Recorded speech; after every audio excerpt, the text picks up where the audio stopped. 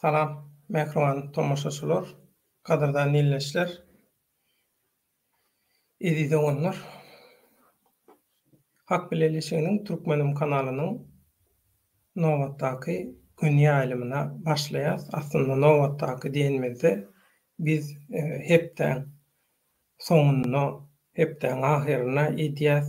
Esasy biziň günü ýylymyzy watandaşlarymyz onu da taşary ýurtda zähmet çekýän, işleýän, ýaşaýan watandaşlarymyz köpçülik bolup alyp baransoň biz şolara amatly wagty saýlap almaga synalýar. Şoň üçin hem hepden dynjalyş günleri biz şoňa ýakyn edip ýa-da bayramçylyk günleri zat bolanda şonda biz gün ýylymyzy gurnaýas.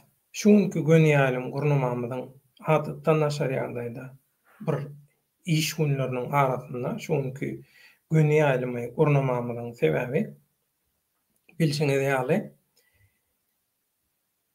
Russiýa Federasiýasyndaky biziň aktivistimiz Azat Türkmen we şo Azat Türkmeniň beýan eden garaýşlary bilen baglanşykly gaty köp şoň bir meňdeş garaýşy beýan eden watandaşlarymyz bolýar. Umumyň şu soňky döwürlerde bolup geçen syýasy oýunlar, syýasy hereketler, syýasy dawalar, syýasy reklamalar, syýasy PR-lar bilen baglanşykly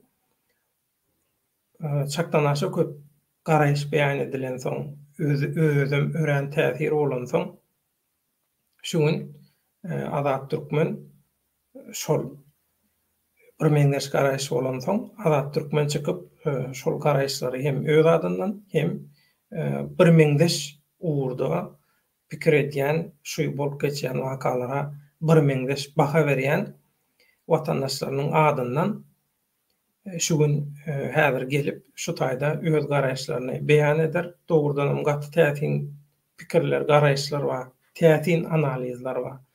Men hiç ili garaşmadym. Hatta käbir men hiç ili kelläme gelmedik. Men ünsümi çekmedim. Näme üçin? Sebäbi bugünkü temamyz çykyşlardaky üns çekýän diktatura, hyzmatdaşlyk teklipleri. Bilinçiňiz ýaly. Daşary ýurtlarda özüni oppozisiýa diýdirjek bolýan, ýa aktivist diýdirjek bolýanlar görüşmek, şu ýygyderli ýagdaýda YouTube'da çykyş etmek, onda da nähil çykyş etmek absurd.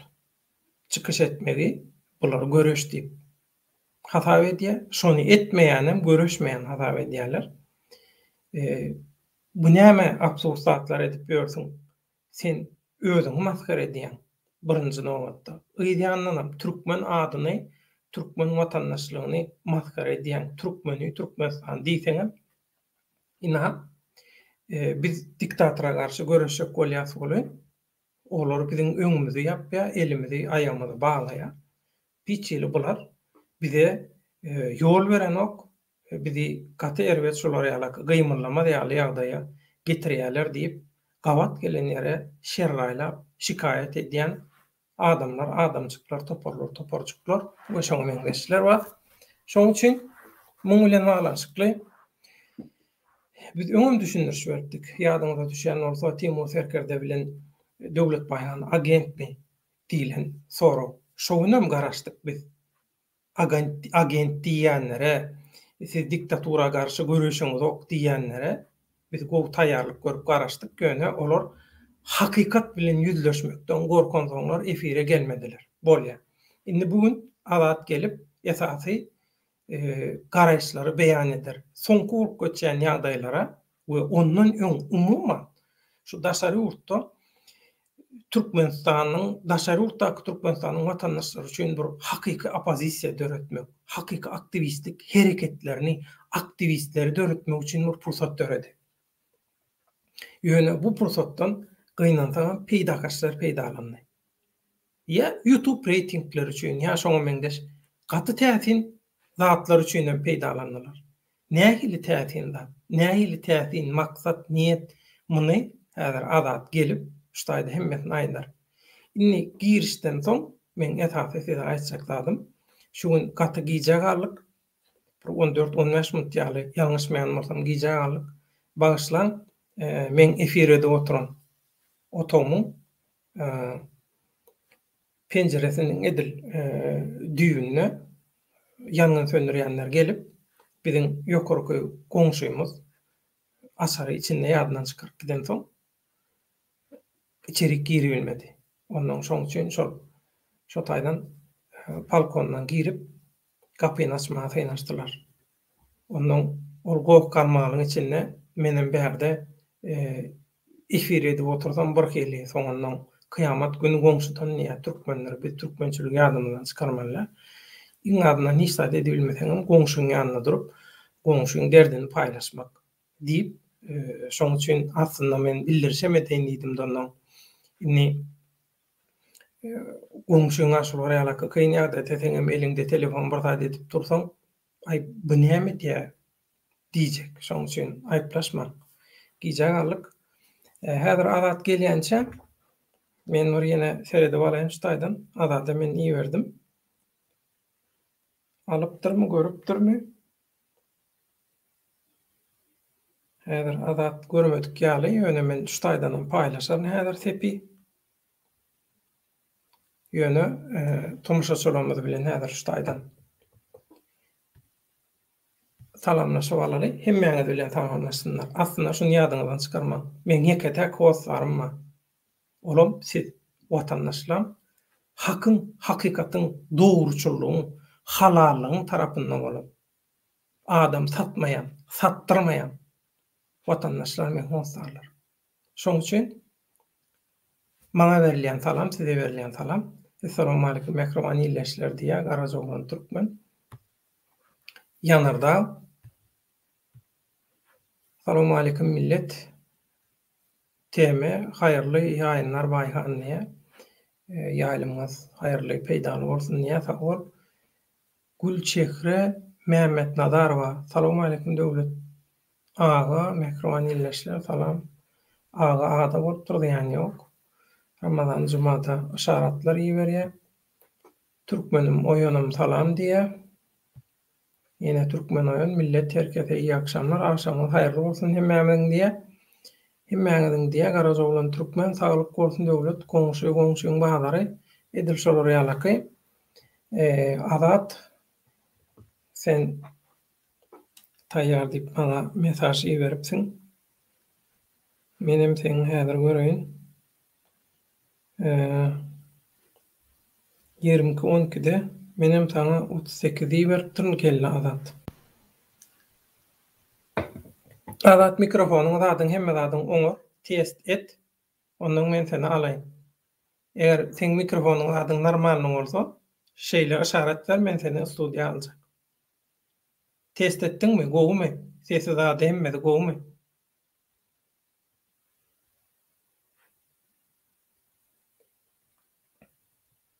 Sen test edip maňa işaret et. Azat, ondan men seni alaýyn. Boldy. Azat alýan. Mehribanda onları efire. Azat hoş geldin. Azat sen efirde Gönü Ýaýlymda Türkmenim kanalynda. Assalamu alaykum. Wa alaykum assalam. Sesin Sesim gelýärmi döwlet? gelýär. Kän gymylatmasaň kabel gıcırdamaly ýaly. Azat hoş geldin. Hoş bulduk. Döwlet sesim gelýärmi? Sesin gelýär, ýöne gıcırdyly gelýär.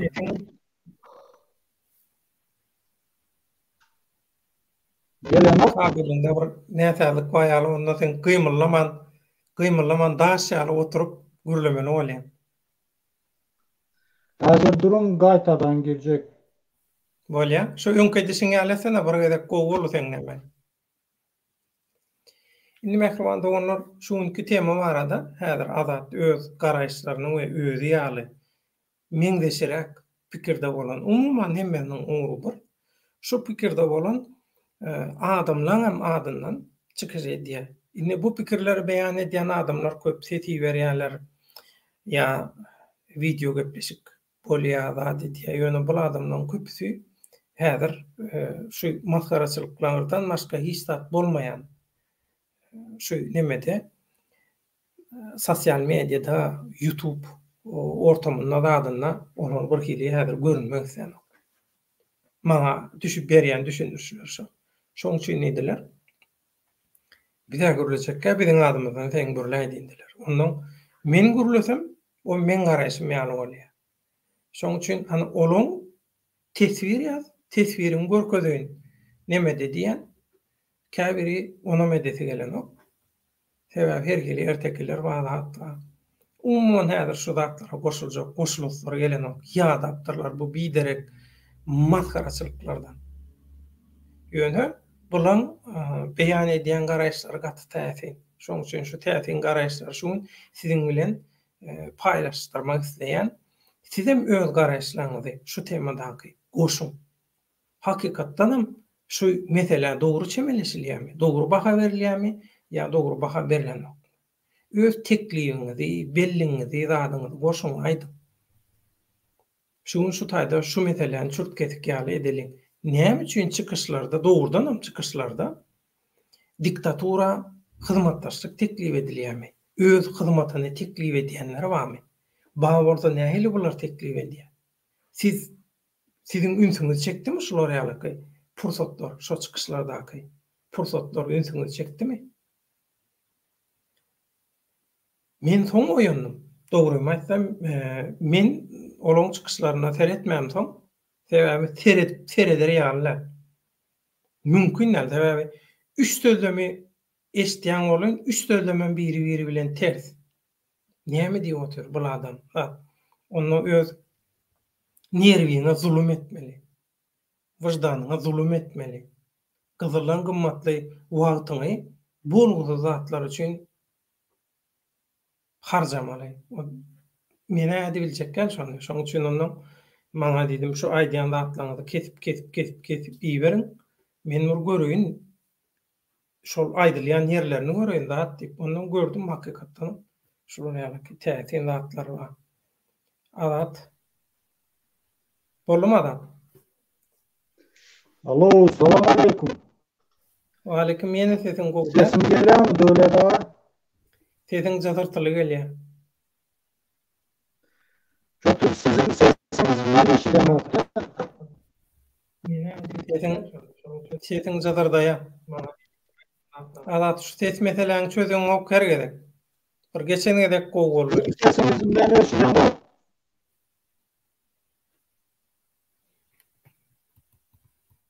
Men seni gow eşitýän. Ýöne sen Hazır ben mouse gaytadan girecekti. Gaýtadan girjek. Gaýtadan girjek diýem.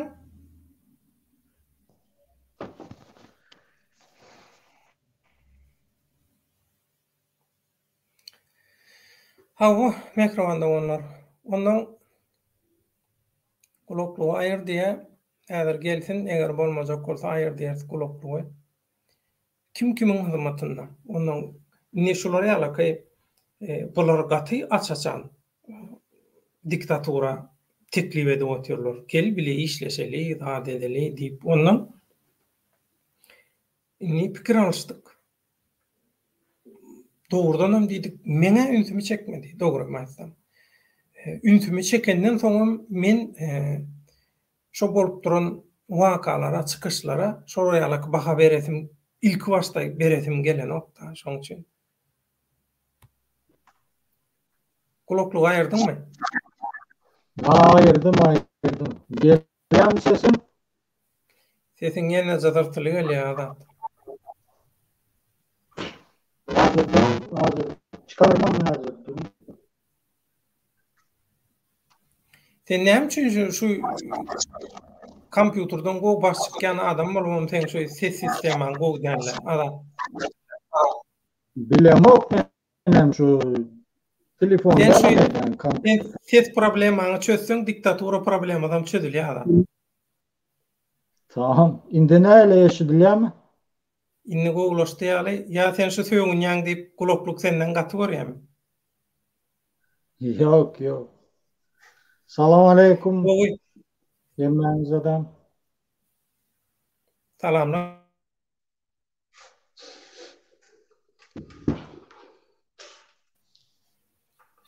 Inni adat köp adamlar yazdy, köp adamlar sesi berdi, köp adamlar bilen görleşdik. Käbiri Ha. gaýta görleşdi, käbiri wagtyň bolmasa da dızady şu temany görleşeli, şoňa baka bereli. Şu iň soňunda iň soňky waka Murat Kurbanowyň Türkiýanyň aeroportunda saklanmagy we yzyny bermegi, ýurda salanmadlygy boldy. Bu kararym aýyň 20-sinde alınıpdyr. Ýalňyşmaýan bolsam şu dokumentde şeýle. Kanuny görä näme edilýäni zady hemme zady düşünürýärler. Şu ýagdaý köp adamyň köp tarapdan pikir etmegini bir mesele şu umumman soňky 2 ýylyň dowamynda daşary urtlarda türkmenler bilen baglanyşykly ediljek bolýan syýasy işlere üns vermeýän bolsa täzeden üns berip çöp degen ýaly edip şoňa şu wagtda senin 2 ýylyň dowamynda näme ediljek boldy, nirden nire gelinni, näme edildi, çürük kesip şoňa bir dogry analiz bermäge iterdi adamlar. Onuň şol gururunlaryň arasynda da ýene şu ýerden adam men bilen gürleşdi, köp zady. Onuň adadyň aýdýan zatlary maňa gelip oşan köp sanly garaýşlar bilen ses ýazgylar zatlar hemmeler bilen gabat gelýär. Şoň üçin men adatdan haýyş etdim, adat diýdim. Şu aýdýan zatlary köp adamlar aýdýar. Bir meňde şol bir sözlem bolmasa da ýöne maňy bir da şu diýdim, şunu bir köpçüligi ýetireli. Köpçülük nähili reaksiýa berýär. Köpçülük şoňa nähili baka berýär. Nähili pikirde. Mena dogry massam men ünsüm çekmedi edil şolar ýaly ýöne olagyň üstün çekipdir, baram teňin üstün çekipdir. Geň alaýmaly adat şu ýerden şo zatlara aýdandan soň men haýran ýalym. Adat diýdim, adat pırdada bolýar, adat ýa bu bolup geçen zatlar düşündim görýärmi, näme bolýar? Ya adadyny palçy bolup başladymy ýa ekstrasens boljak bolýarmy zat. Şoň üçin adatdan haýyş etdim. Onda adat ilki bilen nemeden başlaly? Çıkışlarda ünsün aslında üns çekýän ýönü adamlaň üns vermedik käbir aýdylan nemeler var, zatlar var. Diktatura, hyzmatdaşlyk teklipleri var. Käbir aýdylan aat vermäli ýöne bolýarmy? Aatsyz gürleşeli. Bolýar. En söňüjek geldiň. Söňüjek gelýän soň seret nawuşnyň guluklugyň gowy işläp başlady. Bolýar. Şoň üçin gaýrat et söňünme. Şu çıkışlarda diktatura, hyzmatdaşlyk teklip edilli diýler ýaly nämeler var? Näme üçin şolar ýaly? Näme netije gelinni? Şonu düşünürsene, men mikrofonumy ýapýan. İlki bilen şutada köp zatları hiç kim ünüs beren okta geçiri vererler. Ne şuların seredinde şuların cenceline. Yine o belekisi çıkya, o Angliyadan çıkyadanı yine edilişi uruşanyalı edip öz arasında näme edýärler. Yöne yok, hiç gelir. Uruş cencel yok. Bu spitsalny oýnalýan oyun. Bu men pikirim. Yöne bu tayda şu, hazır siz adını tutmaň diýdiňizde şolaryň. Yöne adını tutmasam bolan o. Bilýäňizmi?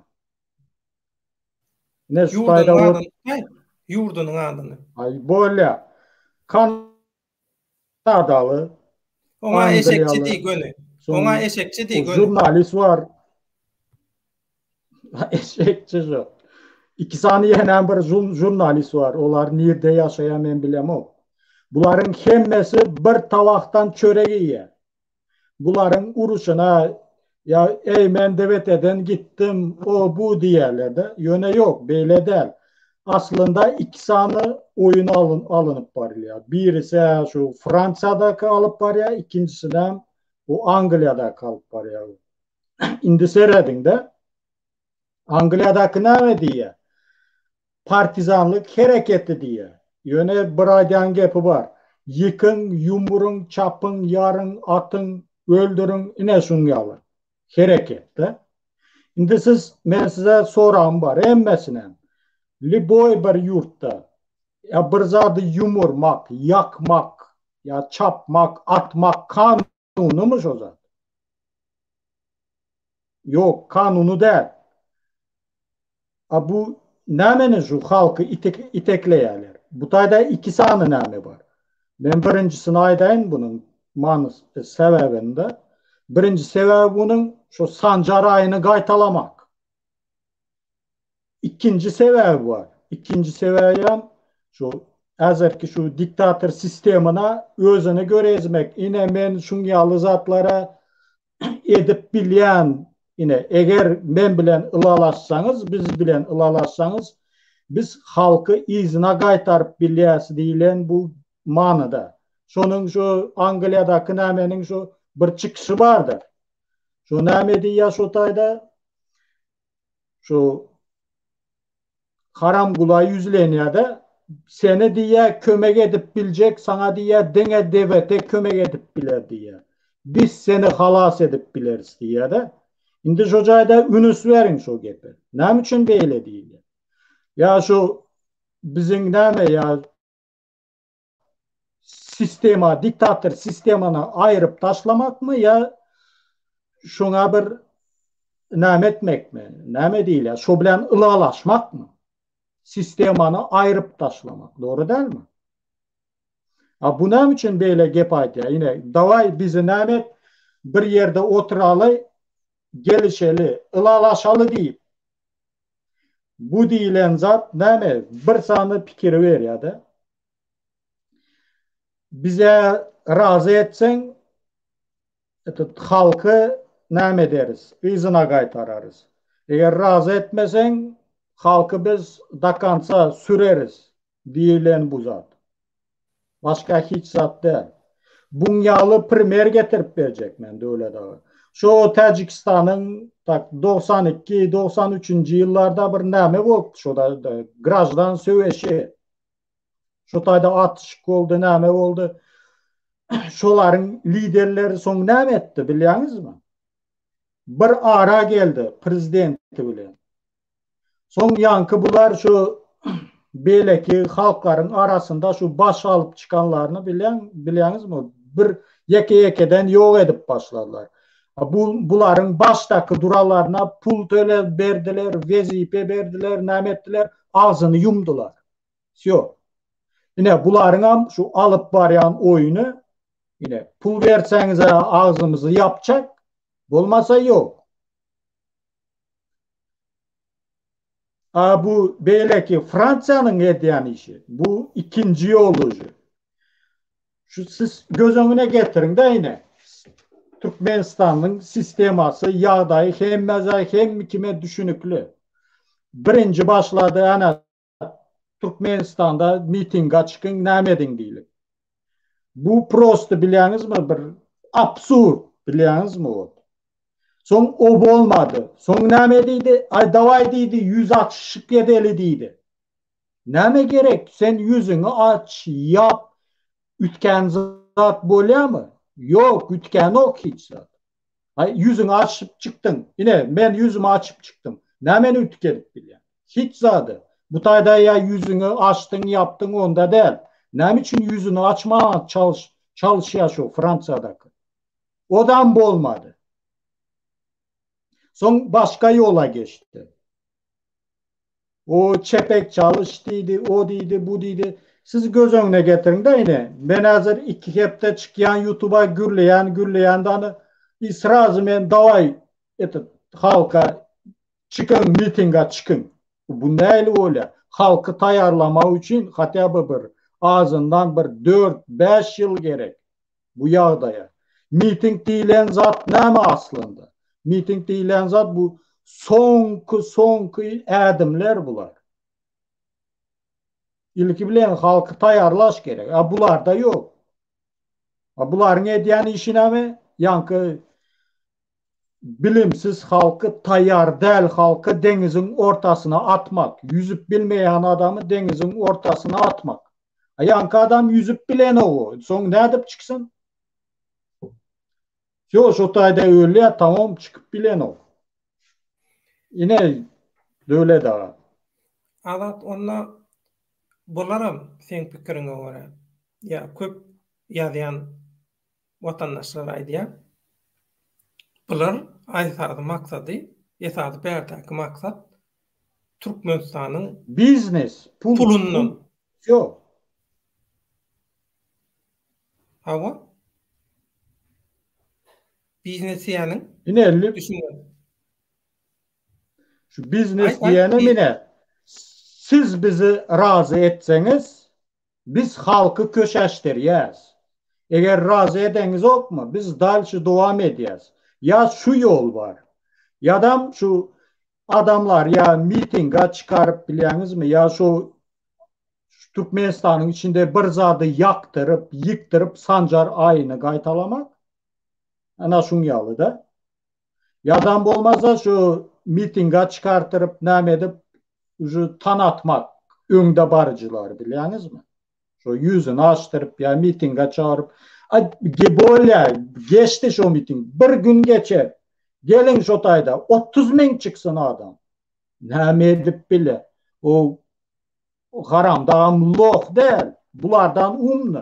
Liboyunu alın. Umnu. Bular ne için çıkadanı? Ay haramda o narkoman o. Ne için böyle değil ya? Потому что halka şonu bir näme görezme için de näme değil ya şonu bir.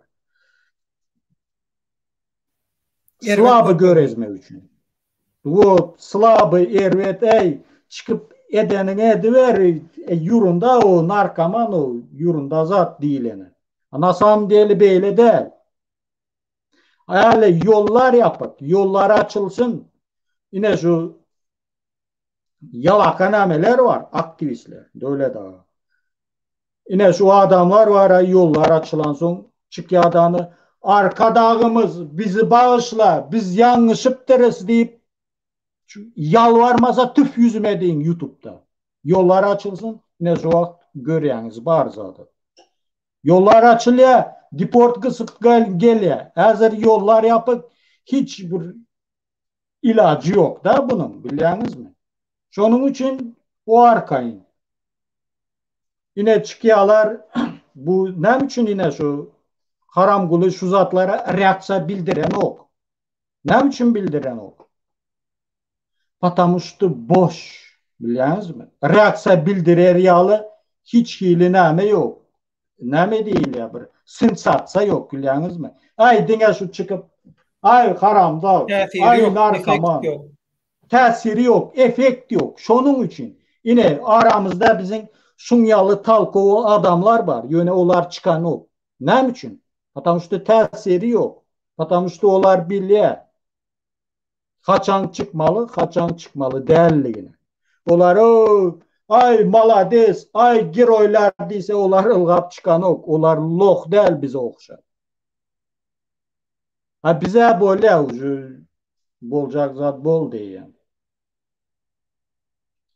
Bu fikir ediyorlar bu adamlar ne fikir ediyor da? Yine şu komentariye yazıyorlar nemeler ay dine şu işleri çepek yine kimden ay malades palança malades kulança malades iş böyle bolan ok yine liboy bir yurdu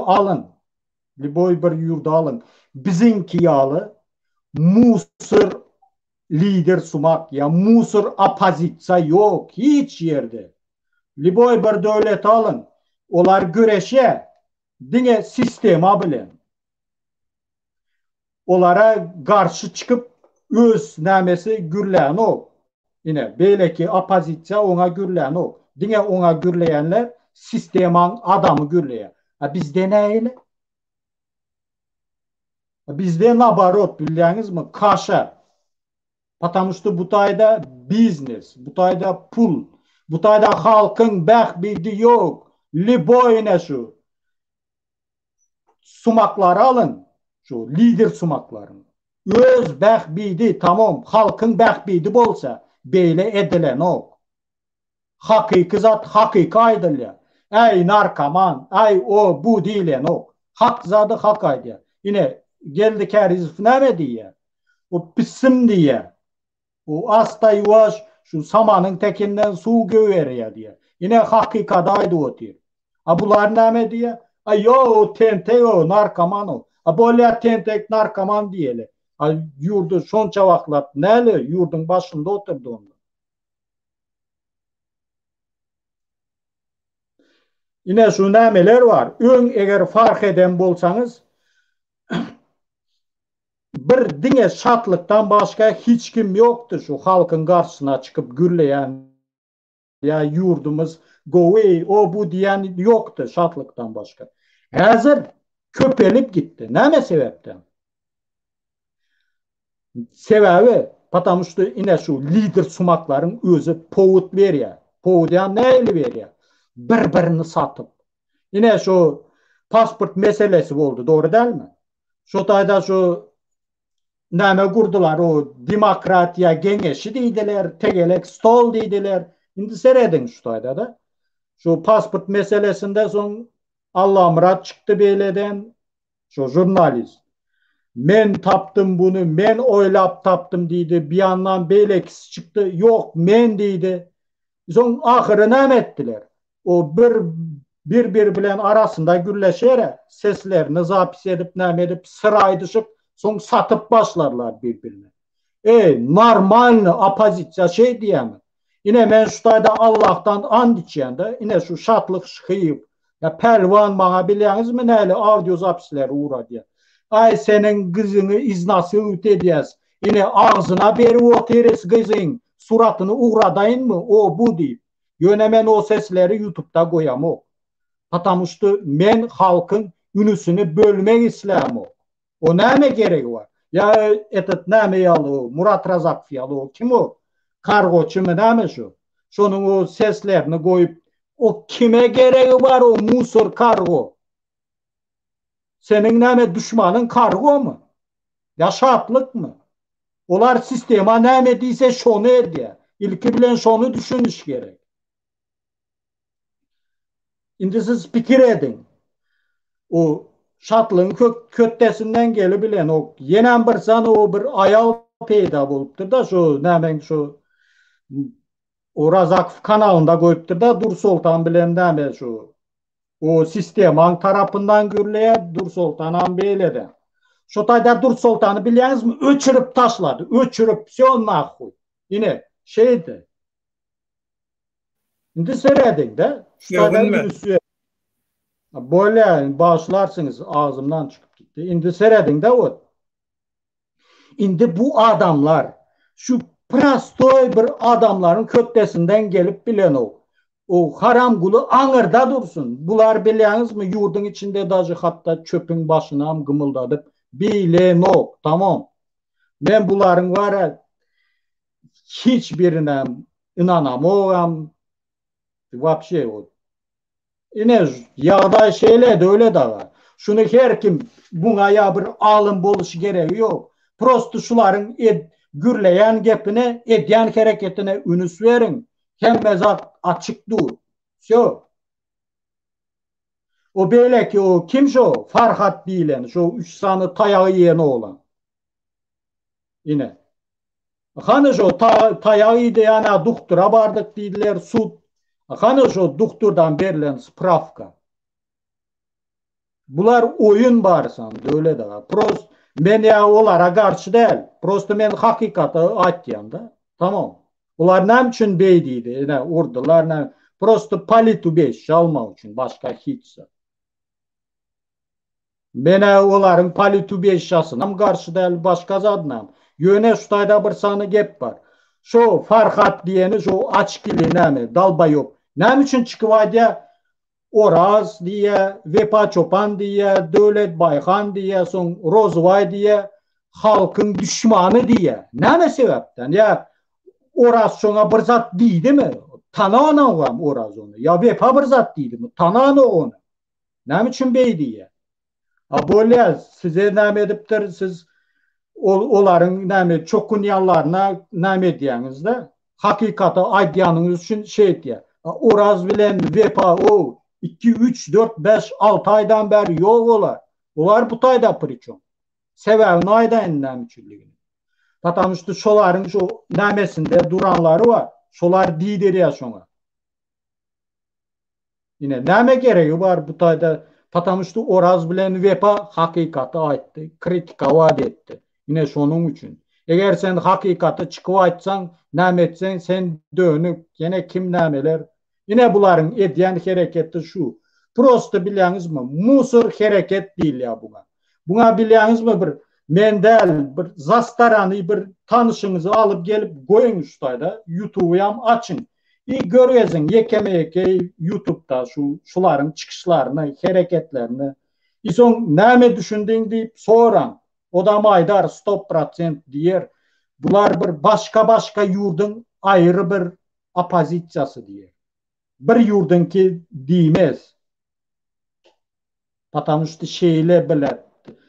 Sökmäýinde ýene görüp bilýäňizmi bir pul olsa bilýäňizmi? Ejesini hem satar gerek olsa. Yine menden gahar etseler maňa tapaw diýok.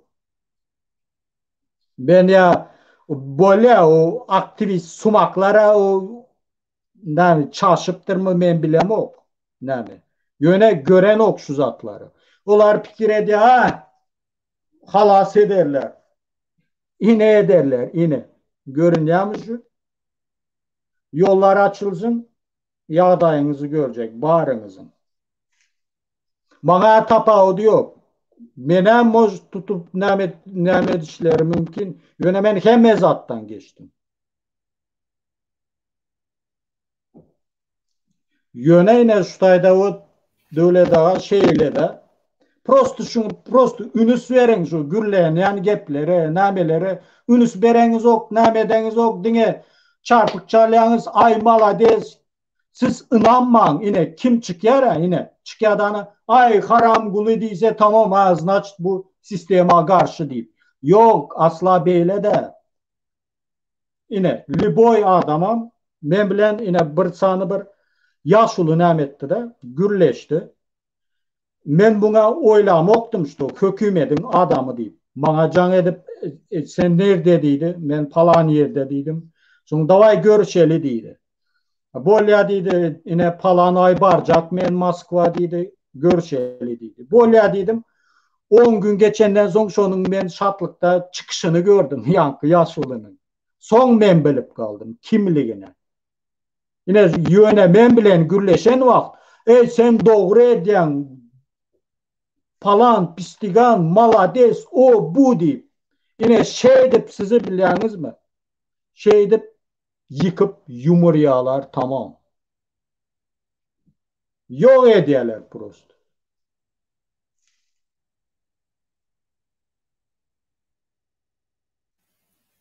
Ýanglanma diýäli sesini ýapýan.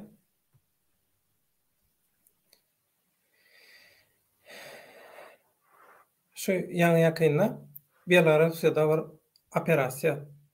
Belarusyň spesnady ýörüýti tälimli güýji Belarusyada ýalňyşmaýandan soň 23 mi 26 sany milleti ors bolan hakyny tutma eskerleri tutdy. Bu eskerler wagtynda Ukraina günniň ornuna şol ors ilat bilen Ukraina hökümetiniň arasyndaky uruşa gatnaşyp şo taýda kelle keserlik eden hakyna tutma bolar eskerler. Inni bulary duzogy nädip düşürýärler. Men bu mysaly näme üçin aýdýam? Şeýle oýunlar barda diktator däl Ukraina ýöne bir döwleti elinde saklap oturan, döwleti ele geçiren adamlaň oýnaýan oýunlaryna akıl ýetirip ediljek bir nemede hiç kimi görünmek mi? Kıynansam. Inni Ukraina an togulluğu razvedkası şul adamları ne edip tutturmalı? Şul adamları Russiýadan ne edip bir taşary urda çıkaryp tutturmaly. Şu arada plan edýär. Indi pikir edin. Gaty täsir. Ondan bular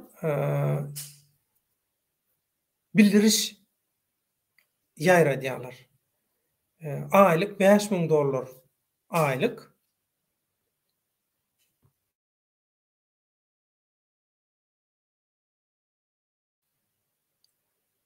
$5.000 aýlyk. Ýalňyşmaýan bolsam Venezuela'daky nemeleri, neft çıkarlayan yerler, zatlary goramaly diýerler. Oň daşyndan hem ay şeýle kompensasiýa we şeýle bonus we gepin tümmekleri kendime girjek gel önemen sizi nähili oyun oynalýar. Şol işlerde, şonu düşündirjek bolýan size. Ukrainaň razvedkasy şular ýalyky bir yalan bildiriş ýaýradýar.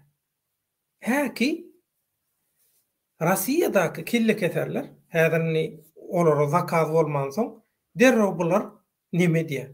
Ýüz tutýarlar. Ýüz tutandan arasyndan bular amma. Inni bulan hemmesini üýşürip, kabul etseler öz çekmegi mümkin. Bular oýanmagy mümkin. Duna düşünmegi mümkin. Bulan ýandan 7 kişini artykmaç bular lewalanşyklar ýöne dürlü ýurtdan 7 kişini hem goşýarlar bulan arasynda. 7 kişini hem goşýarlar. Sizi inham etdik, sayladyk. Hawa inni nemetmeli. Sizi sayladyk. Gitmeli, taýarlanmaly zat. Ondan bu korona meselesi ýollar ýapyk meselem ol ýurda uşak bolsaň başga ýurdun üstünden gitmeli ýöne peresatka şol düşölge ediljek ýurtlary Russiýadan gönümel uçuş ýok. Şoň üçin näme etmeli? Belarusiýanyň üstünden gitmeli. Ünni şular birdat edip ýurtdan çykarmaly. Adaty ýol bilen ýolun Belarusiýa geçip bolýar. Rossiýadan. Ondan bular näme diýär? Belarusiýada bu sanatorium diýilýär. Bir dynjal şerini bular üçin kireýe tutýar. Siz ýa-da ştaýda durýaňyz, plana neme boldy? Täzeden nähili uçmaly gitmeli, şonu planlajak. Hemme zadyňyzda, ýanyňyzda arkaýyny bolan kynçylyk ýok diýip bulary Belarusiýadaky neme getirip yerleşdirýärler. Sanatorium.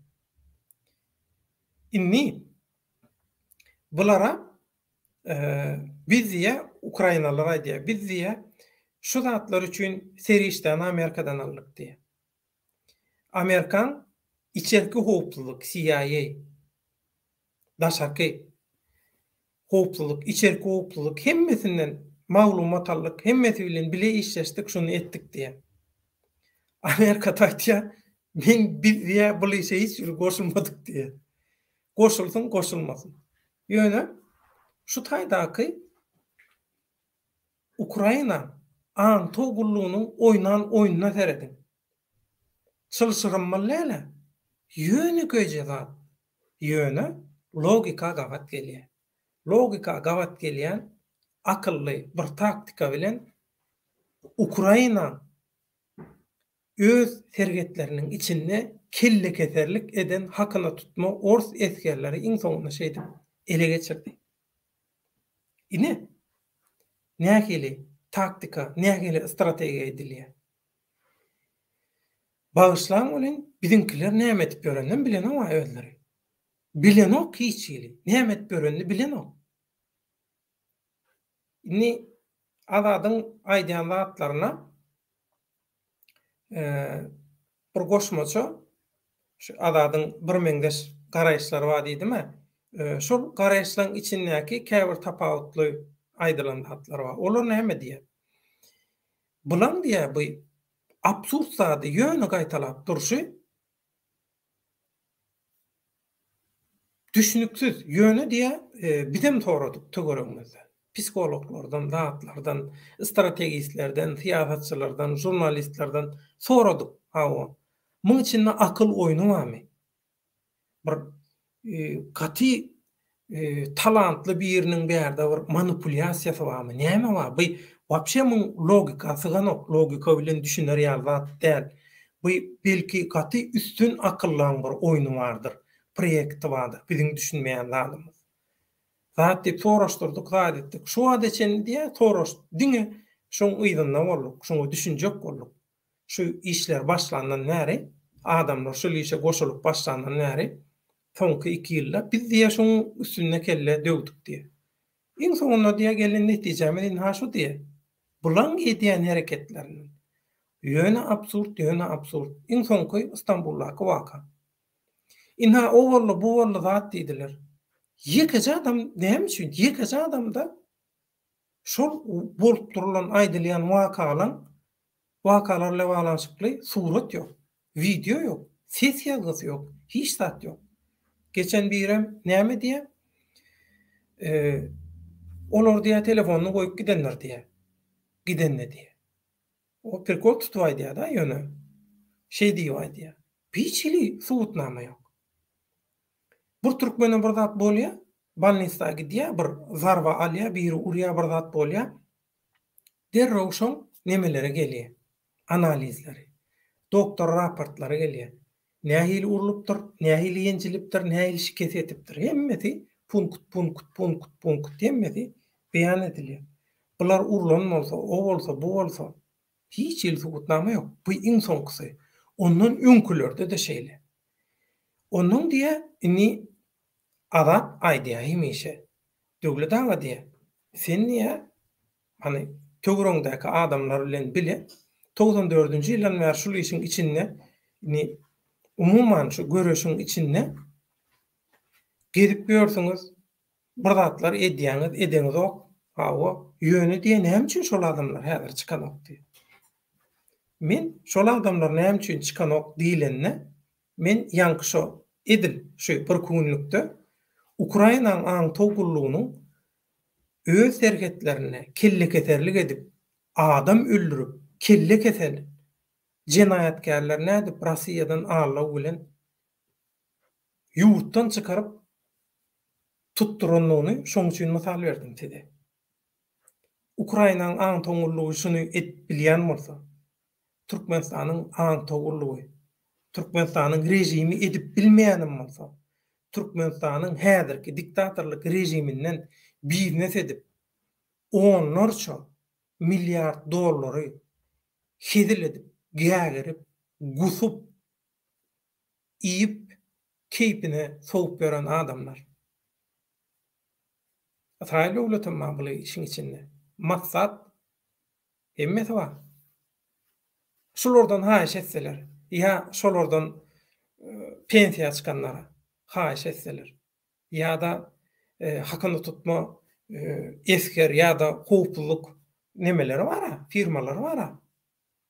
Murat Gurbanowyň firmasy ýaly firma näme diňe Murat Gurbanow tamamy ýok. Bu topar firma var şolar ýaly. Ortalarda da Wagner var. Şulaň biri bilen kontrakt baglanşsa, gaýrat edip şol işe mediň diýdi etmezmi? Eger hakykatdan 2 ýylyň içinde hakyky aktivistlik edilen bolsa, hakyky oppozisiýa işi edilen bolsa, düýbünden başgaça bolardy.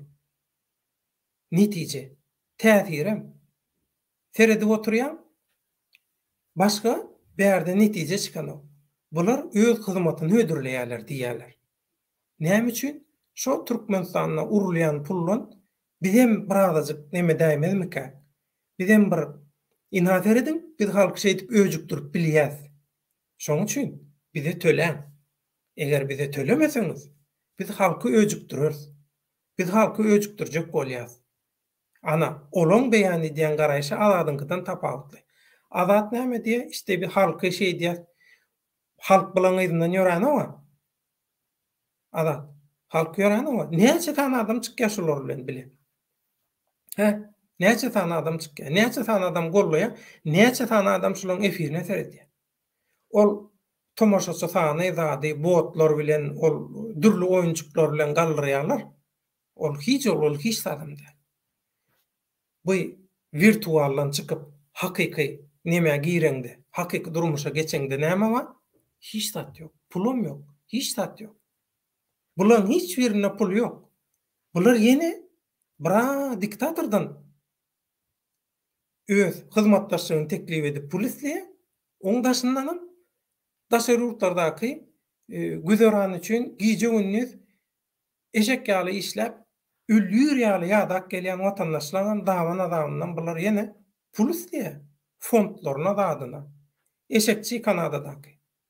Maňa jaň etdi. Biziň diýdi şolary ýalaky jemgyýetimiz bar diýdi. Inni şunu gowy diňle. Biziň diýdi bir guramamyz bar. Guramamyzyň diýdi kassasynda diýdi $1 milyon bar diýdi. Maňa aýtdy. $1 milyon bar diýdi. Indi şoň diýe şol guramaň diýe filialym niýe dünýä türkmenleri bir zat diýdi näme? Şoň diýe filialyny diýe açyp bilersiň, zat edersiň, inha şolary ýalyk biziň finans etmek, gollamak, finansaýdan gollamak nämämizden bar, mümkinçiligimizden bar diýdi. Men göňüne degmek islemedim. Hähim diýdim, geçdim. Aslında men o zadyň ýokdugyny gowy bilýän. Ondan şo gurrundan 2 gün soň näme bir video goýdy kanalyna. Pul dedi halkdan. Ýadyňa düşýärmi? Ýa-da aýyrdy şo videony. Derrewam aýyrdy şo videony. Ýa-da aýyrdy şo video ýok häzir. Ýöne şo videony saklap alyp galanlar bar. Ina bular şolary ýalaky wejara. Häzir bolmapdyr. Men diýene senden sorajak zadym bar, ýöne ştaýna bir gowy soraw geldi. Häzir şol soraw sana men ýetireýin. Häzir garaş. Şu sorawy sen nähil neme diýen? Sen nähil görýän? Seret Liberty. Bu soraw padogonlar, talibanlar sowutsuz jahil ýagny nadan döwürden ýyza galanan bolsa, ýurdy eýelep hökümeti gurdular. Olar etmedi, olary oýnaýarlar. Olar etmedi. Talibanlar hiç sat başaranok. Talibanlar Panşehri alabilmedi. Pakistanyň howa goşunlary gelip bombalaýar. Pakistanyňky. Beýlik tarapdan mutaýa men girje owan sana diýe. Sen niye halkyň näýleligini diýe, diňle diýe. Halkyň näýle, halkyny diňle bolmasa men girýän diýe. Amerikada näme diýdi? Hytaý diýdi, girer diýdi. Biz çak edýäs, biz garaşýas diýdi, Hytaý girer owan sana diýdi. Soň Ýananam Eýran näme diýdi? Mesudyň diýdi şol Ahmet, Mesudyň diýdi. Panşehirdäki Talibana garşy çykýanlar diýdi, biz gollajak diýdi. Biz Taliban ile baglanşykly gururunun başynda näme diýdik? Mehriban doganlar. Irakdaky, Siriýadaky kelle keserleri owan sana getirip ýene şol oýun oýnajak bolýarlar. Eýran bilen uruşdurýarlar şolar diýdik. Sebäbi o taýda şebbika diýenleri şaý hakyny tutma söwüşçüler. Şo öldürilen Süleymanyň komandirlik, serkerdelik etýän söwüşçüler bilen söwüşenler häzir owan sandy. Şol senariýa, şol uruş gaýtalanýar. Inni şolary ýalaky uly oýunlar bolup durka. Talibany hemme tarapdan, logistika tarapdan, yara bolsun, iýmit bolsun, hemme tarapdan üpçün edip oturan. Türkmenistandaky haramdaň hökümetine şol rejimi gollaýanlara hiç kim hiç zat diýmedi diýärmi? Ya şolaryň barmy şol işin içinde? Şu ullokany oýunyň içinde. Gaty tätin intek köp zatlar görersiňiz. Talibany ondan bundan gurup gysy berseler körsek girýär gönanryk. Gurrunsyz girýär. Näme üçin? Elinde Türkmen pasportu bar. O siz ýaly düşünen ok hakykata bolar. Gön körsek girýär, men pasportum bar diýär girýär. Özüm giren ok ýany bilen 300-400 ýaragly adamy alyp girýär. Nämedir öýdýäňiz? Özüňiz bilen, özüňiz çak ediň. Inni Diýmek hökümete çalışmak üçin sowgatsızlyk päsgel däl ekenine. Sowgatsızlyk päsgel däl ekenine Talibany sowgatsız diýmek, Talibany sowgatsız diýmek dogry däl. Näme üçin? Häzir esasy siyasi işleri, döwlet işlerini alyp barýan Al-Kaida. Al-Kaida. Talibanyň hem daşary ýurtlarda bilim alan ýa-da daşary ýurtlaryň aňtogurluklar tarapyndan ýetişdirilen, sponsorluk eden ýürüten emeler we adamlar bar. Bu adamlar okan. Bu adamlar sowgatsız däl, bu adamlar iň ýöneköý bulan Pakistanyň okan. Onuň bular näme sowgatsız bolýar? Bular sowgatsız däl, bular sowgatly. Bular öňe sürýän, bular hükümü guran etmek isleyen obraz жизни, durmuş obrazy, ýaşaýyş şekli bulan sowgatsız, yzagalak. Adamzadyň häzirki ýeten derece, o orta asarlardaky ýaşaýyş nemäni getirjek bolýarlar. Bir şol tarapy sowgatsızlyk. Biram bular kelle keser. Kim köp pul berse, şoň zakatyny ýerine ýetirýär. Erteki güýrüm. Hatay köprek pul berse, isleýän ýerine bular kürsek girýär. Bular hiç zat önürünok. Bular hiç zat edenok. Okum gutorýar abru. Ýanyňyzdan gutorýar abru. Onuň nirden almaly? Bolýa, bularam geçdik. Pul gutordy, nirden aljak? Hojaýyndan almaly. Hojaýyn pulu näme üçin saňa berýär? Saňa bir zakat iş berýär. Şol işi ýetireniň üçin. Ýa-da onu sen hojaýynlardan, uly güýçlerden, global güýçlerden pul aljak bolsaň, demek, şolaň zakatyny ýerine ýetirmeli. Olaň zakaty näme? Şol zakatyň içinde türkmen halkynyň çekjek jebri näme? O ansanaky türkmenniň Abdulrauf 9 ýaşyndaky oğlanjyk ogurlandy. Toga tutuldy. Şo videolaram görkezildi. Haýsyňyz şoňa eterlik derejede duýgudurşyk bildirdiňiz. Näçe sanyňyz? Şu oppozisiýa diýdirjek bolýanlar özüne, aktivist diýdirjek bolýanlar özüne hakyky bolsady, şu internetde maskaraçylyk edişleri ýaly, şerraylyk edişleri ýaly, şo temanyň üstüne gidip, şo temada öňe çekerlerdi, ýöne etmediler. Näme üçin? Sebäbi bulan derdi başka. Bulan derdi pul. Ol çağajyklar çykdy. Hiç zada düşünmeýär. Ýani adam aýtdy. Ol gürläp oturan adamlaryň kimdigini bilen oklar. Näme iş etdiň diýe. O ruhuna manam okudy ýa-da okumady. Hiç ýyly nemeti ýok, kelle gönü çatylan arada neme ýok. O kelläň içindäki pikirlenmäge, oýlanmaga, hakykatlara aňşyrmaga ýarayan parçalar, detaýlar aýrylan ýöne symlar bir-birine gönümel çatylan. Düşünenok, tananok adamlary tökmede atyp otyr. Näşolar ýalaky? Mankurtlar getirdiler, mankurtlar bilen bir iş etjek bolýarlar. Näme üçin? Pul üçin. Logika ýa. Eger bu logika sığmaýan bolsa aýdym. Sizi dinläli. Häzir azat bolman. Ramazan Cuma diýe azadaga A harpyna şermenine bolan adamlardan B harpyna beýnini kireyine satyn almak döwri geldi diýe. Şermenine adamlardan B harpyna beýnini kireyine satyn almak döwri geldi. Täsin. Näme üçin gitdi? Samarkande Vladimir Ilich Lenin'in taktikasyny da ulanmak gerek bu görüşde. Vladimir Ilich Lenin'in haýsy taktikasy? Samarkande şonam düşünür.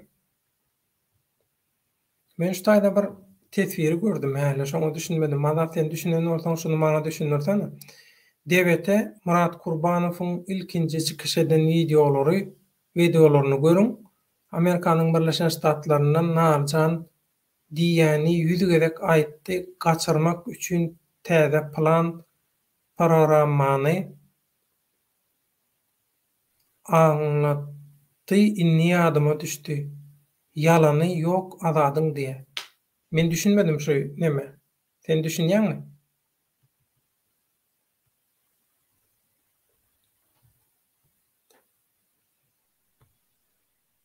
Açtım sesi. Dur. Dur. Açılı sesin. Bu taýda şu nämen diýjek bolýar-da, şu bunun başdaky şu edýän işleri şu ana şu ýazypdyr aýna şu taýda näme diýe? Yalan näme? Anlama. Şu wagt başda diýe düşünmedik diýe şu zatlara diýe. Indi diýe düşünip otyrys diýe-de. Şu wagt başdaky şu nämelerde çıkışlarda diýe bu hereketlere diýe üns vermeýänlerde. Üns bermedik diýe. Bu taýda köp zada üns bermediňiz. Indi ýene şu taýda bir sany problema bar. Ine şu ýene ýaşan ýerini bilemok men adyny tutýam-da. Ine şu Akvel Sapar. Şu yalan gün etet gürlemenini goýdy o näme Türkmenistanyň prezidenti öldü, o bu şonu goýdy. Bu indi Fransa geçti. Ine seredin o näme üçin? Ine şu Akvel Sapar ine şu yalan gürlemekde bir del, iki del, bir üç dört sapar näme etdi da şuň ýaly plan ölüpdir. O nämesi körekeni näme edipdir, o bu diýilipdi. Soňlar uju halk gördü, uju yalan bolup çykypdyr bu zatlar. Soň aldydan näme berdi? O Fransa. Fransada kam näme etdi çykyp? O köşkü näme edip o basyp aljak boldy, o bu diýip. Kim şo basyp aljak bolupdyr şonu?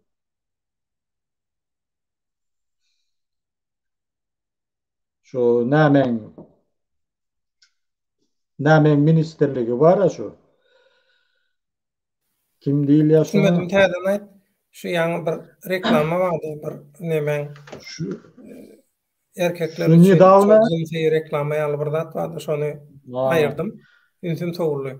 Näme diýdin? Şu nidavna ine şu Akvel Sapar var ya, yalan gürleýärdi. Ine şu palan öldü, palançası öldü, o bu diýip 3-4 gezek şuň ýaly yalan habarlar etdi.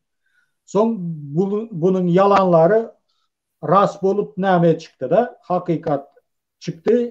Hiç kim ölen o, hemme zat gül ýaly.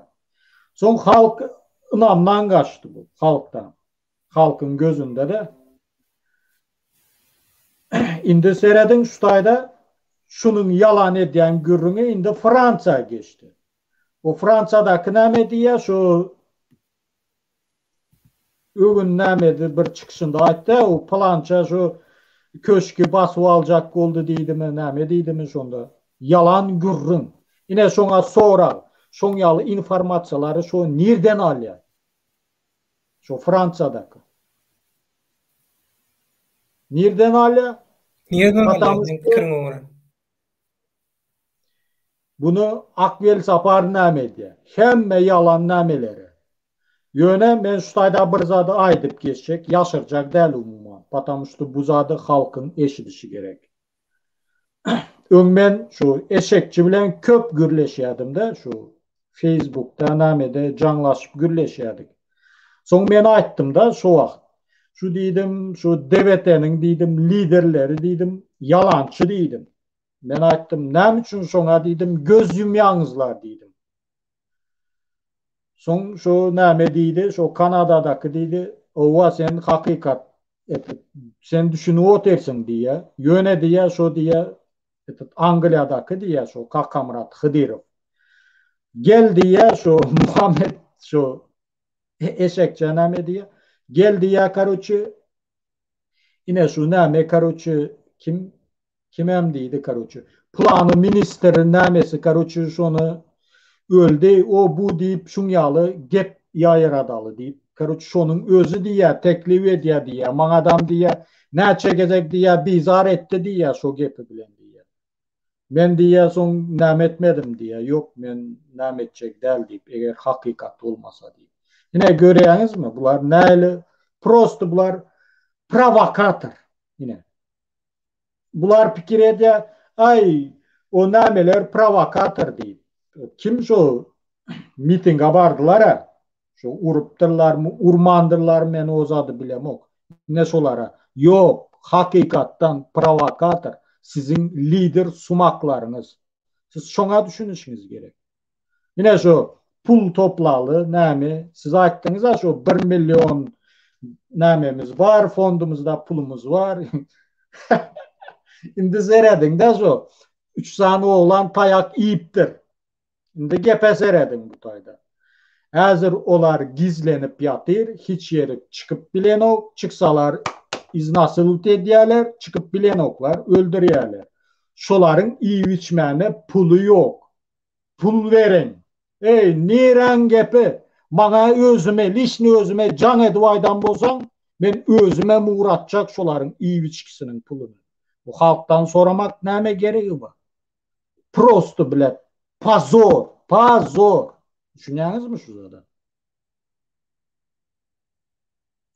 O halkın özü bugün çörek tapsa erteri gaýgy. Bularınki näme? Şu bar soňky nämesinäm gaňryp alma. O beleki şu nämeleriňizler var ya sizin şu yanınızdaky bilemok dostuňuzlarmy, kärdeşiňizlermi?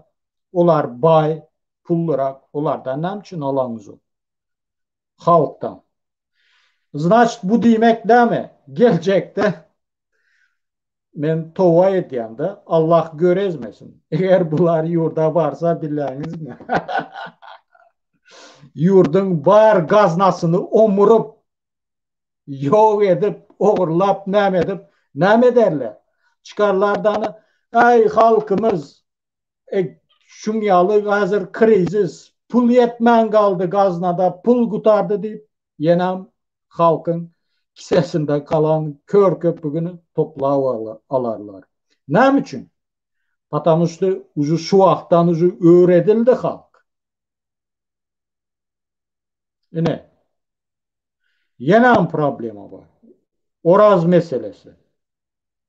Şu Orazı bilýän bolsaňyz, o Türkiýe gelmezden onu okuwundan çıkardılar. Şu okap ýören ýerinden. Ondan soň Türkiýe geldi bu. Pulunu kestiler. Vizasyny kestiler polunu. Aýalynyň amdajy şu aýalynyň am pulu geler Türkmenistandan. Şonu kestiler polunu. Hiç sat gelen ok. On adam ayalın adam. Yöne ayalı yazıram okaya. Yine şu tayda bir mesele var da. Yine bir sanı student var. Şimdi seyredin. Şu Malik diyileni var. Şu Haramdağ'ın suratını yakanı olan. Budam student. Bunu okudan kovan oklar, pulundan kesen oklar. Ne için? Yine sebebi. Orazın ki kestiler. Sebebini aydayın ben ne içinliğine. Oraz patamıştı bu kezzap bir gezek söyleyende de öyle de var. Bu suka lider sumakları kritikava dediğiydi. Yine şu için. Bu yankı melik değilini nabarot Orazın beyle tarafı. Bu şolar bilen çıkış edip näme edip nämesi gowy arası.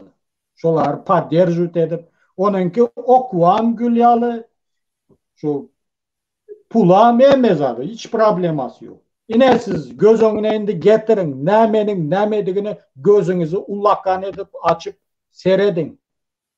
Yine näyle size bir näme vermeli bir. Näyle diye de dokazatelstva gerek yine. Siz sorayanız ay hanı elinde dokumentin, kağızın dokazatelstva ma görez diýäňiz. Ma hiç hili eğer siz şu zatlara görmeyen olsanız hatta yine şu kağızda yazılan şu nämeni göressedem inananız ok. Потому что yine hakyky realny zady göreňiz ok.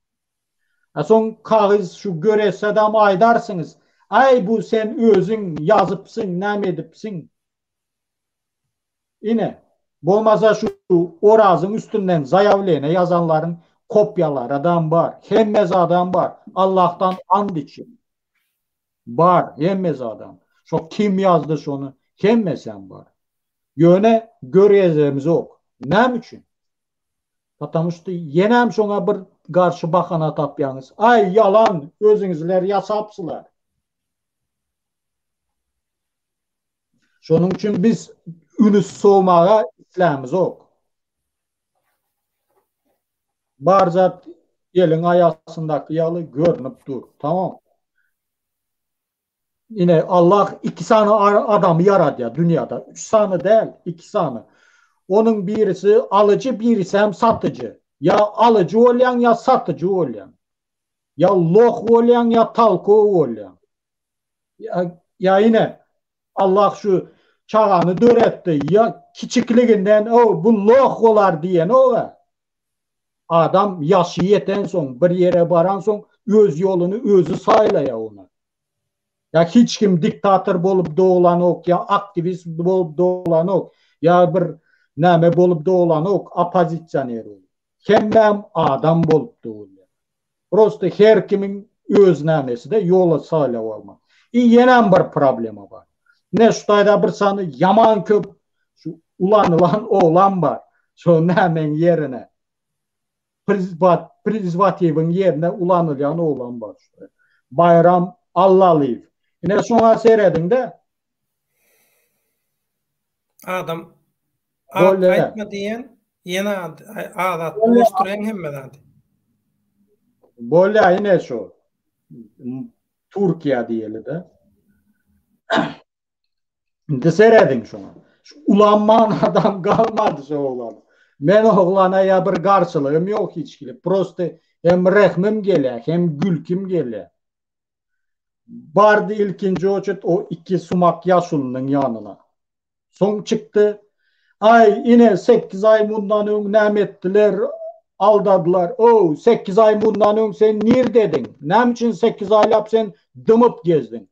Потому что senin hem öz bəxbiydin vardı o tayda. Sen qaraşdın, sonunda bolmandan son çıktın, yarılıp başladın. Nem için 8 günden son çıkıp aytmadın onu, halka yetirmedin, prastoy pırmı. Потому что her kim bu tayda öz bəxbiydini gözle.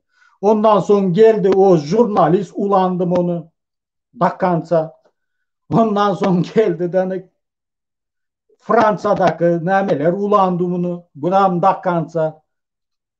Все indi. Ulanılıp bolundu. Ulanılıp ulanmazlığı çıktı ucu. Все. Yine özünüzü ulandırman beydim. Lütçü asla вообще çıkıp gürlemen hiç adam gatnaşmagan. Ne için ne gereği var bu zatların? Prosto maskara olandan göre. Prosto özünüzü ulandırıp ben şu zatlara düşündürüm o.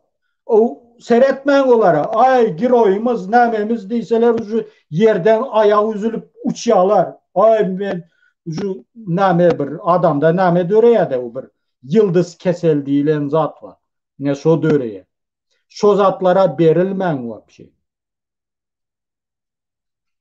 Şu zatlara berileniz kör bolyanız. Düşman hemişe sana sen giroy diyer, sen malades diyer, basöne diyer. Dostun hemişe şu ne doğru hareketlerini yüzüne ait diyer. Yine şunu bir doğru bir kabul edişiniz gerek de. Yöne hemmesi başlı, hemmesi kabul edip bilen o kişi ozadı. Ay fikir ediyorsan, sen görüp sen yalaka sen yine kimden deyip fikir ediyorlardı. Kalk buttu ben görüpçülük ediyen olarak. O bana kalsa biliyorsunuz mi? Ölüp gidin. Bana poh kuyu. Düşünüyorsunuz mu bu zadı? Prosto kellenizi işlerin. Tamam.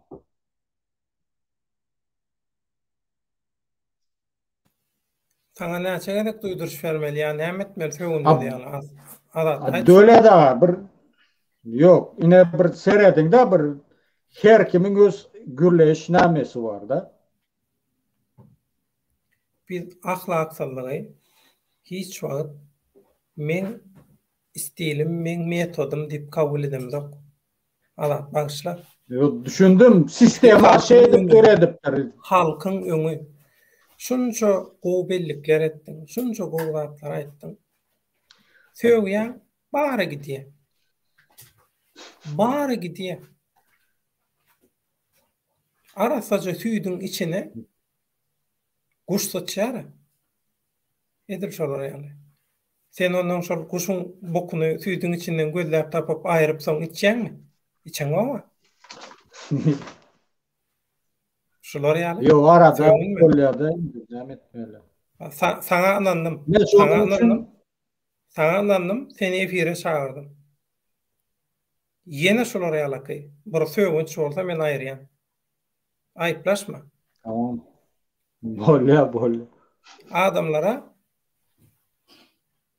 senden kömek soraýarlar. Kömek edýän soňam sen arkaňdan gurlaýarlar.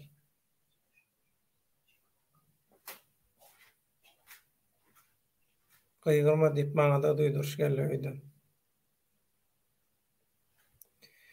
Marcus Aurelius özüňe mäşhur zada öwrülüň azat diýär. Ýaşullaryňda çykyş etdiň.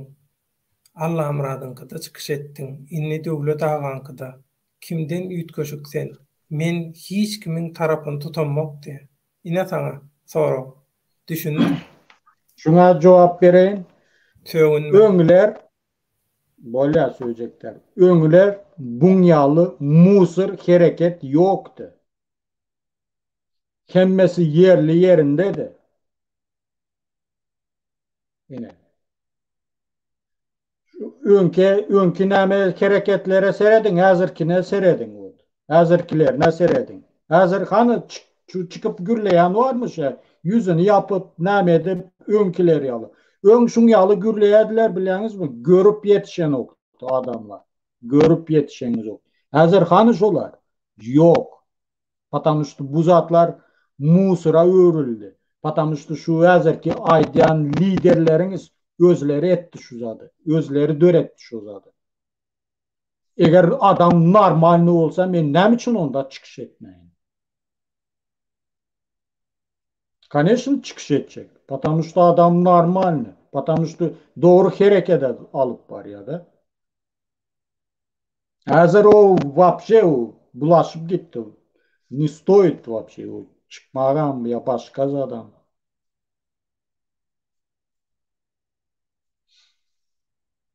Yo ya bolmasa adam şu hemme kanalda çıkışı ya sen palançan kanalda çıktın Liboyun alın ya Vepan alın ya Oraz alın ya baş beyleklerini alın hemmesinin hem çıkışları vardır Liboy kanalda o tapav diyor onu patamıştı ön normalnıttı ön bir nametti hazır buzuldu o zatlar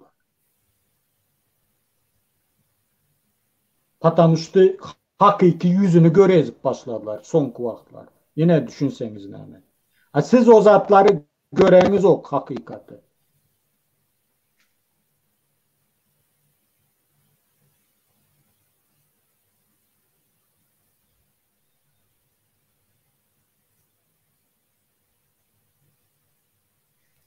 Ine dinle.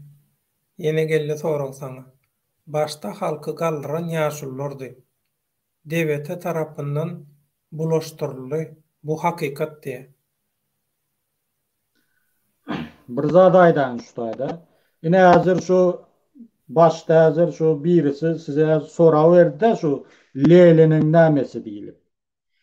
Ine şu diýen ýaşullyňyzlar ine şu hereket alyp barýar. Odam näile? Ine şu Lelinin şu revolýusiýanyň taryhyny okaň şu taýda näile bolýar. Şu bolşevikler bilen menşevikler halk. Bolşevikler hem şu näme? Lenin, Dzerzhinski diye şonun toparları. Bu imperatorny Rus imperatoru şu Nikolay II şu şonu kim yıkya? Halk mı Lenin mi? Halk yıkya. Lenin näme diye? Lenin gelýärdi taýýar zada gelýär.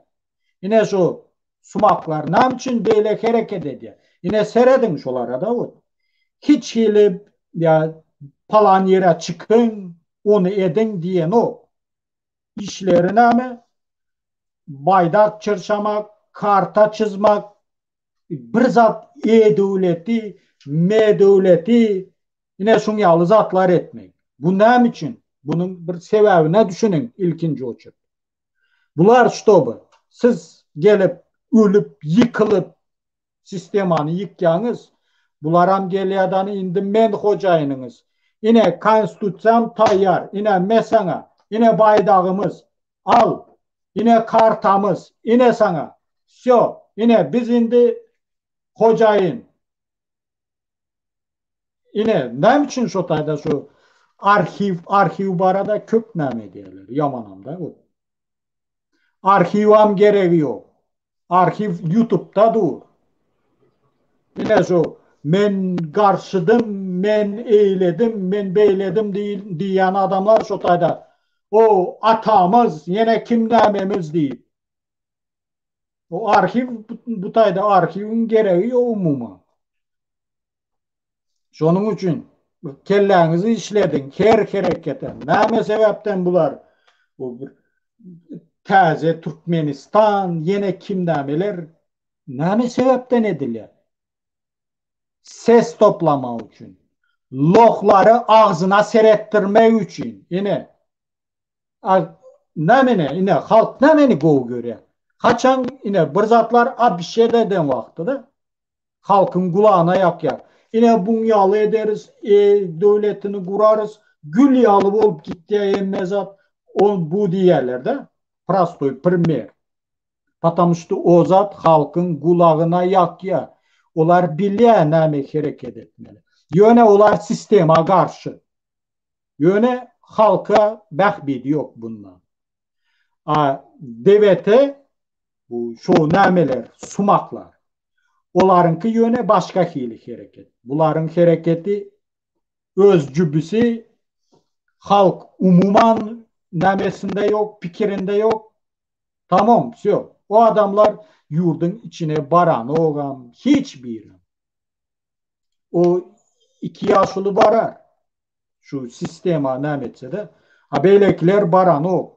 Yine şu neme şu Fransa'da şu nämesi şu biznesmen yine kim näme?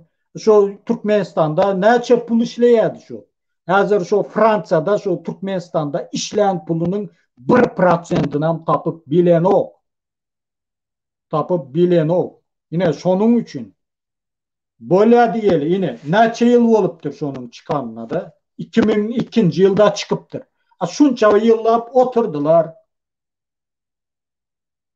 Böyle belki yaşlılar çıkıp gürledi. Kalknika çıktı gürledi. Doğru değil mi?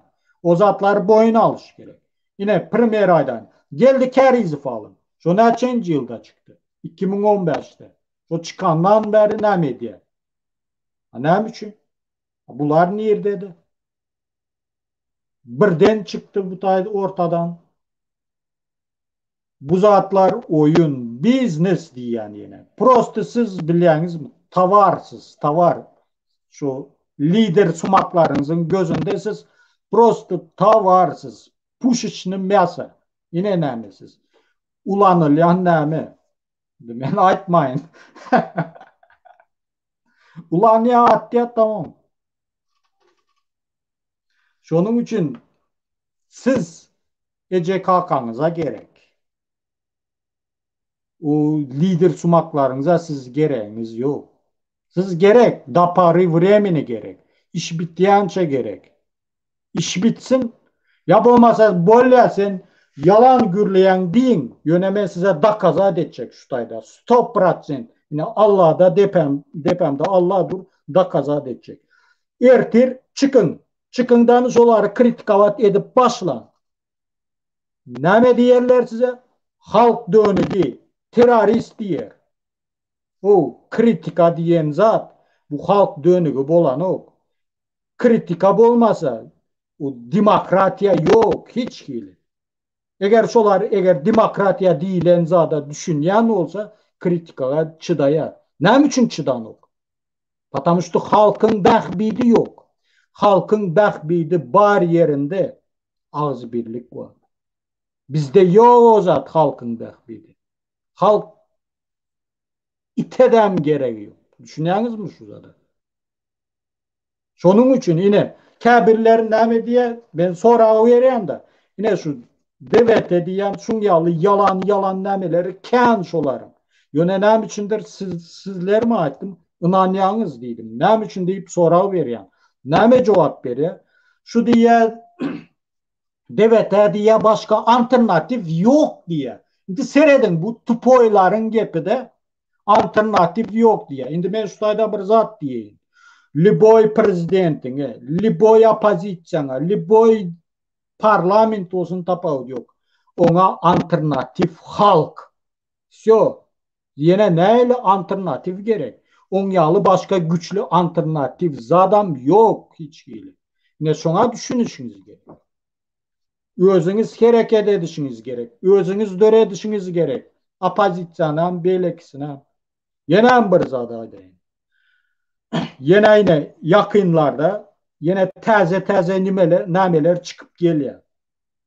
O ben ya lider değişen olup biliyorsunuz mu? Yine hiç yok yerden. Yine şu Fransa'daki neyle orta aradan sıraz çıktı. Yine yenem şoların tazeleri çıkar. Düşünüyorsunuz mu şu zada? Patamıştı bu edilen şu devletin hareketleri edilen absürtları все уже prava. Şu indi o Fox'lar yören o indi. İndi bunlar taze Fox'a geçiyor. Taze Fox'a geçme için taze adamlar gerek. Taze liderler gerek. Şunun için gelecekte şu. Çıkyan men lider ya özünü şu men aktivist, men falan pistigan asla inanmam. Patamıştı bu zat hükümet taraftan gurnalyan zat. Şu. Ya pul için bunlar ya. Bunların perdenin arasında biliyorsunuz mu? Kim neyle adamlar var. Yine her hili propaganda yürediyorlar da yine bir zadaydı. Millet parasçılık var arada.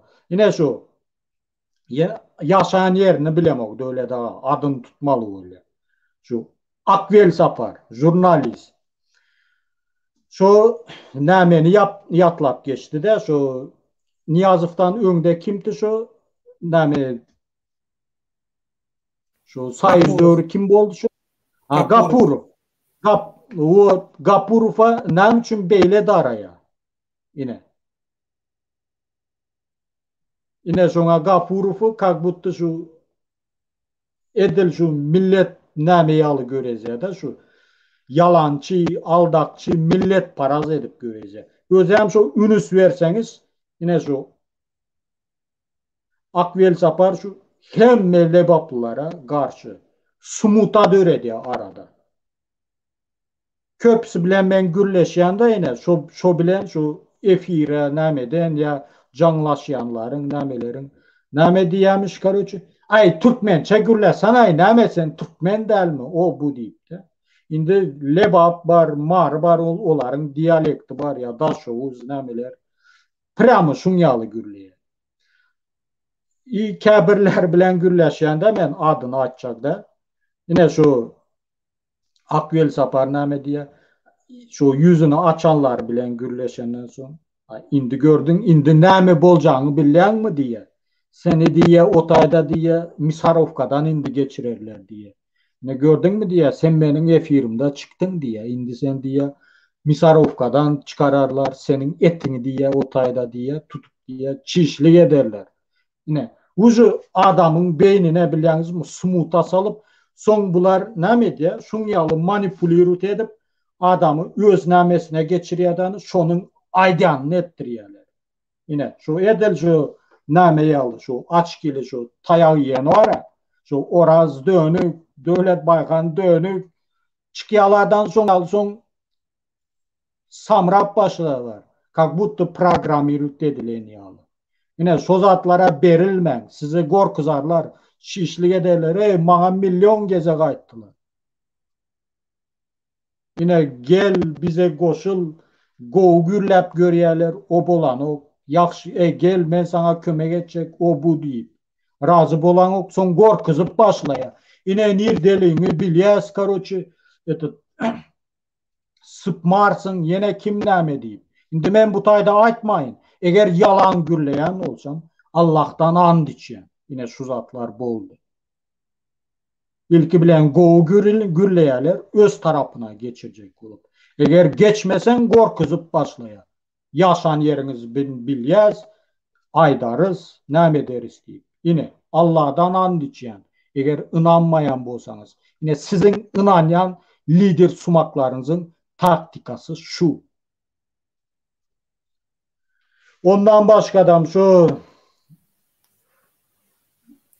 bir sany kız vardı da, indi men adını açacak da. Yine şu DVT'nin şu Fransa'daki lideri Türkiye var ya. Son şu başta baranda şu hemme şu başka gruppalarına aktivistlerini can edip çağırıp in aktivlerini çağırıp karoçe näme pırlaga dedi ya da yine gel men sana kömek edecek davay biz bilen hareket et o bu karoçe gelecekte kömek ederim näme probleman var näme yalan değil bu gürünler.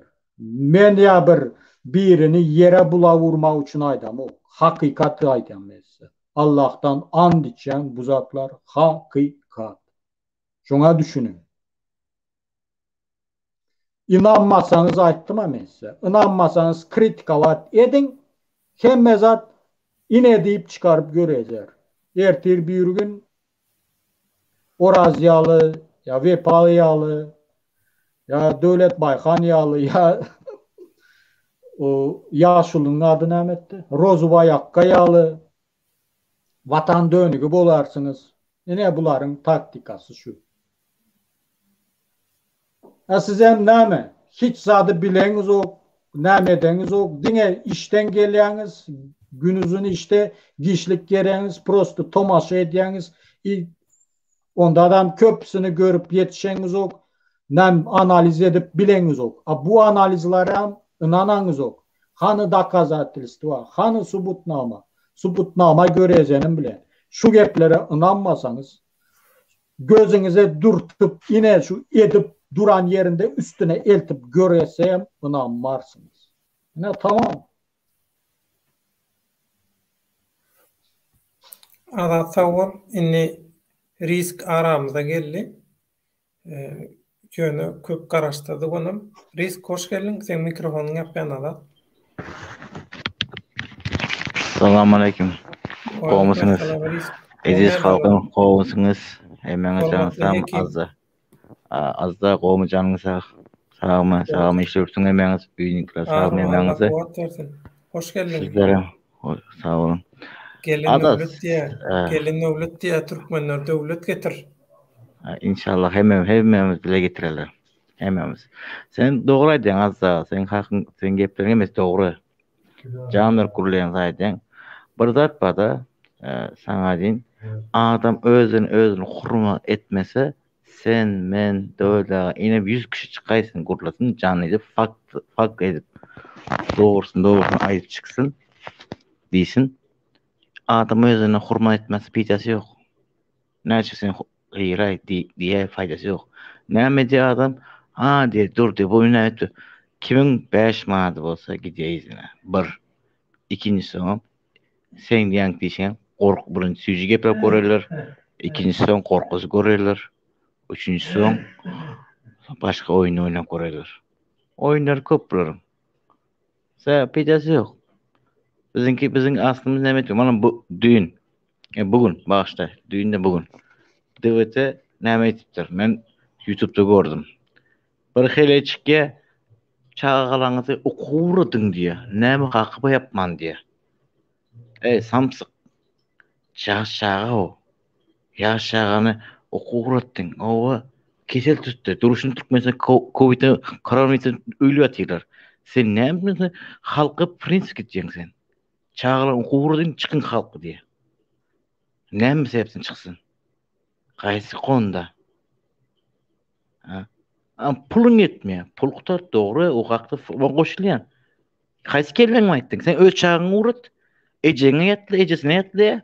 Ecem iğne vurdular, okul vurdu, ecem sağkını kese hakkı yok urman diyorlar diye özü.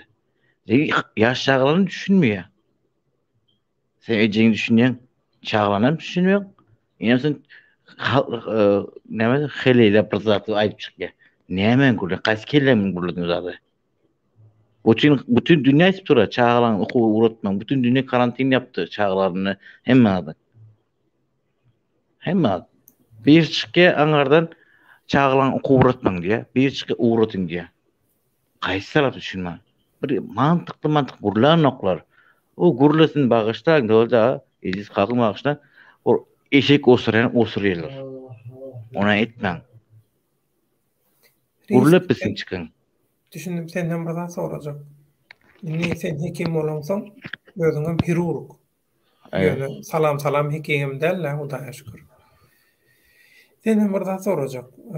Şol koronavirus näme üçin Türkmenistanda şular ýaly gaty elgen çagdaýda häzir adamlar diýär ölýänleri jaýlap metşenoklar diýär.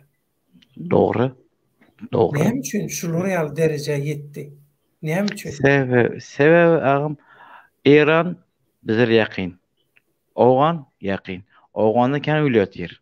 Oğan nemestu dereden kırtı. Amderden kırurastı. Amderden kırurastı. Men işini bile men aytacakta lebabın bir yerinden gönder 7-8 gelip amderan üstünde. Öldür. Asa en berkse o amderan sonunda sığırlar içiyor. Yaşlılar suyu düşüyor. Adamlar suyu düşüyor. Anladın? Bana en berkse sana şu 7-8 günde geçip diye Suudi amderan sonuna diye. İran'da ne? İran birinci koronavirüste karantin verdi. Soň Türkiye verdi. Şu İran'da başka kesel gidiyor. Hindistan başka kesel gidiyor. Bizimki yaptı. Karşı oturdu. Fak, men sana aydın, Levangır o Burma Türkmen sahrada İran'ın basyp alan Türkmenlerin ýaly bolan Türkmen sahrada gaty erben ýagdaýda täzeden adamlar gyrlyp başlapdyr. o Seret eşekçi Kanada'daki. Şeydip bolgusuz, manysız, aňyrjaňa öz eger sende wujdan bar bolsa, sende ýürek bar bolsa, sen öz dogduk depen Türkmen tehran aladasyn et. Türkmenistanyň öňürde Türkmen tehran bar. Ýadyňdan çykarma. Şunu men sana aýtjak geldim, meni şu aňyrşyň bilen mejbur etdiň meni. Türkmen tehranyň iýe çyk. Türkmenistan öz başyny çarar. Türkmenistanlar öz meselelerini çözer. Şoň üçin. Olar pul beren ok, döwlet aga, pul beren ok, otayda pul ýok. da Türkmen sahramla Türkmenistan arasında kaç kilometr? Hiç il Kaç kilometr saat? değil serket. Tutuş.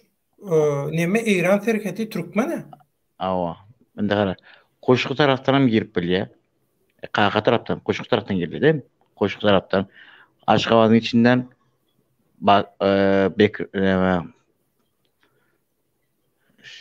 şay yolu mu ne var? O taraftan girdi. Sen o nemeni Bajgiranyň nemeni. Bajgiranyň girdi. Berden girip bolýar. Gelip Bajgiranyň o İranyň Esenurlan girip bolýar. Ese üç taraftan girip bolýar. Serinde Aşgabatyň serhady men dişne 2012 ýylda var. 2012 ýylda Bajgiranyň içinde İranyň içine girip gittik. 1 saatlyk ýolda gazelde bindik. Serhady kuruldy. Türkmen serhady kuruldy. Kazarmasy kuruldy. Men işdim bile 2012 ýylda mramor goýuldy taýda. Men goýdum mramor işledim. Aňarga sallatlar näde ýaşaýanlar düşünýän. Oşa wagtlar su problemdi. Tok problemdi kurulan kazarmada.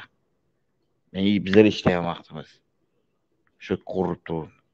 Tok su. Nahar geledi, bu uzay nahar geledi.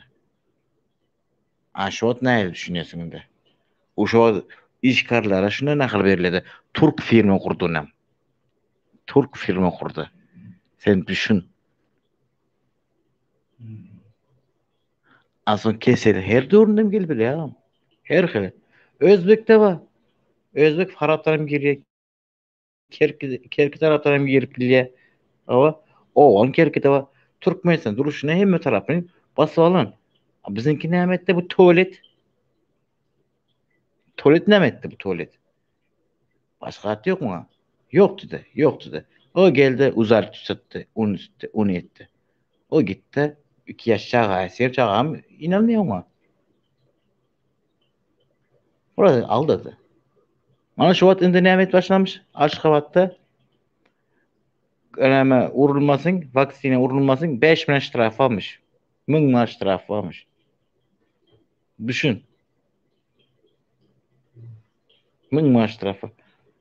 Ey samsık o vaksine muhtermana nem halkı zastavit ya getir vaksine narman adam şekilde getir. Sen git de ona nem etme. 5 bin manat, 1000 manat o adam neden alsın? Özüne aylık veren yok, 1000 manat aylık veren yok. Veren 600 manat aylık veren sen.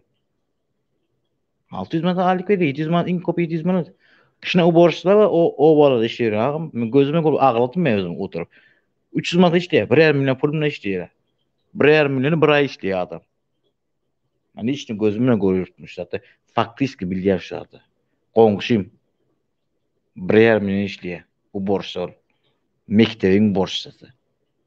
Sen düşün. Kışına soğuk suda elini sokuyor. Yazın ısın aşağını, cezermez ısın aşağını ne diye. 1,5 milyon işliyor. Kanada o. Berdi Kanada aydırsın ya. Kanada ne yapacağız uzak aydınlar yok. Diyen yok. Abi içi kere çağılanı öğretmen. Ey samsık çağılan koran. Se ecin korana gör. Ecin 80 yaşında 60 yaşında ecin уже 2 aya gördü. Yaş gelecek çağılan koru sen. Gelecek çağılanı sakla sen. Ecin yaş yetiptir. Kellen işte olacak. Samsık kurun ediyorlar da o kurule patır etmen de o zaten. Ne yapacağız? Tilide özleri Avrupa oturupdu. Avrupa'da diye çağılan uğratmayın. Dikkatli olun. Nämedin? Öğüt diyeler. Ager Türkmen çağılar näme ölmenim min de. Çıkın diye. Ehelçe çağa mesela aydalla risk sözün öyle başla. Yine ben çağıram bağına gidiyor onu. Mesela ni çağlarda bu tozanan arşi alerjiye da adam oluyor kağıt. O. Bilip olmaya. Adat yağdayda değerli. Iyılığına köprek asgarı verse sen diye çağın yaman köp asgarıya git bir test ettir diye. Seret. O. Ya diye ertir getirmey diye bir gün içinde garaşıp gör diye. Bir ütköşüklük bolýan ya bolunok. Bolsa diye habar ver, bolmasa da getiräý diye. Seret. Hemme hereketine seret diýerler çağa. Çağının üstünde titreýärler şeydi. Doğru. Sen aýdanyňa dogry gaşulýan. Sen çok man Türkiye'de ben bilen Türkiye'de ecesi öz çağasını ursun. Kongusu video kameralı her haber vatanlar çıkar ya. Haber çıkar ya. Ecesine geç trafik gidiyorlar. Türkiye'de. Ey samsık. Sen televizyon et. Ne yapayım? Test makinen yok senin televizyon sen. Onu di. Test makinen yok di. Ne yapıyorsun? Lokmanın yok televizyonda. Sen çağlar qora sen. Halkın qora. Sen halk qorama çıktın mı ya prezident qorama çıktın mı sen orta? Bunun etip turan işi prezident qorap turan iş etti. Prezident qorap turan etti kurladı o. Vapşı. Men ya aşağıdan sövgü yazdım son. Aşağıda tabii sövgü yazdım komentarda. Eşek gelip sövdüm ben.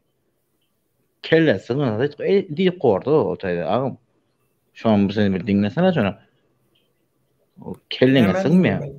Nämäni? Şu YouTube ama o Hele näme gelinler vardı, heleler vardı.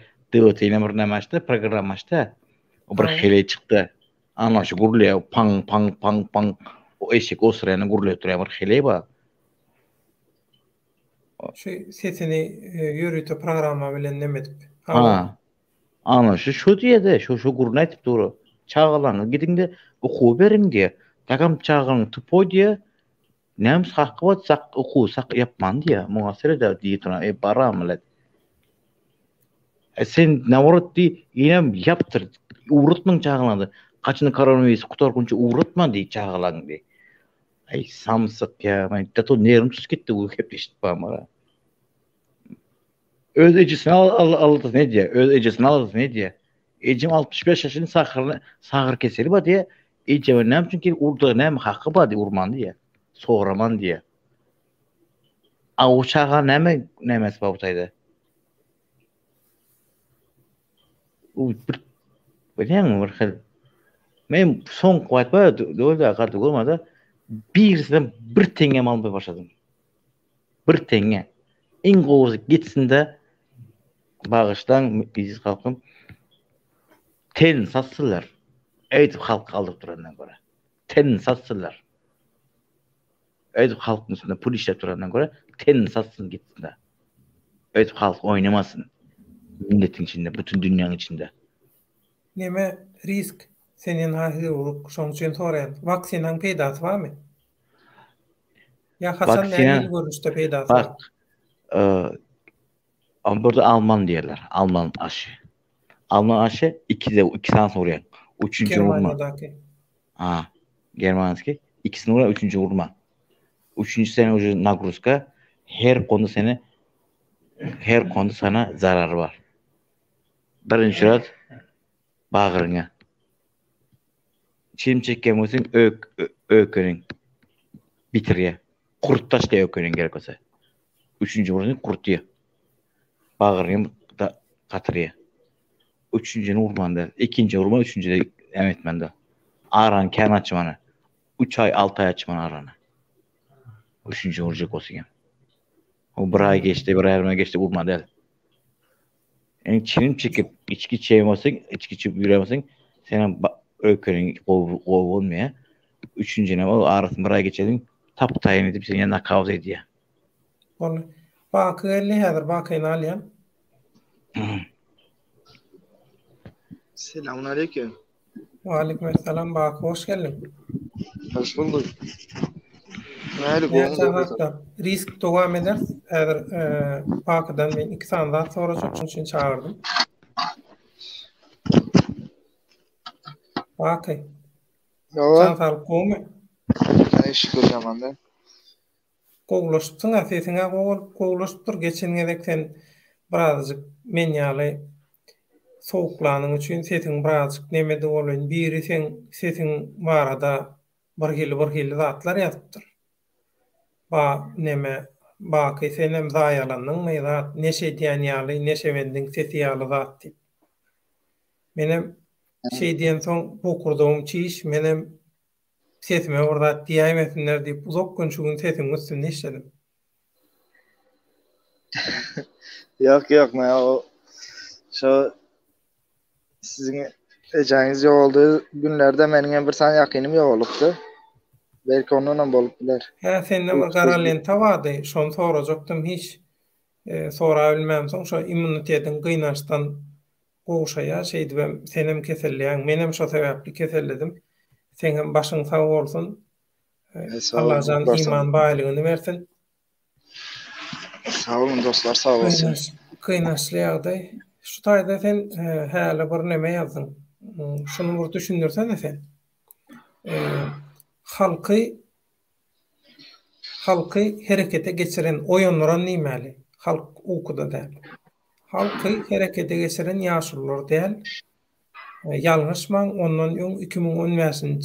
yıllarda 2017. yıllara gidin düşünürsünüz diye. Şu näme üçin şu gurrun çıksa halkı şu 2 ýaşly oýanlardy diýip bir biderek bir reklama var. samsyk absurd gurrun var.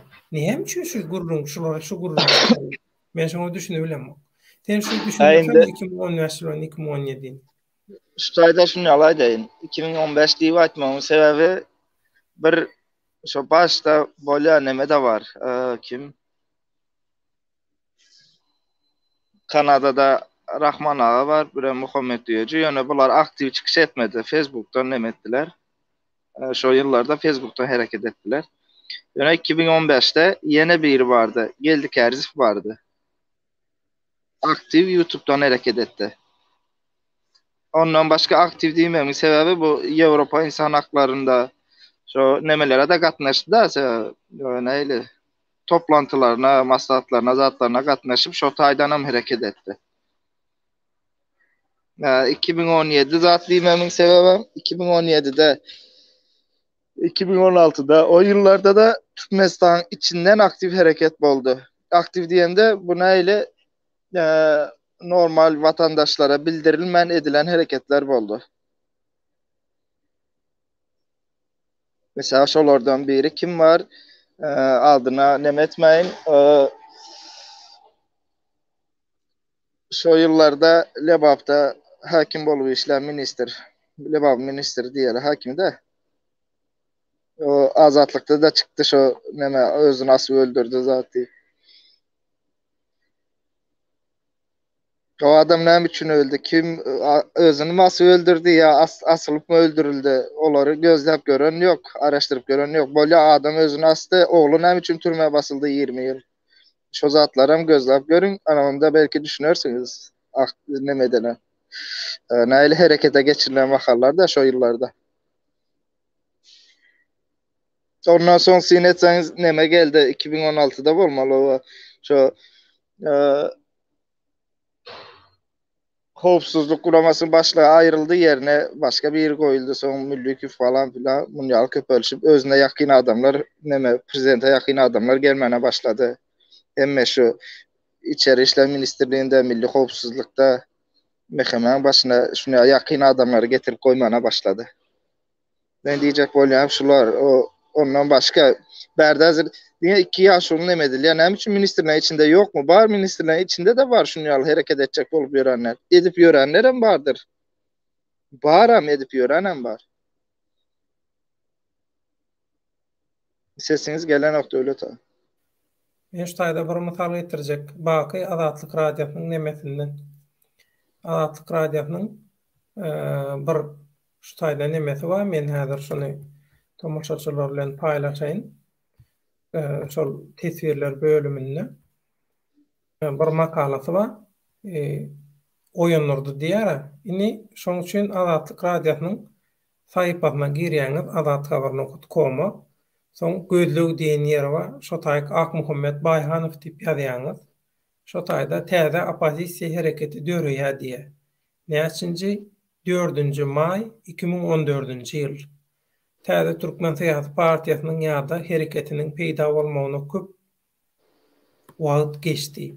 Bolmanlygyna köp wagt geçdi. Şeýle bolan soň Azatlyk we Azat Ýewropa radiosynyň türkmen gullugy Azatlyk radiosy maňa Akmuhammed Baýhanowyň täze topary hereket adly guramasy barada men bu täzelik bilen gyzyklanman bilmedim diýe.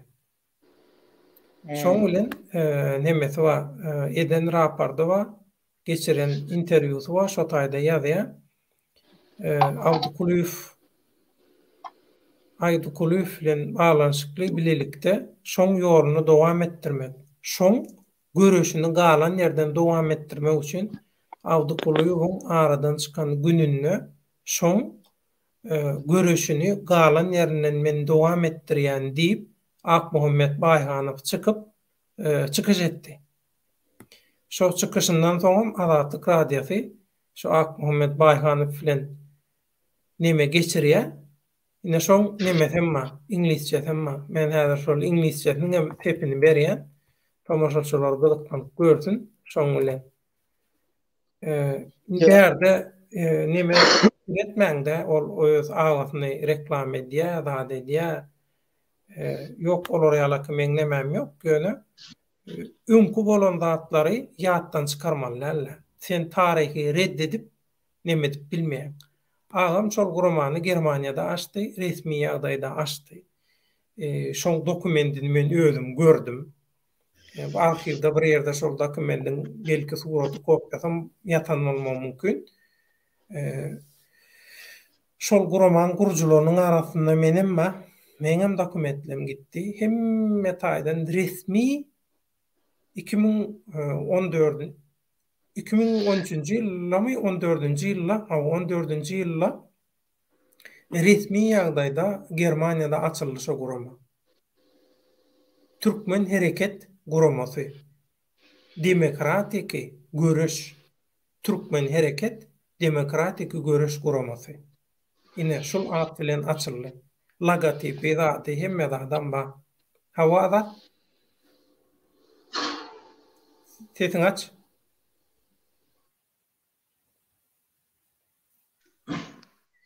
Ne şutaýda gepiňizi bölýän. Salam aleykum Bakı.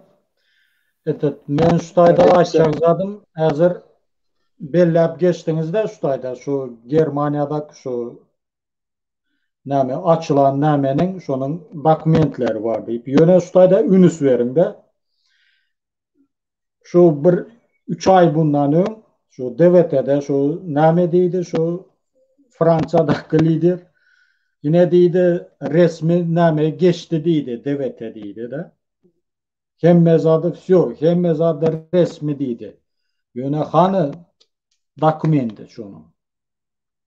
Yoğun ýaly. Ýene bir näme bar? Problema bar bu taýda.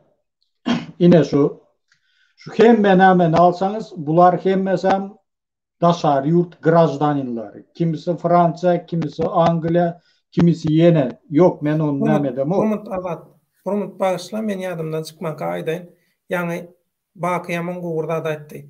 Adamlar hiç reklamasyz, PR-syz işläp berler. Diýdi. Ýurdun içinde de daşynda da. Ak Muhammed Baýhanowam men agam diýip aýdam. Men oň bilen hiç il baglanşym ýok häzir. Şoň üçin aýdym. Arkaýyn olsunlar, men agam reklam edem. Ak Muhammed Baýhanowam ýurdun içinde we daşyndakylar bilen bile hiç il PR-syz, reklamasyz henizem hereket edip beren, öz topary bilen hereket edip beren bir ýaşuly häzir. Olum bir ýaşuly. Öz hereketi bilen ýöne hiç wagt çykyp nemeden ama bir yalan zat nemeden ok, zat eden ok. Onuň bir kerek efirde gördüm men şu yalançylar bilen bile. Ýöne ol näme maksat bilen goşully zat etdi biljek gel ýöne. İşläp berenler köp. Awa dowam et başla. O şu ýene bir problema bar da şutaýda. Ine şu liboy şu lider sumaklar alın daşar ýurdun grajdaniny. Ýöne bu taýda problema nämede? Ine şu Türkmenistanyň häzirki şu daşar ýurt ministrligi şu Reşit Meredow doğrudanmı? Ine şu näme üçin ine naprimер Fransaga arza ýazan ok. Senin şu Palançaýew, Kurbanow diýen grajdanynyň Türkmenistanyň konstitusiýasyna şoňa ziyan getirjek hereketleri edýä. Şoňa çäre görüň diýip näme üçin zaýawlene ýazan ok. Yazmana haky bar.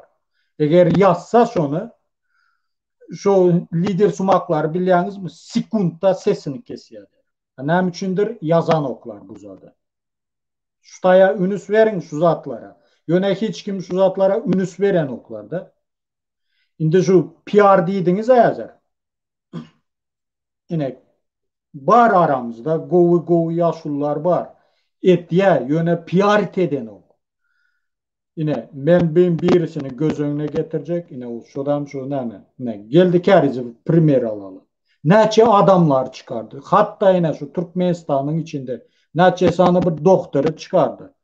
Ýöne PR edip ay ine biz palançanı çıkardık. Ya onu ettik, bunu ettik diýip. O ýaşuly bilen gürleşen men arada ýöne bir mesele bar şutaýda. Bana hiç kaçan aydan okta ine men palançanı çıkardım, näme etdim diýip. Bugün şu Bayhan etip näme bilen Bakı bilen gepleşik geçirdiniz ya. Bakı şu tayda näme deydi? Şu 1. Avgust'ta bolan mitingde şu düşen oğlanların bir iki sanısını şu geldi Kərizov çıkarıptır deyip aytdı. Yöne men şu yaşulu bilen gülleşen men şonu öz ağzından eşitmedim şonu. Bakıdan eşittim da şonu. Hatta bana da maydan ok şonu. Потому что adam İslam oňaly PR nämeleri de. Ha bular da näme? Bir sägel bir çöpüň başı kımıldasayam şu 2 yıl 2 aylap gidýär şu gep. Ay ine biz çöpüň başyny kımıldatdyk, onu etdik, bunu etdik. Näme geregi bar? Потому что bular reklama. Son yenen bir problema da şu açkili olan var şu Farhat. Şu bir çıkışında şu tayağı yiyen günü gecesi çıkış etti. Şu tipa banlisadan çıkıptır. Näme diye yine gapırgam dövüldü, burnum dövüldü, yöne gapırgası dövülen adam oňaly bolan o. Gapırgası dövülen adam gürleme aňyrda dursun demalı bilen o. Ona gapırgası dövülen adam düşünüyor. Şu taýda näme diye yine yanımda diye soldan diye. Sen yanlış ustayda. Sen yanlış Ha. Sen adata adam bilen gahrman farigyna önürlen gahrmany denk tutjak bolýar. Yok, Sen ben adata onu denk adam. tutacak olamam. Yok. Yok, Eşekçin gahrman fabrigyndan çykýan gahrmanyň gapyrgalarynyň baryny dögseňe mişdat bolan. O düşünükli zaten men düşünüyor. Yine ustayda bir näme vardı. Şonun aydan gepler vardı. Yine diye yanımda palanca diye indi adım tutmayın da yine kulanca diye geldiler diye yine birisi diye video düşürüyordu. Hey o gepler näme gereği var. Prosto şoňa näme diýerler yine menem geldim menem ayt diýerler. Şonuň üçin o patsan pakır ama aytya ilacı yok patamıştı. Yine näyle PR edildi. Yine şu näme Azat sana Raşit Meredov arz etse sen çıkış etmeni koyarmın. Ölsem de koyacak der. Seredin bende şunu yapacak da Azat yekecemin Azat yadından çıkmasa. Azat'ın diyecek Azad'ın aytacak bolan zady şu, başka yurdun vatandaşı Türkmenistan içeri işlerine karışıp bilmeye, onu aytacak boldu. Azat çıkış edip bilýär, Raşit Meredov zalf edip bilýär, Azadam çıkış edip bilýär. Sebäbi Azat grajdanin Türkmenistan. O öz hakkını talep edýär. Ýöne başka yurdunki mesele naprimер Döwlet Bayhan Germaniýanyň vatandaşı bolmasa ya da Germaniýanyň vatandaşı bolup Fransiýanyň içeri işlerine karışıp bilmeye hakkı yok sebäbi başka yurdun vatandaşı. Onun üçün Azad onu primer getirecek boldu. Kim bu? Şemşah diye de yanlış düşünmem. Hatta doğru aýtdyň baky şikayet etseler menem geplemen bilýän, maňa da gepleme Türkmenistanyň içerki işlerine goşulşma diýseler, bilemok, olar ýa-da atmy ýokmy ýöne. Hakykatdan hem şey diýseler bilemok, näil bolar. Ve sen bir YouTuber bolarak hareket edip bilersin. Ýöne siyasi tarapyndan men Türkmenistanyň hem watandaşy, men Türkmenistanyň watandaşy dälmikem diýen. Häzir ýöne mende başga pasportlar bar. Şoň üçin şikayet edebilýärler onda meni. Etsinler han görel näil bolýar. Sen ýöne dogruda aýtdyň. Başga ýurdun watandaşy bolup Hormat. Seni şikayet edip bilerler. Yani senin doğunun ejen kakın burada. Sen doğumu mekanın orada senin. Seni girgizan oklar. Senin şikayet biliyorsun. Senin hakkın var.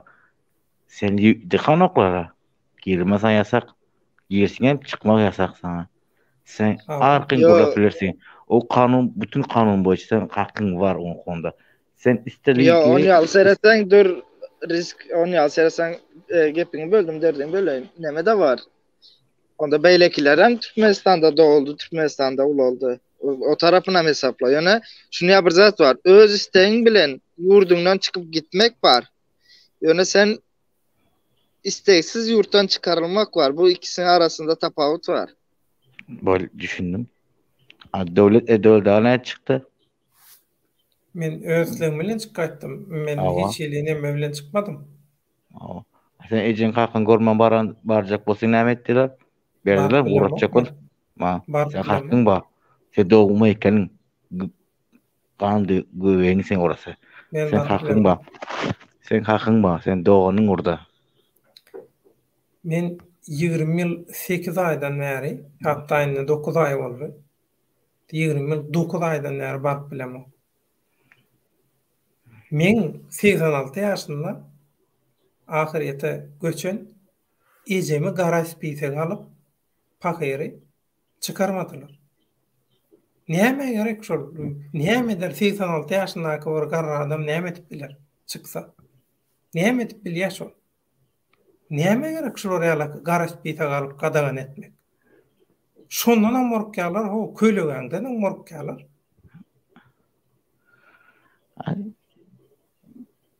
Bu dünýäň dünýäň bir oýuny bu. Her hoň sen öz aýagyny özüň baragan etjek bolar. Düşün. Sen öz aýagyny özüň barsaň taýynja oğuzun dep oturýan. Başga zat ýok tutaydy.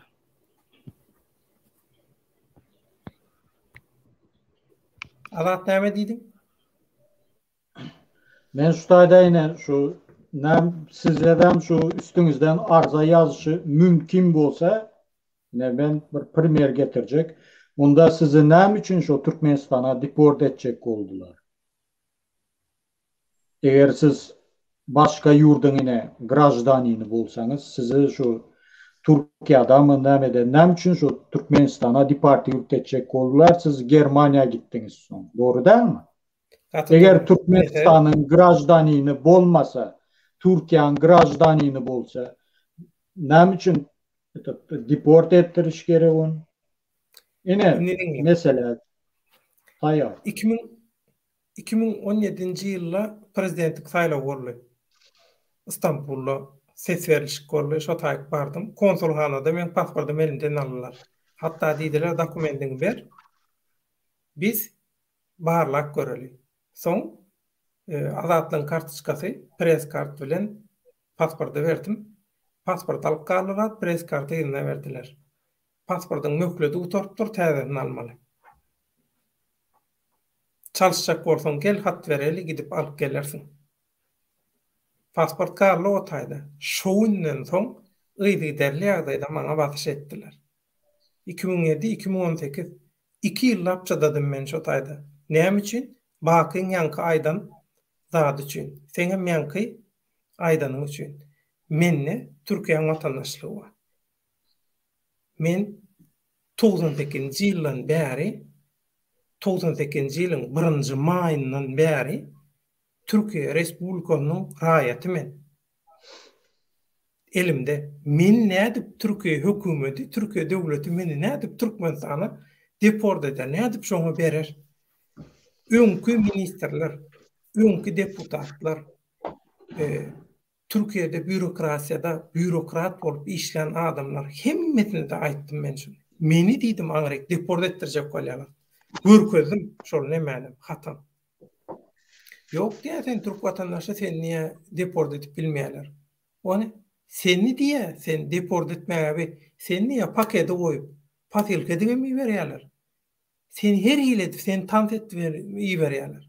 O diye ol kanunla aýdylýan zat başga, edilýän zat başga diye. Ana gitti. Men bilen bile deport edilmeli adam gitti. Menden bir ay soň gitti. Menden. Men gaçwatalga da ýüz tutup saat nemedemden soň şonu öwrendiler. Men gaçwatalga ýüz tutdum. Gaçwatalga Şwesiýada ýüz tutanmam derro ýaýratdylar, şuwurladylar. Şwesiýadakylar azatlygym. Mene 14-nde ýüz tutýan. 16-synda da azatlyň müdiri maňa ýazýar. Sen hiç ýyly azatlyk bilen arabalansang galmady diýen näme üçin? Bordan kömek gerek bolaýanna saňa kömek etmäli. Taň arka çykmaly diýär.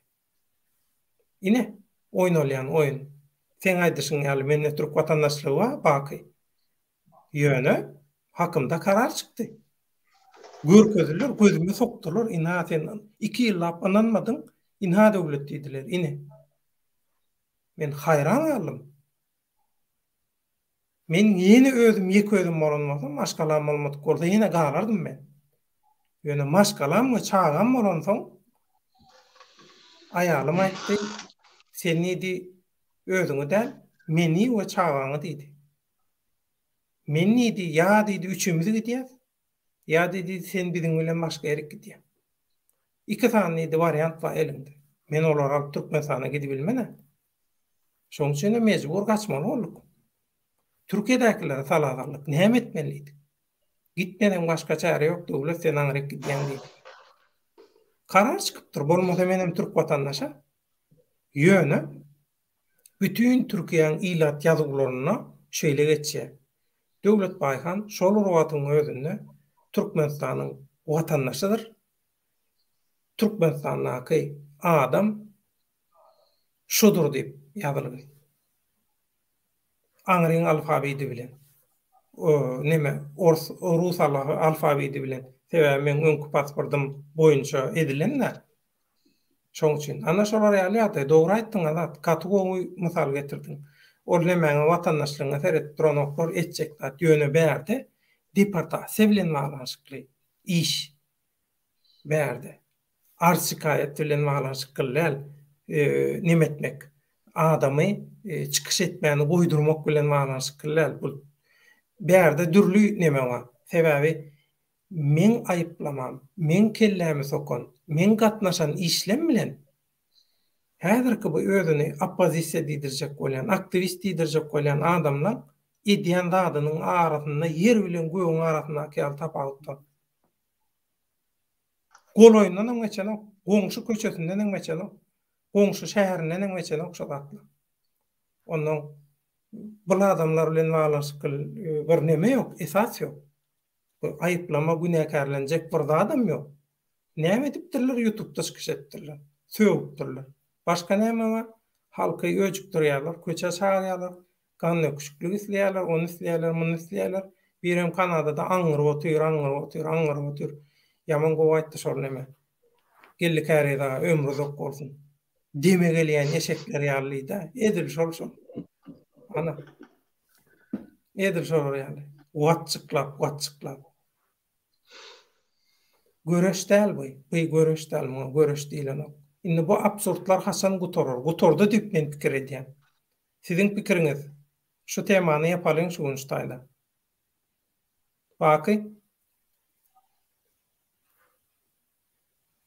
Bakın garaýşy, riskin garaýşy, azadyň garaýşy, soňam ýapýar. Häzirlikçe sadajak ya döwlet ağa. Häzirlikçe sada edip biljek ya sebäbi ýanky azadyň ajyşy ýaly. Men kellemdeki pikir şu, siz ýalňyş düşündiňiz. Başka ýurduň watandaşy ikinji bir ýurda içeri işlerine garşyp bilmeýe azatmyny düşündirjek boldy.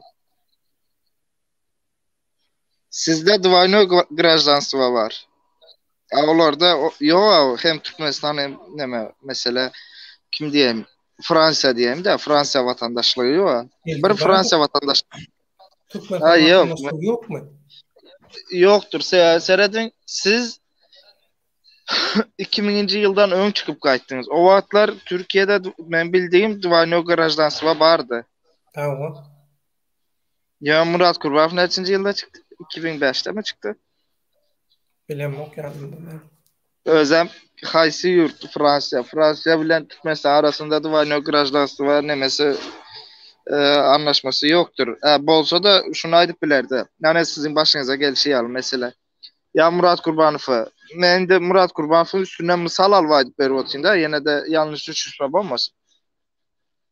Murat Kurbanov ya bize vereceksin. Sen Türkmenistan'ın vatandaşı. Ya Fransa'nın vatandaşı bolsam, indi iki ýurduň vatandaşı bolanny şonu misal alyp berip otyryn hazır. Fransa bermek istemese onda aýdýar sen diýä onda Fransa men vatandaşym diýip adamy goramaga alsa, onda sen adamyňa aýt, bizim ýurda da garşmanyň haky ýok diýip bilýär Türkmenistan. İçeri işlerine garşmanyň haky ýok diýär. Nasam delem şol ýaly neme bar.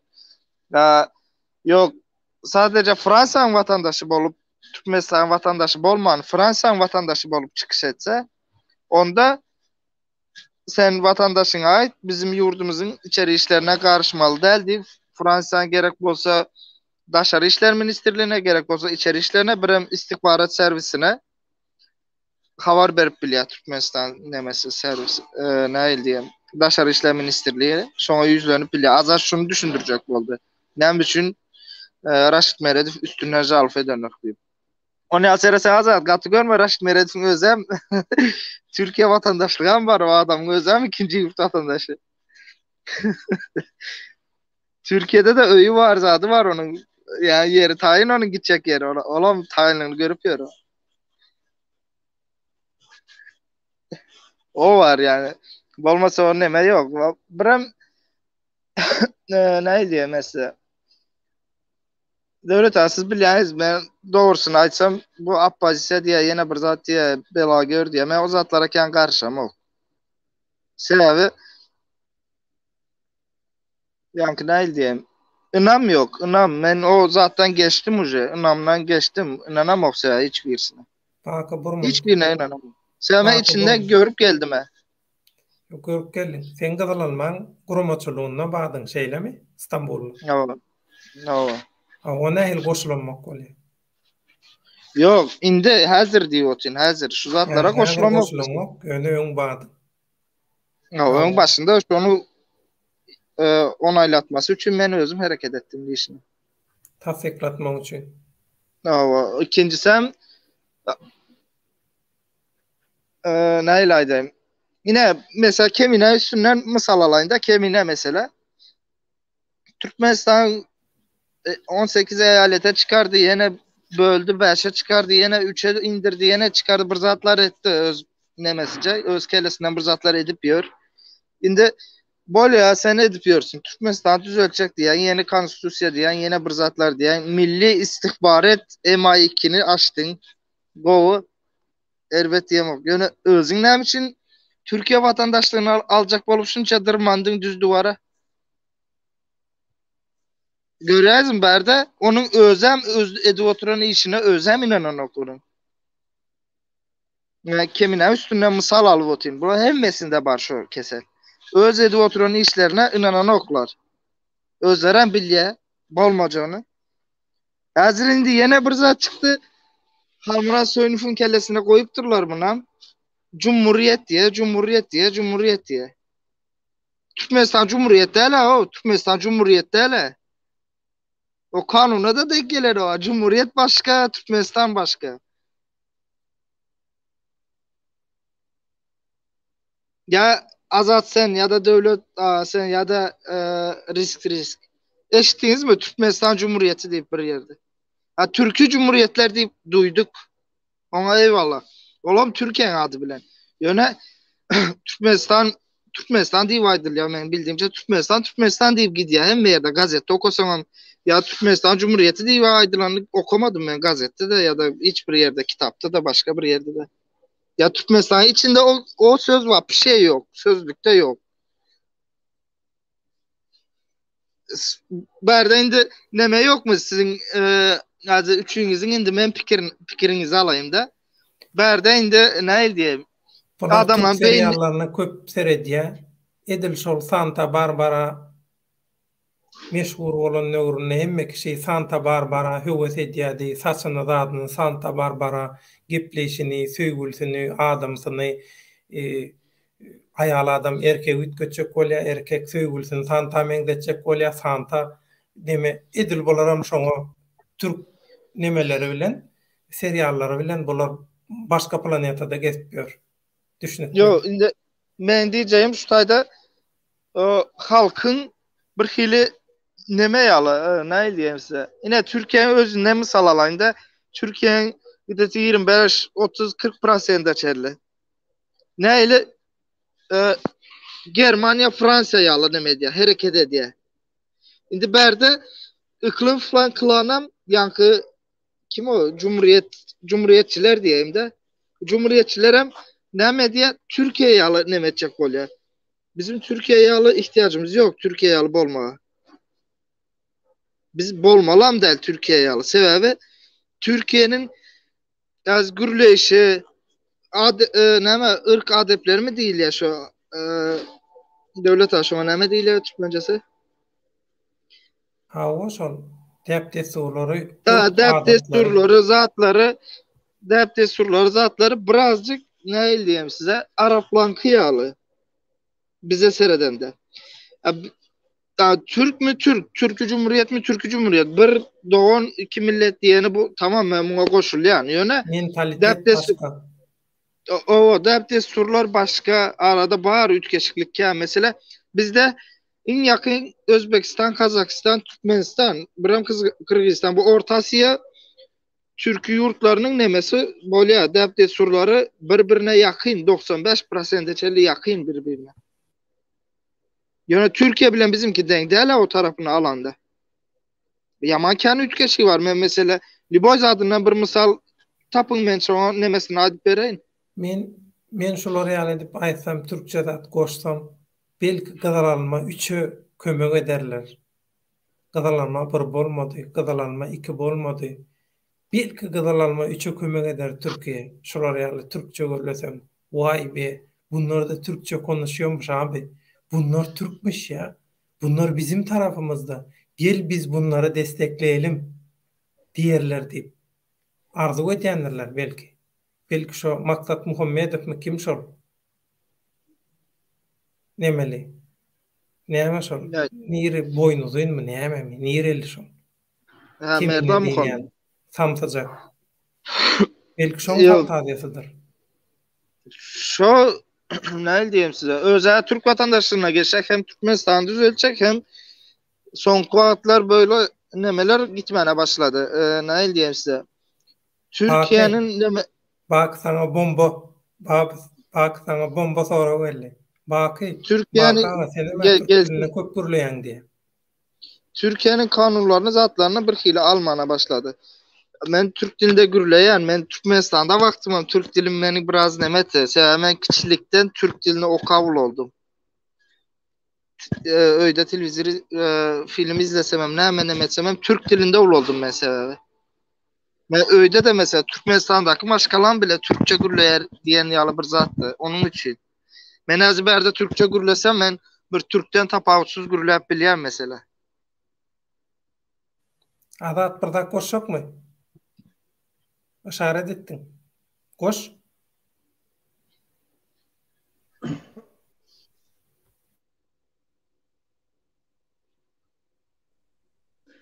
Şuýda şu bakın gepine polnu goşulýan. Men bir primer getirip berjek. Bir sany bir zady şuýda ünüs beriň. Türkmenistanyň köp bölegi, halkynyň köp bölegi nerede? Конечно, Türkiýede, doğru dälmi? Doğru. Näme üçin ine Rus Federatsiýasynyň ya kanunundan ya bir zatlar alıp koşan ok gelýärdi Türkiýanyň.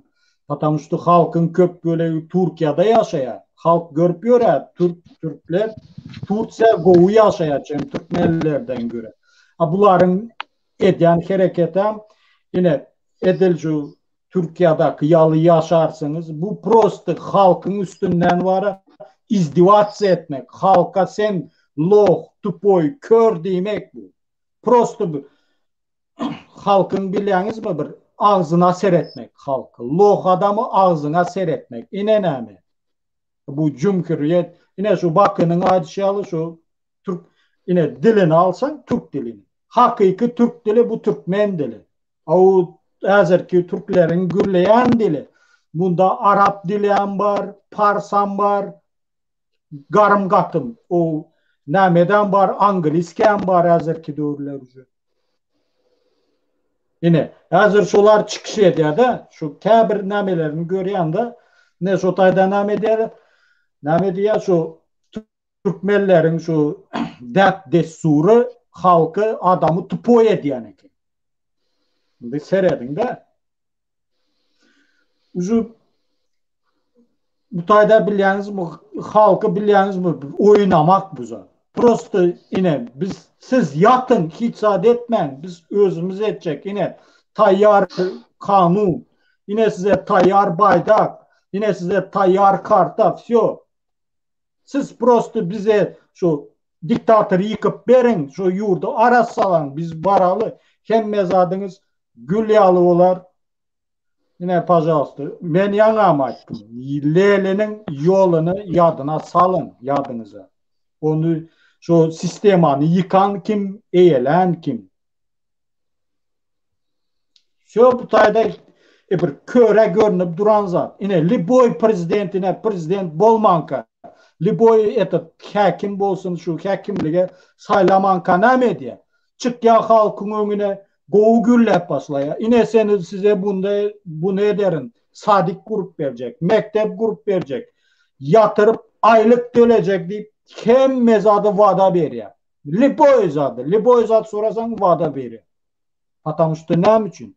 Ta yükü köprüden geçençe. Ne şozada düşünün.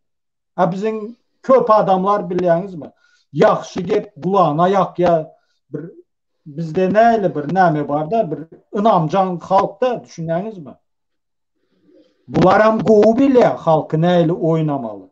Yöne ben şu halk oynayacak bolyalar adayın. Halk onyalı değil. Prosto ya sizin yine şu komentariye yazıyorlar şu tayda. Neçe 200 sanı, 100 sanı komentariye, 150 sanı. Şoların başlayamazı. Malades, golda yaz. Yöne halk 100 sanı, 150 sanı değil. 5 milyon. Onların biliyorsunuz mu? 80% kelleli umlu adam var. Şu bu tayda prosto boş görün lala kiki tamam mı? Indi şutayda aşağıdaki yazan oğlana ne edecek da oğlan mı kız mı ona bilemem. Men devlet yine bir izne koyup biliyor musun sonra az yankı yüzleme mi sorak mı var? Onda Cumhuriyet ismi. Seyredim men hiç kimin ünlüsünü bir yana çekemok. Seya men başta aytdım. Men bulan hiçbirine inanamok deyip. Bakı hakikat gerek menem goştana diye. Hakikat gerek. Hakikat gerek. Şu kanalın sponsorlarından bir ızna çok bilirsin o problema yok. Men ünlüs çekmeli bolsa men şunu yal çekip bilen seyret. Yine İran'da hazır kanamok goşyananır. İran'da o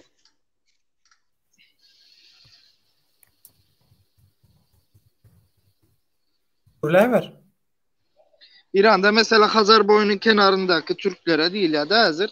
Türkler diyende berde Azerbaycan bilen Türkmen var, biram Hazari var.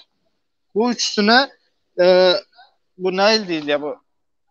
YP'nin devlet ha sen bilen yani bir sonra da YP demek ne demek değil. Şular ne diye YP'liler azı öldürmeye başladılar. Silahlı saldırı bilmem ne şunu yanlış etmem. Düşünüreyim ben. YGP Siriyan teritoriyasından Kürtlerin yaşayan yerine öýüdi baştak bir döwlet kanton döretmek için görüş alıp barayan bir yaraglı topor. Bolaram bütün yara taýdan hemme tarapdan üpçüne denem Amerikan Birleşik Devletleri Irak Islam Devleti Daesh ya da Orsçası İgil şolara karşı deyip yaraglanırdı. Yöne olur hemişe şu taýdaky Irak'taki, Siriýadaki Türkmenlere hücum edip şoları öldürdü. Indi hazır nira geçtiler İran teritoriyasına. Yine men ünüs çekecek bolsam, men Afganistan'da ünüs çekiptim. Bilýän bolsanız, ýa-ni diýdiň ya Döwlet Abdurrauf diýip. Mesela Afganistan'da Taliban son bir ayda gürrüňi bolmaya başladı. Taliban bilen Türkmenler Abdurrauf'un ýitirim bolan döwründe atışmana başladılar. Şo wagt nira hani näil diýilýär? Milletini, yurduny düşünýän bolsaň, Abdurrauf döwründen aýdylýan zatlara inanmadyňyz. Indi yine İran'da YP ne diye Türkmen, Azerbaycanlılara, Hazarilere katliam değil ya da Türkmencesini bilmem o katı görme. Yani toplu öldürme mi ne mi o? Yani yararsız eli Kırgınçılık. O eli yararsız adamları kırmana başladı. Hani çıkarın bir sesinize YP'ye karşı ya da yine YP'nin Türkiye'deki kolu PKK. Kim bilen işleşiyor? Türkmenistan hükümeti bilen işleşiyor. Narko biznes ediyorlar. Türkmenistan'dan geçen biznesleri PKK'nın üstü bilen. O geçen grubumda da aydıptım. Murat Kurbanov işte atacak bolyalar, yine bir zat edecek bolyalar diyenden hemen dedim. Bana fantazi geliyor bu zatla. Sebebi Murat Kurbanov edecek bolsalar Türkmenistan hükümeti. Fransa'da da edip biliyor. Sebebi Avrupa'da PKK, YP'nin eli güçlü. Otayda da edip biliyor. Yine Türkmenistan hükümeti mesela narko biznesine YP, PKK'nın üstü bilen ediyor. Indi ne için YP nemet başladı berden? Indi şu tayda yeni bir zat ortaya çıkıyor. Yani berden ne demek? Hiçbir terörist ki hükümet olsun, grup olsun inan bolmacağı, inanıp bolmayanlığı ortaya çıkıyor. Az Türkmenistan hükümeti derman uğradı ya Taliban'a produktosunu, iyi içkisini zadını uğratmana başladı. Indi erti bir gün bu Taliban'ın seredin Taliban diye aydamok. Taliban'ın adı bilen diye aydı otelin. Gepimi yanlış düşünme. Taliban'ın adı bilen Türkmenistan hükümetine karşı hareket edilmeyeceği nereden belli? Diyeniz hazır Taliban Türkmenistan'a karşı hareket etmez. Yani Taliban'ın altında El-Kaide var, DAEŞ var. Son Özbek Bırzat hareketi var. Yani var yaklaşık 12-13 tane terörist grupa var Taliban'ın içinde. Hizbut Tahrir var. Hizbut Tahrir var. Khorasan grubu var. Khorasan grupası var. Balar gata aylgans gruplar. Hazır Taliban yine Nakşivendilen grupası var. Olaram gata aylgans. Kellekeler bilen barsı. Sonra yine diyeler Taliban berde ulu proje var. Düşünün. Ben yine ünüs çekecek bolsam nire çekerim sizin ünüsünüzü. Hani diyeler Taliban DAEŞ bilen mücadeleye başladı. Şonlara karşı hareket etmeye başladı. Hani DAEŞ bilen hareket eten olsa Afganistan'da binlerce DAEŞ'lini türmeden çıkaran kim? Taliban. İnsansız hava aracı diye, bez pilotlu uçakları diye, o ağır uçak savar zat diyen ağır yaraları kimde? Taliban'da değil. El-Kaide'nin zatın elinde kim? DAEŞ, Khorasan DAEŞ'in elinde. Yani bunlar türmeden çıktı. Ertesi günü ağır silahları aldılar. Bu Amerika'dan kalan. 2 tane 3 tane insansız bez pilotlu uçak aldılar. Yani bunlar DAEŞ bilen mücadele edeceklerdi. Onlara karşı hareketti Taliban'ın. Nerede ulu proje, ana size proje. Ünüsünüzü çekmeli olsa. Neme diye? DAEŞ Khorasan diye. DAEŞ'in yazır ki Suriye'deki, Irak'taki adı DAEŞ'ti. Sadece DAEŞ İslam Hareketi'ti. Orta Asya'daki, Afganistan'daki DAEŞ'in adı DAEŞ Khorasan. İngilizce Khorasan değil ya. Sevenemçi İngilizce H harfini ulanmayala. Biz ulananda Khorasan böyle. Khorasan bölgesi niri? Özbekistan, Türkmenistan. Neymiş hazır sonkuva Türkmenistan bilen Özbekistan adı son 1,5 yılda has köp çıkmana başladı. Bunlar bir düşünün. Berde ulu proje yok mu? Dur devlet ağa. Khorasan dine Özbekistan bilen Türkmenistan'dan Eýan'yň we Owganistanyň belli bir bölügini öz için alýa. Men hakikat gerek goşýan, hakikat gerek belli. Yine hazır devlet ağa şurada bir zada ünüstekdi. Assalamu alaikum. Wa alaikum assalam. Hoş geldin. Devlet ağa şurada yine bir zada ünüstekdi. Sana söz verecek. Yine hazır ulu proje diyemde yankı bir misal aldım. Önümüzdeki 2 yılın içinde görürsünüz. Bunu hamaydın. Şimdi yine bir misal proje alayım. Yadınıza düşüyor mu? İçinizde dinleyen ya da eşden okan bar olsa bilmedim. Covid-19 çıkan makalı 2019'da çıktı. 2019'da profesörler neme dedi bolsa da neme şu kim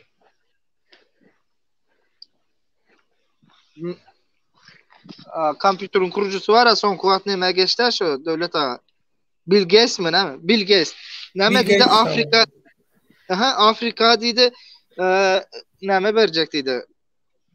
Neçe milyon dolar pul karşılığında Afrika'da şu koronavirüsü barlap görelim virüsün nemesine. Son Afrika hükümeti karşı çıktı.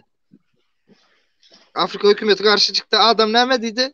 direkt jurnalist cevap soru veriyor da Afrika hükümeti karşı çıktı. Nerede barlap görecek? Zaten ise Asya'da barlarsıydı. Orta Asya'da barlarsıydı. Üstüne basıp Asya diyende indi uzak Asya var. Orta Doğuş'un ya gidiyeden Orta Asya'da dedi. Şimdi Orta Asya'da her sani yurt var. Bari o 5 sani 6 sani yurt var sanası. Yani hazır en köp ölüm yitimi bolyan yerini Türkmenistan ne düşünüp görün. Plan proje nerlerden gelip başlaya.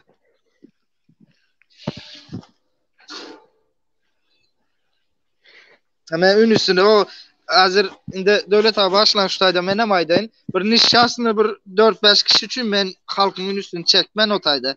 Elinden ne iş geliyor ne başka bir zat geliyor. Daha içinizde prastoy. Yine ben özüm lişini nemettim ha. Kim o hacı olan var ya Cuma sapar tutulanda tutulmazına bir hepten Kızıl Alma Derneği'nin adını reklam etti. Oğlan Kızıl Alma kuramasına geldi. Öz kanalında da reklam etti. Sonra adam çekti. Bir hepte sonra tutuldu. Näme dedi o bizim grupamızdan dele dedi. Bize näme dedi. Dur Sultan Taganova tutuldu. Biz Bayram Allah'la üstüne nerçe baskı yaptık. Çıkaralım deyip. O bizden değil o proje o yine näme zat dedi. Erti bir gün özlerine bir tutulsam şuna diyorlar ey bizden de. Ben, bu adamlar için ben ne için öz nemem trivoj dedeyim.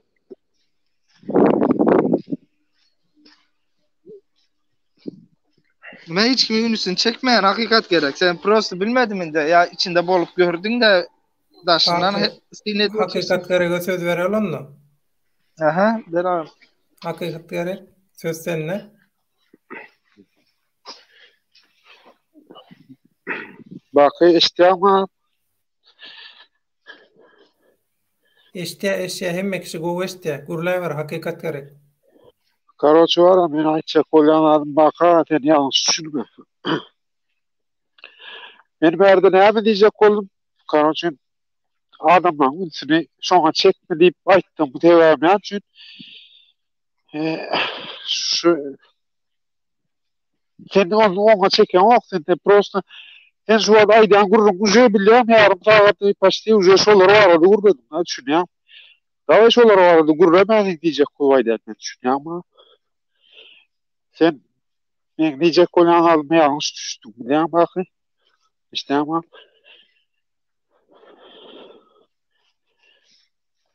başka ben ayçak olan alım yoktu yani sen yanlış düştün yani.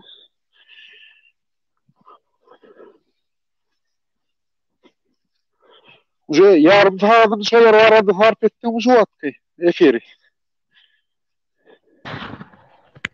Yo misal alıp görkezli otur. Indi kimin üstünden misal alıp görkezeydi aydın. Misal ayralı. Sen yarım saat ucu şu an harp ettin mi? Ucu yarım saat halkın yarım saat Dörde. Korkuyasını düşünükli. Hakikat gerek. Yer tarafı uğrat kor. Böyle kellamıza artmaken nemetmesin. Hakikat gerek. Korkuyasını bilinti görüntü. Uğrat kor hakikat yere. Uğrat kor. Yani sen aldın. Soları vardı. Gerekken soları vardı kurumlar. Ne diyecek olan hanaş yok. Bana evet dostum. Ne yapacak gerekler? Ne mi sebepten gerekler? Ne mi sebepten? Kaç sebep nasıl bana? Ne takdirde dedim. Şu mesele ben şu kanal var ben şu kanalı. Ben var şu kanalı. Hiç bana şu kanala koşul demedi. Ya şu kanalı dinle demedi. Beni öldüm dinledim. Şu kanalı. Ben öldüm doğrudan. Öldüm. Maalesef hakikat gerek. Mesela burada şeyden soracak olan. Ne mi sebepten biz aytman. Ne için halkımıza halkı aldırıp duran adamları halkın bana dinlemeyin. Mutlaka Bırak söyledim kurtarama. Kurum dinle. Men şu kanalı hiç man koşul diyene men özüm bildim. Şu arada usulünü konkret mi gurunlar gidiyor biliyor musun? absurt hiç da yok şu yerde. Adamlar şöyle düşünmeyecek olsa sağlam özünden versin. Davay neme devam edelim. Öz işimize devam edelim. Neme hareket edilen olsulaklar edelim. Yöne sen bakayım, sen ters düşünmem şu an. Çocuğa sen Halmurat kim ol adam yazma şunu. Şunu gurrunu bilen sen adamın yarım tağını şu açıkaldın biliyor ama ben onu sonra açsak koyan gerek geldi şolar ara şöyle. Bana hakkı gerek. Sen burada açın. Sen gepin. Ben sen dinledin zaten. Bana seyret. Ben dinledim. Hakikat gerek. Ben dinledim. Düşünmedim. Dur yani sen kim yani ben tanımadım abi. Riskmen. Risk kurluya. Sen kurluya. Ben dinledim. Sen o Halmurat diyen, öyle giden diyor. Ne için hakikat aytmanın del bizler. Ne için giden adamı onu almayı yaktırma odunu sunatmanı bizler. Odunu atırlar. Adam adamın şu mesele şu ateşli adamın hakikatler aydı bir adam adamın men diyenem men böyle ben dinledim. Bana dinle. Bunu sen Türkmenistanda çağırmam. Ağamcan. Ben dinledim bunu sen arkadaşım ba. Öğrenir misin? Ba işte sen yeğenin doğunun zadın Türkmenistanda yaşattığın şu vatandaş Mehmet gece gündüz okuçu. Tamam. Sen bu düğüne ne dediler? Bugün çıkıp ne dediler? Çağılarınızı okuyurun, cevap edin. Ne hakkı var diye. Şu hakikat mı şunu aytıp duran için bütün dünya o Türkmenlerin içinde. Öz ecesini 65 yaşındaki gecesinin kıskanıya yaş çağlarını ecelerini okuyurun diye. Öyle ül söylesin ecesi 65 yaşındaki gecesi ülmen del. O ne yapacak aytman del. Ona çık aytacaksın halkın içinde. Risk. Men o var adam oqsam düşünüyor musun? Sen yalnız şurada çuvat men diyecek kolan attım ters düşünüyor. Hakikat gerek. Hağam dördü. Bağışla sözün bölýän boly. Inni öňden bäri biz bildirişleri etip gelýäs, duýduruşlary etip gelýäs. Durda men zaradım, 1,5 jata aýdyn, toňa çaradım. Bolýa. Gayret et. Durda ama ara şu kanalı hiç kim ma goşulam diýen ok, hiç adam diýen ok. Men özüm, men 9 bilimli, orta bilimli bolan men. Düşünýärmi? Şu absurdlary bilmek üçin hokmanmur ýokary bilim gerek. Gel düşünýärmi? Ana men şonu aýtsak bolýanda şunu şu kanalynda bara şu ýerde men bilýän özüm döwlet men näçe wagtdan beri şu kanal seyredýän komentar edýär. Ýöne maga näme gerek boldun diye teram ol bul öyle böyle gurunga gara ne şurada diye koyan ne adam serede otuýda ne adam batmy bir sana Halmurady yarım saat sonra fark edýärse o wagtlar gerek näme düşünýär şonu açjak koyan adam az aklında var aklı var özünde bir nemelik näme diýen bir özünün bir normal düşünjesi bağ olsa niyerde nämeler edilýär bilin. Ine şu ýerde konkretni usulny ýagdaýda gurrun hemme adamyň şu kanaly edýär. Men şonu diýjek bol. Düşünýärmi? Başga ýerde şu wagtlar gideli. Başga ýerde diňe Hudaý we aýdyn aýtmana bu tonýan ağzını sızlattır şu atıyorlar. Buraya da ne yapsınlar? Gurla. Yani sonra açsak kolya. Sonra da inanıyorlar. Şimdi bir yıldan veren şunu aydık gel batın diyorlar daha. Şunu ya deyip. Şimdi adamlar düşünmedin. Tamam. Bundan böyle yol mu? Öz aramızda devam edelim diyecek kolyanlar düşünüyorum. Bir adam için yarım saatimiz, bir saatimiz gidirmeli.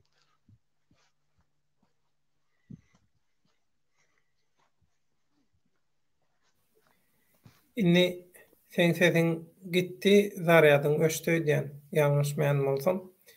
Inni şeýle bir ýagdaý bar. Bärde risk emeşdiýe, azad emeşdiýe, baka emeşdiýe. Seň gitti duruşu bilen hakykat gerek. Şoň üçin biz bir näçe wagtdan bäri bildirişedik gelýär. Türkmenim kanaly täze sepkide geçýär. Täze etaba geçýär. Şu zatlary goýýa duran ýerine. Dursun nämeseler şo netsin şu gurrunlardan, şu bolgusuzluklardan, mazharaçylyklardan, absurdlardan daşta hakikatin hatirasyna hakiki manada medeni taýdan, syýasy taýdan görüşe başlaýar. Bu zatlara ünsün soğanok deyip biz şoň üçin şoň ähli zatlaryň taýýarlyklaryny gördük. Bildirişlerini etdik. Köp bunun animasiýasyny, zadyny, sazyny, videosyny, zadyny taýýarlap berende min aramyzda oturýar. Özü canly şaýat, azat etýän animasiýa hemme zatlaryny eli yüzü dert görmesin. Şoň üçin gysga wagtda Türkmenim kanaly duruşu bilen täze formata geçýär we şu gurrunlar ýapylýar. Şu gurrunlar gaýtalanmaz ýaly. Yettek çeresine yette şu absurd. Inne şu absurd bilen bağlanşykla halk aýdýar, döwlet aýdýar.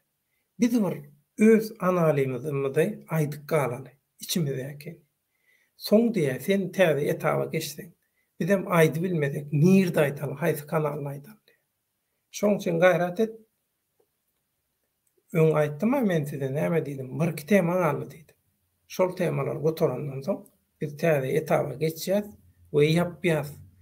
Kim nirde, kime ağlapdyr, ağlajakdyr. Kim diktatorlyga özüni hüdürläpdir. Ýa-da gawat gelen bilen, gawat geleni öz hyzmatyny, dönüklüğünü hüdürleýär, öz hyzmatyny. Näme etse şonu. Hakykat gerek aýdyşy ýaly. Diňe hakykat gerek däl, diňe biz däl. Ýa-da watandaşlar. Şu absurddan, yalandan, mazharaçylykdan, bolgusuzlukdan ýa-da ýa-da. Hakykatdan hem ýa-da. Menem ýa-da. Psihologiýa taýdan, fizika taýdan, psihologiýa taýdan hem ýa-da. Näme üçin? Elini kete alıp bu kozun ýaňy bolan saçraýar. Edil şolar ýa. Gerek ýok hakykatdan. Şoň üçin şu gün azady näme üçin çağırdym? Azat minni şu adeçenni üýüşüp giden watandaşlaryň garaşlary bilen bir uğurda gürlänseň şu gün ýerden hamala men arhivimi açyp ýa Azat sen men kompýuteryň içine girdiňmi? Şoň üçin men Azat çykdan şu zatlar şolaň adyndan aýtsyn. Şey diýmem şu gün şu temany ustaýda ýapalyň diýdim. Şu günkü tema maksady şu günkü iň soňky gepleşik. Şundan soň düşünür. Düşünmeýän mara. Näme etse şonu etsin. Borly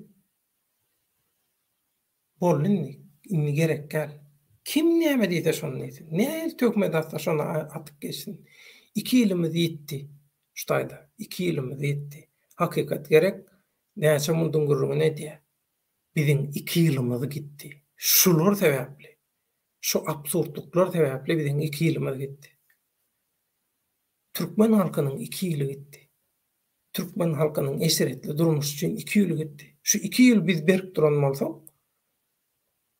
şu Taliban oýunynyň öňünde bir döwlet durardy. Halkyny goraýan bir döwlet bolardy. Häzir Türkmen eýesiz galdy.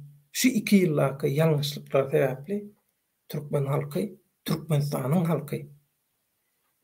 Türkmeniň ýekje döwleti we Türkmenistan döwleti. Şol döwlet bolmasa Irakdaky, Siriýadaky, Owganistanyňky, Pakistanyňky, Iranyňky, başga ýerlerdäki türkmenleriň hiç biriniň döwletem ýok, adam ýok, sanam ýok, mertebesem ýok, hiç adam ýok. Haýsy ýurdun pasporty elinde bolsa bolaýsyn. Sen köküň, aslyň, nesliň türkmen. Eger sen türkmen bolsaň, sen mukaddes borçun öz awraýyny halas etmek. Öz awraýyny kesekiň ayaklarynyň aşağından alıp alasmana galdyrmak. Gulçuluk, hyzmatkarlyk, adam satmak, adam sattırmak, şuulçuluk, tökmeçilik, $300-500 geleceğini satmak, YouTube'a çıkıp maskara olmak, gelişen ok. Şoň üçin şu temalardaky iň soňky analiz gepleşigi, watandaşlaryň garaýşynyň gepleşigi. Ünsveren olsaňyz men kän goşulmadym. Goşulasam gelenem aslında. Ýöne käbir üstün ýetirmeli ýerleri ýetirdim. Hawa, wagtam geç boldy. Baka gelen ýygyňa sep bilen ýalňyşlyk bilen çykdym diýe. Hakykat gerek ömrüň uzak bolsun. Sen edil aýdyşyň ýaly, sabr käsäň doluşy ýaly. Biziň sabr käsämiz zorly. 9 klas idim. Adam hemişe şunu aýdýar. Men niýe okamak döwledäňdi. Men niýe okusuz adam diýip her gezek pikir alýşýar şeýdi. Azat diýdim. Diýme şu sözüňi. Häzirki köp ýurtdaky okuw sistemasy belli standartda siýasatçylara hyzmat etjek, belli ideologiýalara, belli siýasatlara hyzmat etjek tek tipli, bir görnüşli mentalitede dünya garaýşy, dünya şular ýaly seretjek adamlar ýetişdirmek üçin. Öňkü döwürlerde häzirki ýaly adamlar durmuşdan öwrenýärdi. Adamlar özü kitapxanalardan okap, edip, onu dinlep, öwrenýärdi. Edil şol ýaly. Hakykat üçin ýokary bilmek gerek ýok. Ina bir topar yalan propaganda etip görenler var. 3-5 manadyň höwesine özüni biýara edip maskara bolup görenler var. Yalan habarlary ýaýratyp, yalan daplar edip, oňa görüpçilik edip, görülmezçilik edip, birden şo menden oňa geçäýmesin diýip, öýde hiç bir işe yaranok, yarajak bolýanyň aýagyndan atlaşýar. Ana şolar ýaly adamlar sebäpli. Halkyň ykbaly elgen çağdaýa dogry gidip barýar. Şoň üçin bagyşlap şu wagt gördüm. Baky sesiň aç. Devlet abi 5 minutdan soň gürläme sen fakat gürleş. Şeýlem bolýar. Lukman Hekim sawar döwleda gaty dogry aýtdyň diýe soňum şeýle bir zatda şutaýda 2 tane ýagdaý bar. Şu ýagdaý ýadyňyzdan çykarmak. Şoň üçin hakykat üçin, hakykata düşünmek üçin, hakykaty seljermek üçin akademik bolmagy gerek ýok. Akademik bolwam öz watanyny, milletini, arnamasyny satyp görenler bar. Hawa gep berdi, bilimde däl. Gep berdi, ýürekde we kellede. Hakykaty görüp bilýärmi? Hakykatyň hatyrasyny, hakykat üçin erkekçe, mertçe, wyjdanyň bilen görüşip bilýärmi? Gotordy. Öz bähwidinden öňürtü. Halkyň bähwidini, awraýyny öňde tutup bilýärmi, tutup bilenokmy? Şoňa bagly. Şunu ýadyňyzdan çykarma. Türkmenistan döwleti bolmasa, Türkmen halky, Türkmen milleti ýok. Bolanok. Ýitýär. Siz pikir etmeň. Türkmenistan döwleti Türkmenistanyň ady bolany bilen ol Türkmenistan döwleti bolanok. Häzirki bolup duran gyrgynçylyklar durdurulmasa, şu gyrgynçylyklary edýänler, etdirýänler, gatnaşýanlar şoňa dymy oturanlar, el çarpmayanlar, heşelle kakyanlar, öz içimizden, öz ganymyzdan bolan türkmenler. Şolary biz durulmasak, şolary biz çäre görmesek, logikaň içinde absurdlukları çäre däl, absurdluk diýmek maskaraçylyk göreş däl. Türkmeniyetinden soň siz nämeseňiz şonu edin. Plan ýerde sen holdingiň bolsun. Plan ýurdun adasy senki bolsun. Sen Barcelonanyň häkimi bol. Sen Kanadaň prezidenti bol. Näme bolanda näme? Türkmen elleň gitdi. Yurt elleň gitdi, halk elleň gitdi. Ýok boldy, ýitirim boldy. Google ýaňa ýakynla terjimesini, türkmen dilini ýaňa ýakynla ýene intihab edip giýirtmedik bolsa, näçe wagtdan beri türkmen ýaly asly, nesli, taryhy, sunnaty kökü bolmaýan azlyklaň intek ola dil ekeni, men özüm dilçi bolamsam aýdýan. Ola intek dil ekeni ýöneköý dialekt formasynda da gelip yetişmedik. Yöne şeyle köçü gurrunlarını dilleyip koşayalar. Nemen Google'un tercümesinde var, tercüme programmasında. Yöne Türkmenin köklü bağ dili yok. Näme üçin? Koşulmadık olsa yine ihtiyatı. Şolomur ulu gorlo. Google'un tercümesine Türkmençen koşulması gatı ulu gorlo.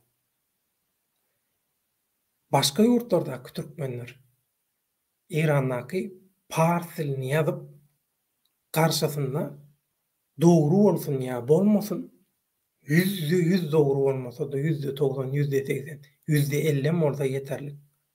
Görüye Parsça yazıya bir söz, iki söz yönüköyce yazan vaktin doğru tercüme ediyor. Çalışırımla bolmasa yazıyan adına mı yöne sen gramatika göre yazmalı. Sebebi bu programma gramatika göre düzülün. Sen kelleňe göre ýazsan, ulaşyk terjime çykýar. Şoň üçin gaty uly türkmen üçin gollog boldy. Şoň üçin her kim yerli ýerden koşmasa, hakikat üçin, türkmeni halat etmek üçin gowsunmasa, bir zat etmese, ýitýär türkmen. Göz bilen gaşyň arasynda ýitýär. Wakyň aýdyşaly. O wagtdanky oýunlar intaki stat yok. Gata ayrılgan statlar var. İran giriyor uruşun içine. Hatay giriyor uruşun içine. Hemmekşi giriyor. Ülüşüyorlar. Türkmenistan'dan gırada kalar ediyorlar. Şu samzık diktatörler bilen. Şu nana deyin diktatörlerin absurd işgärleri bilen. Bu elinden pok gelmeyen bulguzu. Devlet ağa indi nemet bilen. Indi şuayda yankı ağım bolya, inim bolya, kim bolya bilemek o hakikat gerek. Diyaşı belki uludur, belki kiçidir ona bilemek. Onun için diye. Şunu açacak bolyanım şu devlet ağabeyim. Berde seyret doğraydı ya bir tarafından neme var. Dine kimele saparlıklı flar halmırası flar hakkında gürleniyor diye de yöne sineden bolsan şo bir zat gürleşilmeye berde. Berde gürleşilip oturan zat senin gelecekki Türkmenistan'ın neyle kellesini yuğulayanlığı hakkında gürleşiliyor. Mesela birinci neme çıktı? Milli istihbarat deyip çıkardılar. Türkçe söz. İkinci hem Cumhuriyet diýmene. Sana yavaş öğrediyorlar bu gepleri. Sonra sen özüne bilmen galyan şunu aydı oturanını. Onun önünü kesme için ben onlardan gurrun edýän. Yarım saat gider onun için 5 yılan gider gerek bolsa men o hakkında isat deyip bilemok.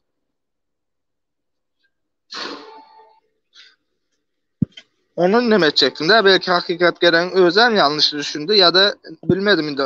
O tayda yine o tarafa çekmeyin zat diye bilin. Yok yanlış düşünmedi. On aýdýan zady inni düşünjekler, düşünsüz, düşünmejeklerim näme şonu etsen mundan soň biz has mühim temalara gurlaşalyk. Has mühim hareketleri edelim diye doğru aýdýar. Severdi. Doğru da öyle ta. Indi biz öz içimizi temizlemen son daşara ne edip açılacak? Daşarımıza ne edip ilgilenecek? Yani böyle möhüm tema hazır. İran bilen Afganistan Türkmenlerine bizden kömek gerek. Yani Türkmenlerine deldanı Paştunlara, Talibanlara gider. Seyredin ben ırkçı değil. Ben Paştunum dostum var. Sadece Talibanlı bilen oturdum. Yine hazır o sizin ben koşulmazdan program başında bir neme deyip de işte soğutsuz cahil Talibanlılar yurdun başına geçti. Zat deyip şonu yapır zatlar yazıp da Prastoy Taliban'ın en düşük bir sani eskeri bilen oturup gürleşip gördüm. Adam Fransızca biliyor, İngilizce biliyor, Türkçe biliyor.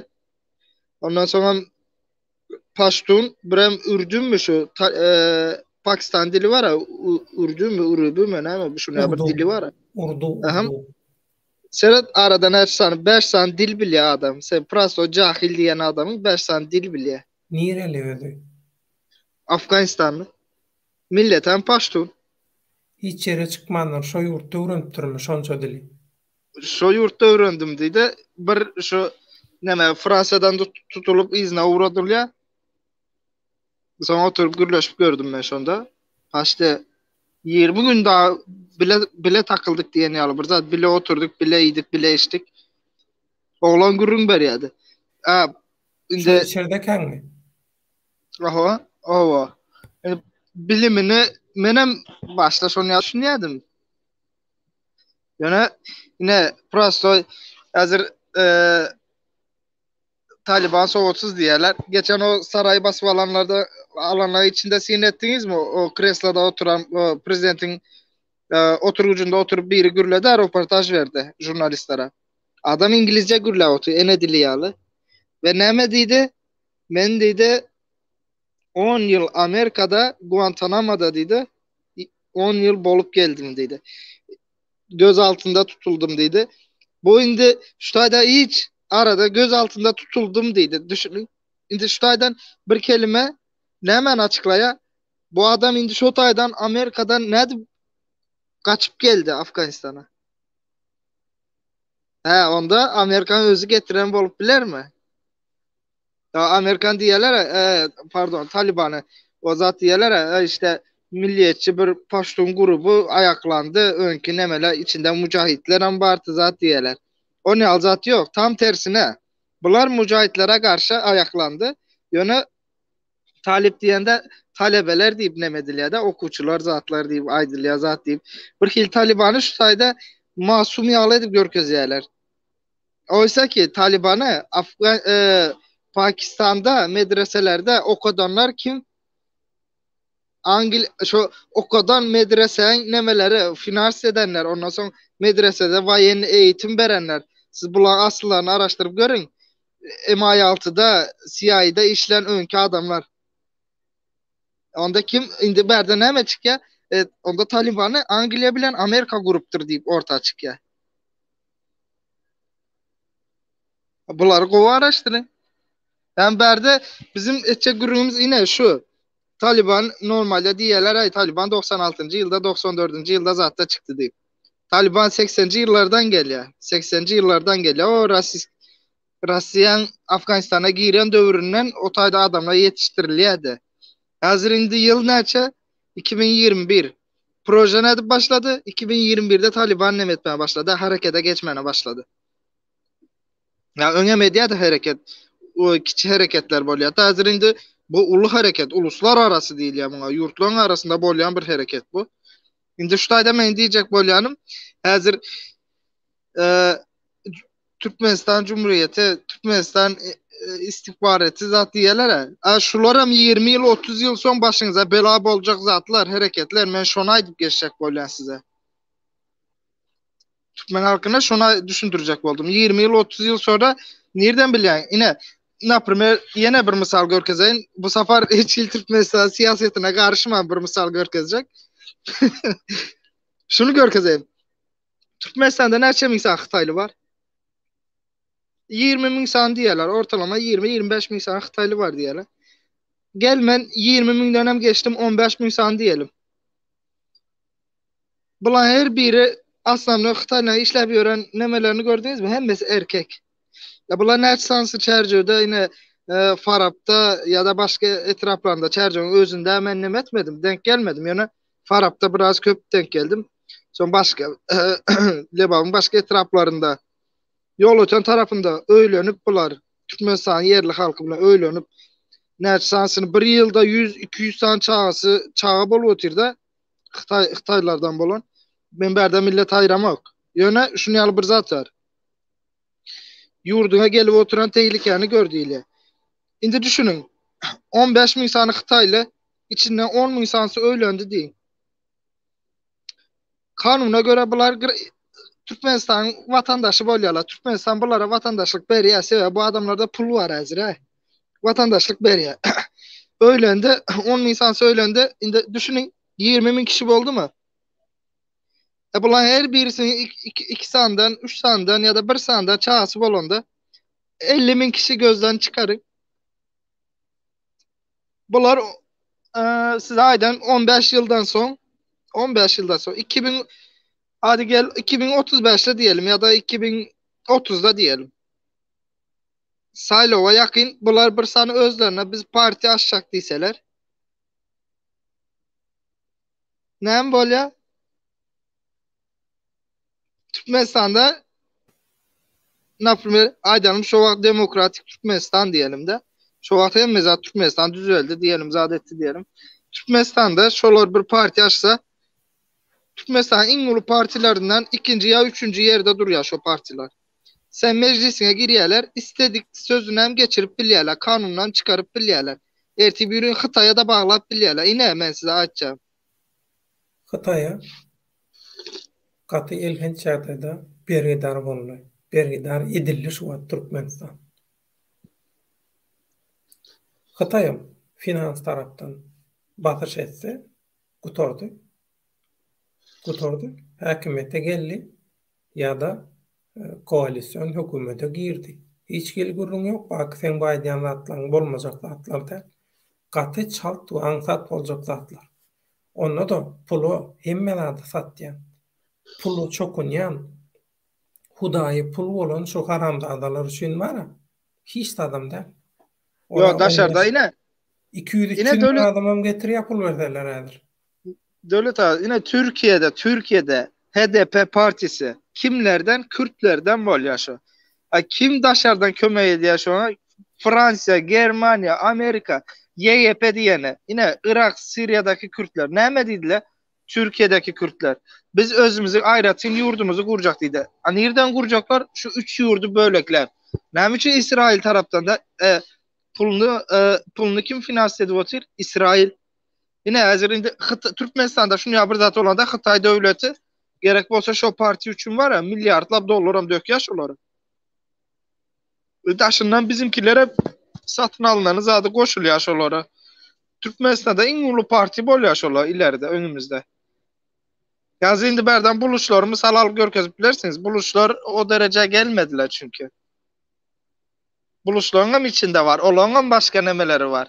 Ýöne olar o derece gelmedi. Buluşlankını kim getirip otur? Mesela aýdaýyn mı? Devlet abi belki eşdendirin.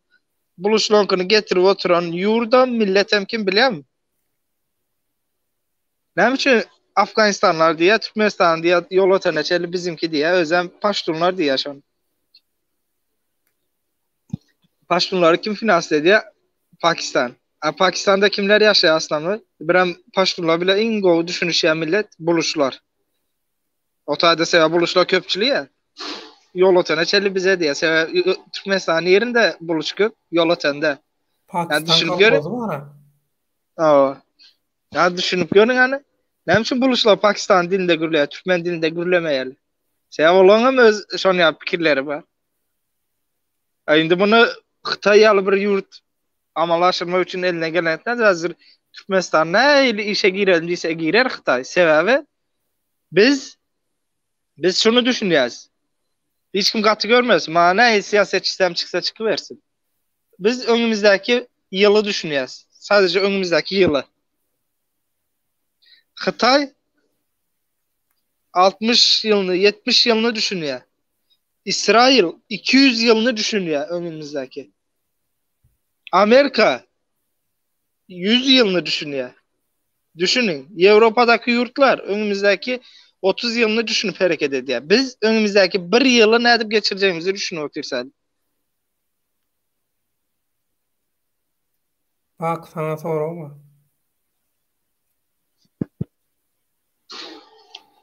Hadi ver de öyle sor. Ya şu aşağıdaki yazılan mı? Ha, Türkmenistan'da doğulan adam hiç zat edip bilmez. Xitay değil, Yevrey olsa da diye. Ben hazır ne dedim devlet ha. 20 yıl son gün yönetme. 20 yıl ne Berdi Muhammed ya da Serdar mı hala yurdun başında?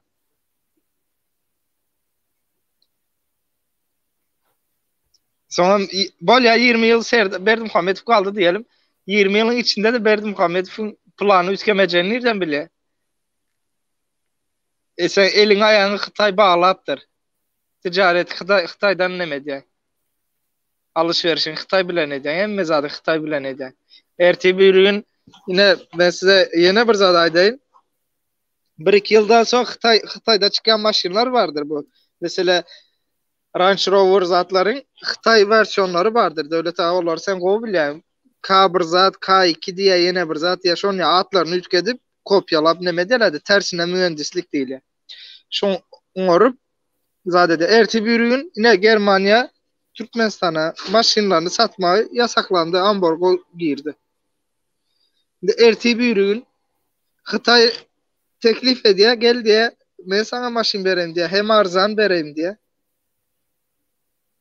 Seni bağlaya böyle ticaretin bir sisteması vardır. Yöne seni bağlama yolu da vardır ticaretin içi bilen. Mesela yine bir zat yine Türkmenistan'da mesela uruttum ödeyene devlet ağa okandırınız. Amerikanski bazalar hakkında. Şimdi bir misal alayım devlet ağa. Afganistan'da şunca bolup oturan zat bir Kabul'daki aeroport için böyle. Şunu kim yönetecek de kim yönetecek? Bu Taliban hakkındaydı ama daş güçler hakkındaydı. Kim Afganistan'daki aeroportu yönetecek deyip görün ediyorlar. Türkmenistan hükümeti hani kararsız bak bir taraf yurtta Mardaki aeroportu ne için Arap Birliği'ne sattı? Hani bundan görün edin. Arap bir firma sattı Arap Birleşik Devletleri'ne. Yani ulan kim bunu? Yine Amerika. Size şunu al diyende Amerika ediye diyende siz fikir etmeyin bunu. Amerika Birleşik Devletleri deyilip yazıklı ulu kambırkili 50 tane yıldızlı bayraklı adam gelip bu aeroportu ben aldım değil mi ya? Ekstra ne bu firmalar girip ediyendir munyalı işleri yattan çıkarmayın. Bir yurt direkten işleşmeye sen bilen. Mesela İran bilen Irak savaşında. İran'ın elinde hem Amerikanski arujalar, Amerikanski samalyotlar vardı. Bir fırsattan sonra belli bir vakittan sonra İran'ın elinde şu samalyotların, zatların ya da arujaların oku kutordu. Tarihinde de var bu. Irak-İran savaşında oku kutordu. Nereden aldı? Şahsi firmaların üstü bilen İsrail'in üstü bilen hem Amerika'dan alıp neme geldi? İran'a geldi. İran şu uruşu şonu edip geçirdi. Yendi. Düşündünüz mü? Ne diyecek Bolyan'ın berde? Bir firma görende düşünmeyin. İran, Xitay'ın bir firması. Ya da ne? Gazprom. Düşünün. Bolya sopsini firma, şahsi firma. Yani o şahsi firma içinde ne açsan agenti, ne açsan nemesi bilen Rusya'ya işlemeyenliğini nereden dakaz edip bilecek?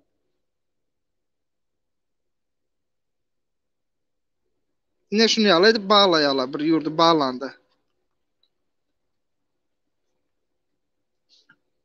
Türkmenistan'a milyarlar pul verildi.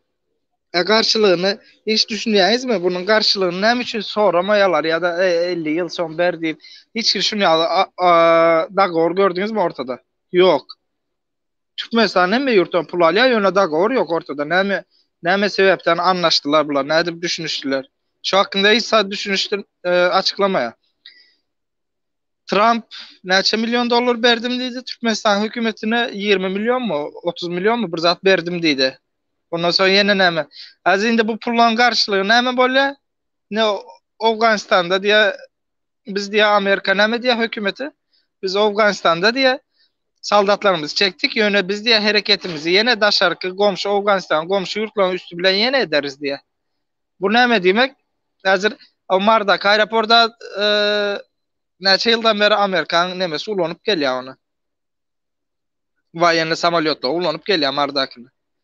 De beyleki nemelere geçsen Ertibir'in Türkmenistan hükümetine aydiyalar Avrupa seni kısıştırıp otur. Benim sana şunca pul verdim. Ya bir sana ulu yine Türkiye'deki incirlik üstü yağlı bir sana ulu nükleer askerlik üstü açarız bize. Ya da benim bir Amborg'a girzen diyer. Yöne Avrupa mesela Germanya giriz de sanksiya. Yöne Amerika girirse yaman ağır oturuyor. Yine neme ben diyecek bolanlar siz berdazır bir yılımızı düşünüyorsunuz. Ay verdi Muhammed onu etti, bunu etti, onu etti. Ay Germanya o içimizde utanın. İçimizde geçenlerde TikTok'ta, YouTube'da çıkıp şapkasını yukarı zınanlar var. Germanya Türkmenistan'a sanksiya giriz de bunun izam gelir inşallah diye beğenenler var. O tayda sen Doğan kardeşin yok mu? Yine bu Doğan kardeşin cevri çeken Doğan kardeşin bol ya sen Berdi Muhammedov cevri çekme ya. Yine Rusya sanksiya girizdi 20 yıldan beri. Rusya Putin'in umurunda mı? Yine Rusya bilen Türkmenistan'ı dengeçtirmeyelim kardeşti. Yine Türkmenistan mı istese Rusya'ya öz baylığı özüne yeterli.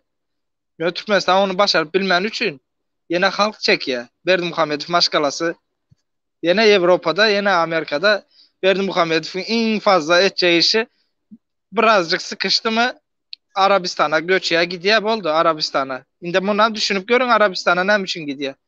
Bu sefer devlete şunu yal edelim. Bir soru bilen başlandı.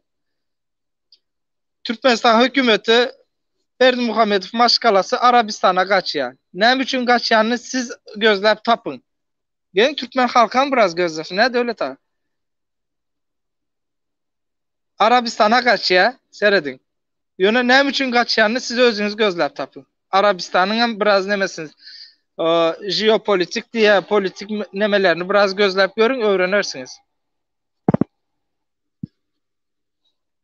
İnşallah ölmese indik çıkışta şunun cevabını sorar sizden. Öldürmeseler bu gidişte.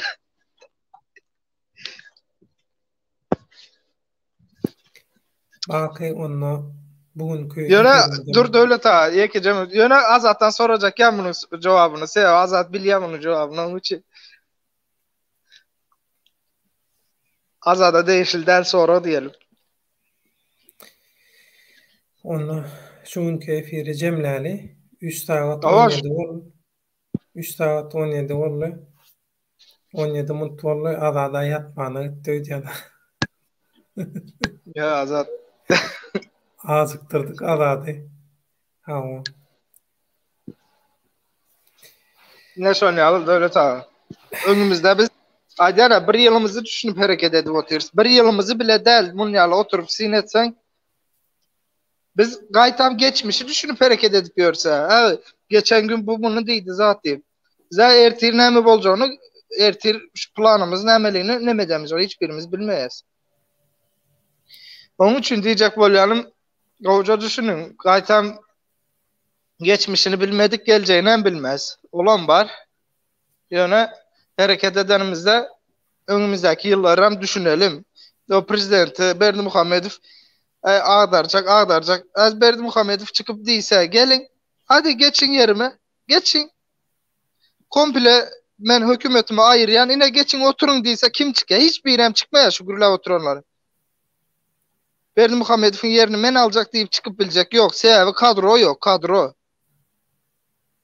Haydi bilecek mi devlet ha? Yine sana sorum da. Kadro yok diye. O haysında hazır kadrosu var şu an elinde. İçeri işler vazifesinde istihbaratinde yok mu? Olur da yok bizde var. Hiçbir başarıp bilmeye. Bizden başka hiç kimde yok. Şon diye ne var da oturup ne etmek bilen bolmaya o zat. O oturup Berdi Muhammedov git. Hazır gitse de İsa dedi bilmeyen şona. Şola adam hazır çıkıp şu momentte değilsin. Ben prezidentle taşlap oturuyorum.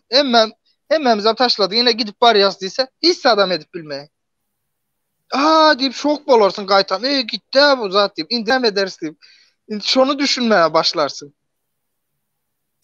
Men diyecek bolýany bu tayda. Häzirki bolup oturan vakalardan biz aslında sapaq almaly şulardan. Önümüzdeki yıllarda näme edip bileriz? Näme projelerimiz bolmaly? Hakay. Şulary düşünmeli. Hakikat gerek sana diye Allah Murat Rahim ma diye. Şoň ýerine oturjak. Yok, şunu açık gülleşende o adam prezident bilmedim indi. Her kime her kiyle neme vardır, fikri vardır, düşüncesi vardır. Yani hakikat gerek. Şunu al neme aydayım mesela. Mesela özümden misal alayım. Ben özümü mesela gel devlet vazifesinde, liboy bir vazifede. İşlediyseler ben işlemem. Ben bilýän için sistemam bilýän, onun için hem işlemem ben girip. Yani bilmedim onun belki fikri vardır. Yani bu prezidentten sonraki gelecek prezident size şunu yalaydan. Yine yanı bir soru verdim ha. Arabistan'a ne için berdi Muhammedov kaçıp biler. Arabistan'a kaçıp bilme ihtimali %75 görüp oturuyorum ben öz gözümde. Azat bilen gürleştik. Azadam şu fikir demişin. Düşünüştük biz.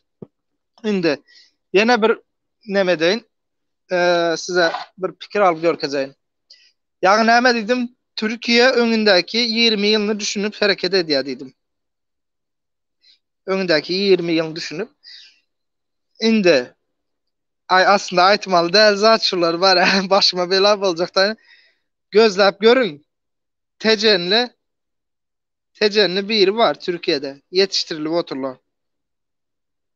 Gözlemem görün 72 doğumlu. 1972. yılda doğulan.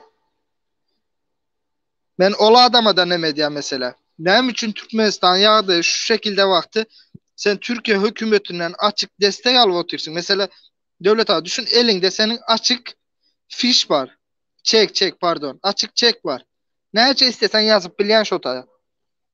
Şu derecede sen Türkiye hükümeti sana kömek edip otur. Sen nem için öz halkın bile ilgilenen ok. İndiki gelecek prezidentim sen mi olacak mı? Ben mesela kabul etmeyen. Ben Türkiye yurdunu kovu görüyen. Halkın içinde yetişenim için halkı bilenem düşünüş bilen kovu görüyen yurdumdur. Yöne Türkiye hükümeti bir adam yetiştiriyor ben silayan hormat koyan yöne ola adam prezident olmasını istemem ben Türkiye'nin yetiştirdiği adamını. Ben halkın içinden gelen adam prezident olmasını isterim. Bilimli bolsun halkın içinden gelsin. Sen Otayda otur sen sarayda, Ankara'da sarayda otur. Bunu Türkiye hükümetine aydama gelecek prezidentimize değişli aydıvatın özü dinleyer, bilyerim. Onun için aydıvatın o dinleye. Sen sarayda otur. Hiç halkını düşünme. Halkın senin pandemide, karantinada açlık çekip işsiz kalsın. Yine önümüzdeki yine 1-2 aydan Türkiye'de yine pandemiye başlayacak. Yine yasaklar geliyor. Yine sen halkın aç kalıyor. Sen otayda partilerin arkasında gizlenip görev ver. Yani bir gün yurda barban men prezident diyecek bolma. Hala o adamım yakında çıkmana başlaya. Şunyalı kahraman, bunyalı kahraman deyip Türkiye kanallarında çıkmaya başlaya devlet ağa. Bak o gün aydarsın.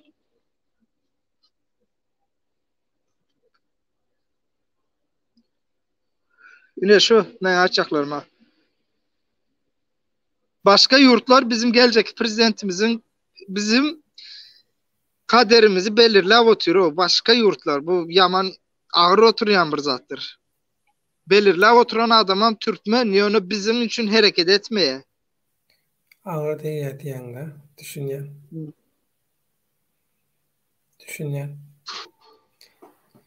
Katı gen. Hani göreli olurum tayarlasın. Benim tayarlanalı. Türkçe el mi yaman, ben mi yaman diye. Mena devlet ağa mesela bana sorasan yurttaşından gelen prezidenti ben şundan prezidentim deyip aytmayan, yurttaşından gelenlere vapşa aytmayan. Mesela ben 3 neme saylov değil ya da bir seçimde oy kullanmalıyım. ulanmadım. Öýmede geldiler, men lişine aýtdym şonda. Ben dedim, kaç prezidente oy kullanayım dedim. Oyun berjek gel dedim. Men prezidentim yok dedim. Yine şu şekilde aýtdym. Özüm Türkmenistan'da yaşap ýören wagtym aýtdym. Meniň prezidentim yok dedim. Oy bereýin. Ya geljekkiler hem şonu aýtjak mesela.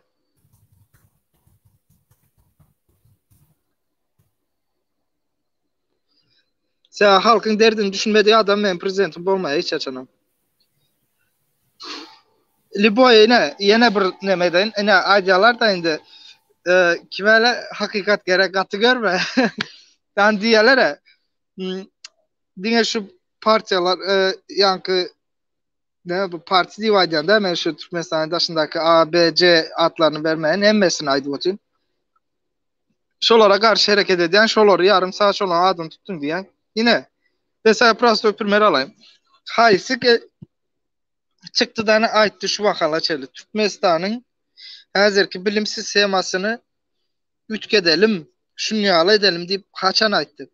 Sin etdiňmi Türkmenistan bilim sistemasy dünýäň daşyndakylar seredende 50 ýyl izde galan sistemada gidip barýas biz. Tarihimizi bile doğru dürüst bilemiz yok. Azadyň Adyşy ýaly Göktepe'den aňyrsını bilemiz yok biz. Praso Göktepe savaşını bile doğru dürüst bilemiz yok biz. Ne üçün başladı? Kimler vardı? Kim sebep oldu? Olar. Şolar bilemiz yok biz. Ya bilýäs. Ýöne halk bolup bilemiz yok. Mesele bilýän.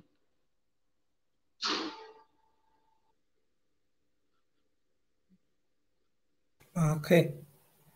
Karol Leo ýazýar. Akajan şol kürsüň eýesi şu 10 ýyllykda ýetgemez. Men jedelem edýän. Bu gitse öz goýjak adamyny goýýar. Şoň üçin häzirlikçe oppozisiýa şu 10 ýyllykda köşkün eýesini çalyşyp bilmeýär diýär. Oppozisiýa ýok. Yok, oppozisiýa çalyşyp bilmeýär. Neme diýär? Adyna Digo. Oppozisiýa çalyşyp bilmeýär. Ýöne şunu ýaly bir zat bar. Kürsü häzirki hökümet öňümüzdäki 10 ýyla ýetmeýär. 5 ýyla da ýetmeýär. Mesela aýdaýym. 5 ýyla da ýetmeýär. Ýöne kürsüň başyna geçen sen aýdyşyň ýaly ýene 10 ýylam dewam edýär. Şo häzirki hökümetiň siýaseti bilen dewam edýär. Bir-iki sany zat ütkedýär, goýja halkyň beynini ýuwmak üçin ütkeden bolýar, ýene dewam edýär. Sebäbi näme? Ýurdu ayağa kaldırmak üçin bilim sistemasyny ütketmeli. Mesela bizde devlet ağa felsefe dersi var mı? Felsefe. Yok. Din dersi var mı? Yine yani kim biri neme diye de Azat Güllav oturanda yazıp düşü aşağına. Leylin Kur'an-ı Kerim'den nemetti diye. Misal alıp ýaly hareket etti. Erteki. Yine bilmeýärler sebäbi. Bilýärmi devlet ağa? Sebebi din dersi diýende devlet ağa ýekedemin. Burmut. Yok, men bu gerek sana gerek berjekler. Ol çarwa araplan absurd, tamsyk, bolusuz erteklerini eşitip kellediňe erteke wara giden. Seret, öňe aýtdym men, ýene bir gerek gaýtalaýan. Peýgamberimiz sallallahu aleyhi we sellem şoň ile balanşykly ertekler aýdylýan erteklerdäki absurdluklar. Näme diýär? Keramat görkezdiýenne diýär, eli bilen aý diýär, eli bilen niýe lazer bilen kesen ýaladyp kesip iki böldü. Keramat görkezdi, hemme kişi kabul etdi diýär. Inni eger sen aýdýan şu ertekiň logika gabat gelýän bolsa, ikinji ertekide de şeýle diýär. 4-5 tane üstü yırtık galtaman niye kovaladı olayım. Gogogo girdi. Gogoğun ağzından derrov möykere verdi. Önüne de gumru yattı. Şonu öldürtmeyecek ol. Bu iki aydılan zadın arasında hiç logika da yok. Hiç tat yok. Bu yine şonu aýdýan da menem yine mesela her din özünü neme öňe sürýär. Şoň üçin men din dersi bolmaly dedim. Din dersinde bir İslam dini däl, hemme dini öwretmeli. Hemme dini öwretmeli. Yine mesela Ýewreýler näme diýär? 2-nji Ramzes diýär. Faravun vakti diye biz diye 40.000 kişini diye Musa peygamber denizi yarıp diye çıkardı diye. Yöne tarihte şunu okuyup görüyen 2. Ramzes dövründe hiç ili 40.000 sanı diye neme kimeli Yivrey boş oldurmandır. Musa peygamber bilen Ramzes'in tarihi yaşan dövrü bile denk gelmeye Brem neme Mısır neme diyeler şu an Mısır mı Türkmencesi? Mısır'ın tarihinde hiçbir faravun denizde boğulup ölmendir. Düşünün. Brem Ramzes'in dövründe, 2. Ramzes dövründe bu faravun vaktinde Mısır'ın en güçlü dövrü. En güçlü dövrü. Şu boluptur. Yönamınam Ramzes etmendir. Ramzes'ten son bir başta 200 yıl son Yivreyler Mısır'dan çıkıyor. Olam ne çekişi biliyor musun? 2000-3000 kişi tövreydi ya. Ondan sonraki gelen faravunlar bu daşardan hazırki Libyalılar Mısır basıval ya diye de ucu faravunların gücü kaça. Ne medya diye adamlar özüne bakıp bilmene yağdığı yok. Ucu Libya'ya haraç tölev otur diye. Vergi töleğin üçün diye. 1-2-3 insan diye nemeni Yivreyi boş olup koyuyorduktur. Yine ya da yine bir misal alıp görkezeyin. Hazır hem Müslümanlar sünnet ediliyor değil ya da şu praso sünnetin aslı nereden geliyor? Mısır'dan geliyor. Mısır'dan geliyor da ne için kulların ayrımçılığı olsun deyip konuda adamlar hadım ediyor diye de mesela organını kesene kendine son bakya adamlar ölmene başlıyor enfeksiyon geçirip onun için son şu sünneti alan etmene başlattılar. Sünnet etmene başlattılar ölmesin deyip yine bilyan bu sen Yivreyler hem sünnet ediliyor. Müslümanlar hem sünnet ediliyor. Yani kebir zatlar bizim tarihte, dinde yaman ütkeştirilip ne ediliyor. Mesela Musa peygamber ya böyle bu 2000 kişi çıkıp son aydıptırlarında ay bizim şunu ya peygamber vardı ay denizi ikiye böldü biz hem çıktık geldik 40.000 kişi. Hani 40.000 kişi? Ay onlar yolun yarısına geldiler. Ne şunu ya arada hikayeler ul olup neme böyle da ütkediliyor. Düşün ya. Bakı denizi yarıp bilen güce iyiye biri. Ne için faravondan kaçtın? O faravon ondan güçlü. Benim sonaydı o tinde. Onda faravonam olan bir huday bolyadı. Seya Mısırlarda tanrı deyip faravonlar ne mediyetleri. Tim böyle Mısır tarihinde seyredin. İsraillerin aydı oturan tarihi bile Mısır'ınki denk gelen o. Mısır tarihinde denize boğulan neme yok. Bu tema girmesene. Men şu tayda bir soruğa cevap verecek. Bu tema girmeliler. Şu temanı ayratin guruluşöyle. Olya mı? Şu tayda hakikat gerek soruya. Şu keramatı diye siz anan yağalı mı devlet ağa diye. Men hakikat gerek. Bütün gelip geçen peygamberliğine, şolun keramatına, şolun mukaddesliğine, şolun doğru iş edenine, doğru zat edenine ananya. Şoňa men iman edýän. Anan maňa beýle de dursun. Men şoňa iman edýän. Ýöne şu adamlar absurdlyklaryny şolaňam düzeldi bilmänligini. Hatta absurdlyklaryň şolaň hakykatlarynyň öňüne geçenligine de dogry göz ýetirýän. Logika ýok aýdylýan zatlarda. Bilýän? Diňe ertek aýdylýar. Aýdýan adam samtyk ertekler bir zat beýlek zada gabat gelen. Ýurtdan çykypdyr, daşary ýurda gelipdir. Hiçili nemeti ýok. Bir jemgyýetde özüne titul almak üçin derrew dinden başlaýar. Derrew dinden gurrunget başlaýar. Men ata-baba medrese tälimini aldy. Men 9-njy atam Niyazguly Halipa.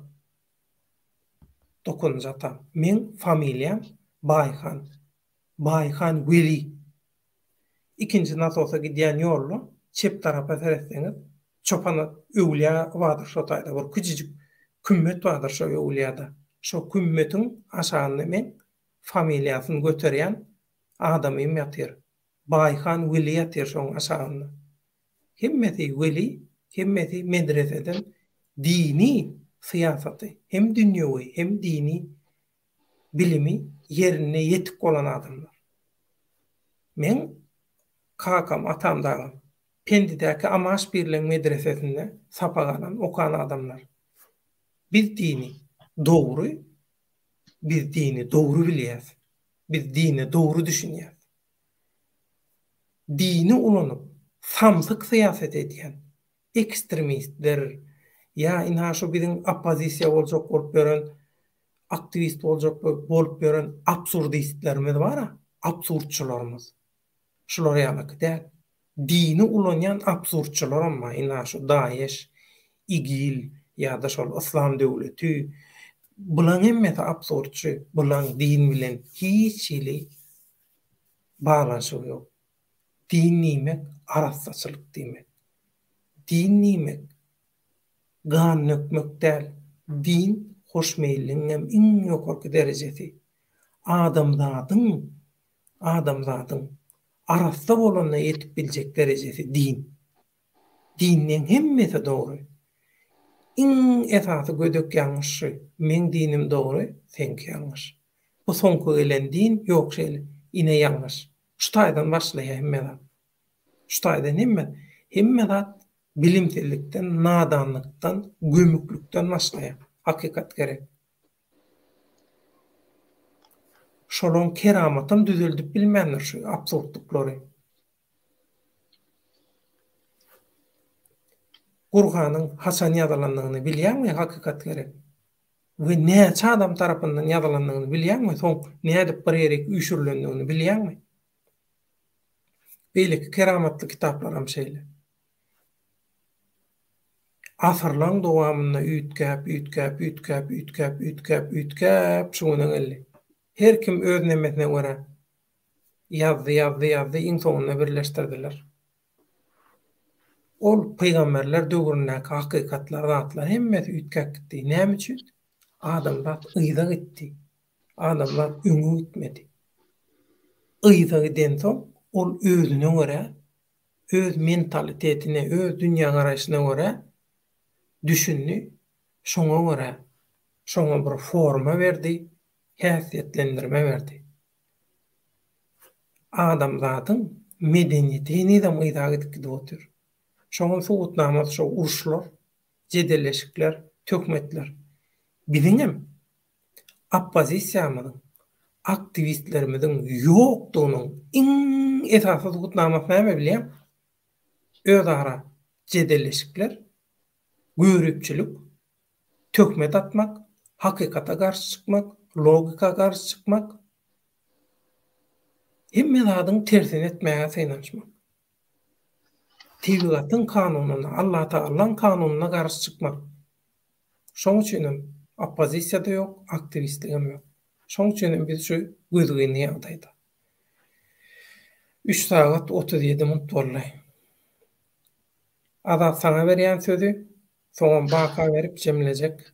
Söz sende şuňky efiriň esasy nemesi sen teklip eden awtary. Şoň üçin soňky sözüňi aýt, jemläli.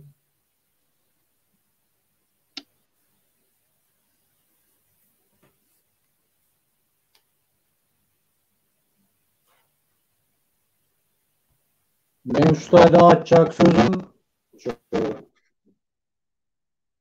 ünüs berip dinleňde şu aýdylan zatlara, edilýän hereketleri ünüs berip dinleň hemme şu gündüzün güni ýaly açyk aydyn görnükdi. Taýda ýa alym bolmak, ýa näme bolmak ýok. Men dadazy hatda 9 klas mektebim attestadym ýok. Bazı normal bir ýazyp bilemo, okap bilemo normal.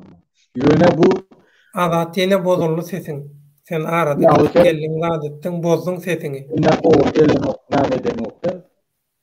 Men boldum şu. Şu ses meseleni çözsene gayret et. Baky jemleýiçi söz saňa berýän.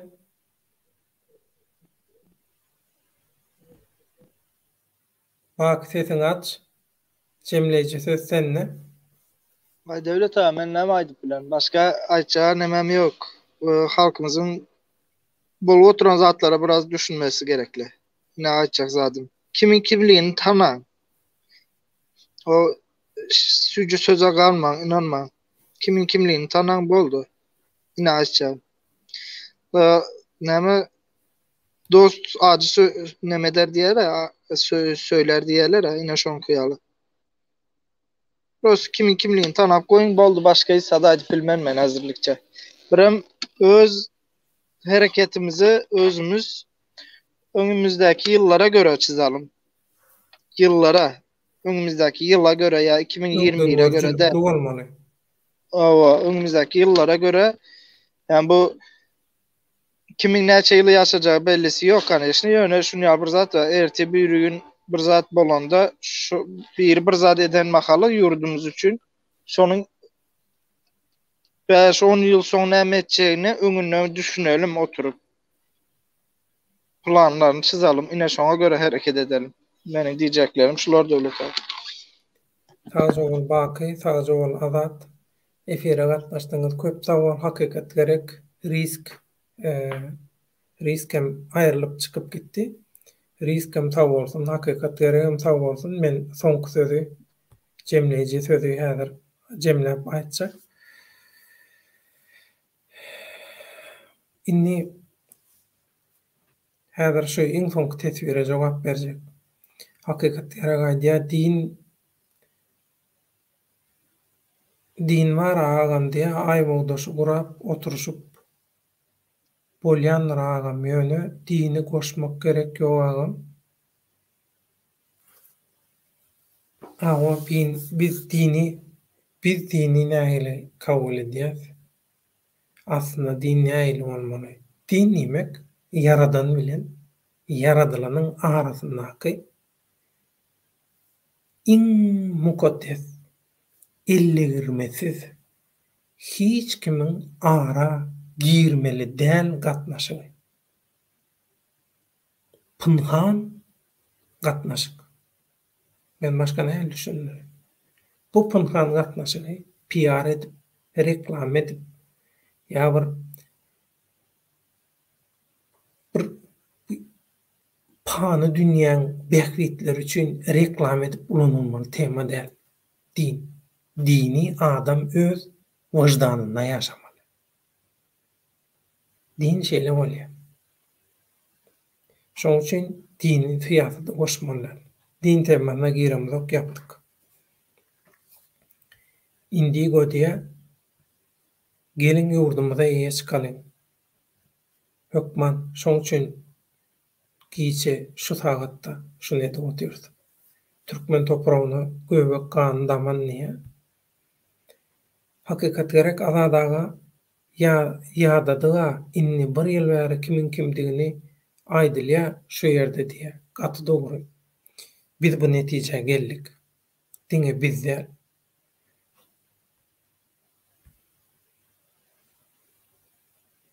Toyota sen köp sağol Azat sana häli salam berdi. Sen okudyňmy okumadyňmy bilenmek. Toyota sen Türkmenistandan watandan habarlaşýar. Biziň bilen arada bir gitdi. Blogu düşürdü döwlet daga demetdi. Blogu düşürenmek. Hawa köp adamlaryň hemmeti blogu awtomatik derejede düşdü, kanala hüjüm ediljek bolýar, ele geçiriljek bolýar zat diýe. Bulaşýar zat diýe. Teknik taýdan hemme adamyň soň täzeledik. Şoň üçin häzir bundan soň bolmaz diýip umyt edýär. Ýene garantisy ýok ki işlady. Ýöne men bilen maňaçykly bolmaz. Şonu bilseň bolýar, Toyota senle. Bu tesbirçilerimiziň biri watanymyzyň içinden gatnaşan sağ ol, ömrüňiz uzak bolsun, toýuňda gaýtsyn.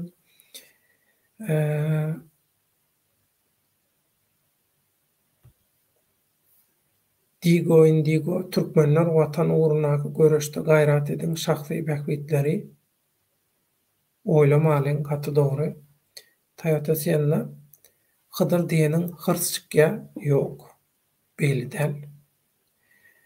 Baky gaýdyşaly adam tanasan, tanajak bolsaň, logika bilen dogry çemeleşsen tanasa bolýar.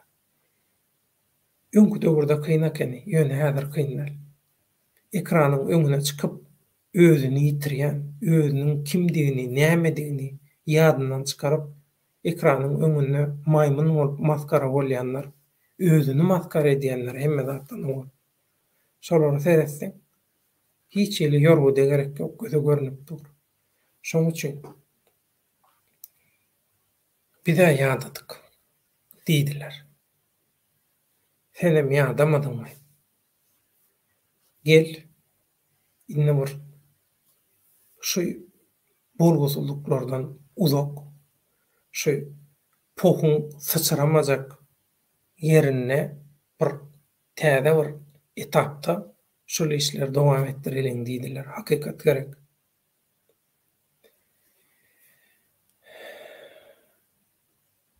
Şoň üçin biz şu ýylgün bähwitli özara pikir alşygy, şu absurdçylaryň iň soňky ýetjek derejä nädip ýetenligini, şu dünýäň ütkäp duran döwründe dören, ýüze çykan pursatlary halkyň bähwitine ulanmaly pursatlary öz bähwitlerine ulanjak bolup, wejara bolup, öz gazançyklaryna özleri düşüp maskara boluşlaryny hemmemiz gördük. Inni bulara Hudaý uranmalsa, näme üçin Hudaý uranmagy göze görünip tura? Muň üçin gaýta hakykat gereňe maýdyşýaly we beýleki teklip edenden maýdyşýaly. Gerek ýok. Mundan soň ýanky wakyň aýdyşýaly strategi, global strategiýa, halkara syýasat. Şular barada halkyň göz ýetimini, öňden görjüligini ýiteltjek. Şoň hasýety duýgur bolmagyny goşap diskussiýalar ediler. Mundan soň esasanymçy absurdçylar barasynda garaýyş beýan etmäge soramak meni senden haýyş edýär. Gerek ýok sebäbi hemme zat ortağa çykdy da, dünýä ortağa çykdy. Şoň üçin biz bu gurrunlary, bu temalary ýap-ýap täze döwre geçýär, täze etaba geçýär. Bir kazanjak zat garly, azadyň tamamlamaly zaty. 190 tamam. Şu azat, şu azatlaram etse, sizin karşınıza täze nemeler bilen çykarýarly. Täze formatda. Şoň üçin täze döwürde edil owurky boluşýaly. Hepdelik näme etmeli? Watandaşlarymyzyň ruhy ýagdaýyny baýlaşdyrmak, ruhuny galkındyrmak, göňlüni götermek üçin döwletli maslahat gepleşigimiz, hepdelik gepleşigimiz dowam eder. Öňküler ýaly. Ýene öňküler ýaly ilgün gepleşigi, olam hepdelik dowam eder. Hepden haýsy günlerine bolmaly, onu ketgitler. Bular hepden iş günleri, bular ýazgy bolar. Ýazgy gepleşigi. İlgün gepleşiginde adamlardan belşýaly ilgün. İlgün bähwitli temalarda mehmanlar bilen pikir alşylar. Üçüncü gepleşik dünýä türkmenleri gepleşigi. Biz Türkmenler diňe Türkmenistanda däl. Türkmenistandaky türkmenlerdenem adam sam taýdan has köp. Tarih taýdanam has gadymy bolan türkmenler bar dünýäde. Türkmenistanlar olary köp Türkmenistany hemmeti diýip aýtjak gel. Ba yekdik ýöne umumyň Türkmenistanyň köpçüligi bolary. Bir hil Türkmene matawet edip gelen o. Türkmenistanda ýaly gürläne wabalar diýe. Türkmenistanda gürlenýän häzirki biziň gürläp oturan türkmençämiz hakyky türkmen dil däl. Bu Ors paşalygynyň Türkistany basyp alyp bölükläp bakna etmek üçin durmuşa goýan planyny Astroumov bilen Ilminskiň ýürüýte taýýarlan dili. Häzirki Türkmenistanyň dili. Türkmenistanda gepleşilýän dil. Bütün dünýä türkmenleriniň arasynda hemme kişiň edil Türkmenistandaky türkmençede geplemegine garaşmak bilen alyma taryh hakykatlara garşy gelmek. Şeýle hazap edýär.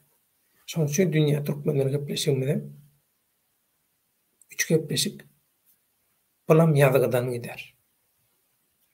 Hepde 7 gün, 7 günüň 3 güni gitdi. Gün aşa gider gepleşiklerimiz. Ya 2 gün ya 1 gün vereriz ara. Oňdaşyndan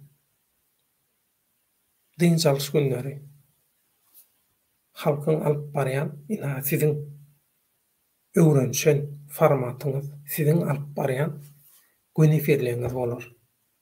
Bularam özara pikir alşyk, pikirleri ýiteltmek, gözetimi giň etmek, halkyň ruhuny götürmek.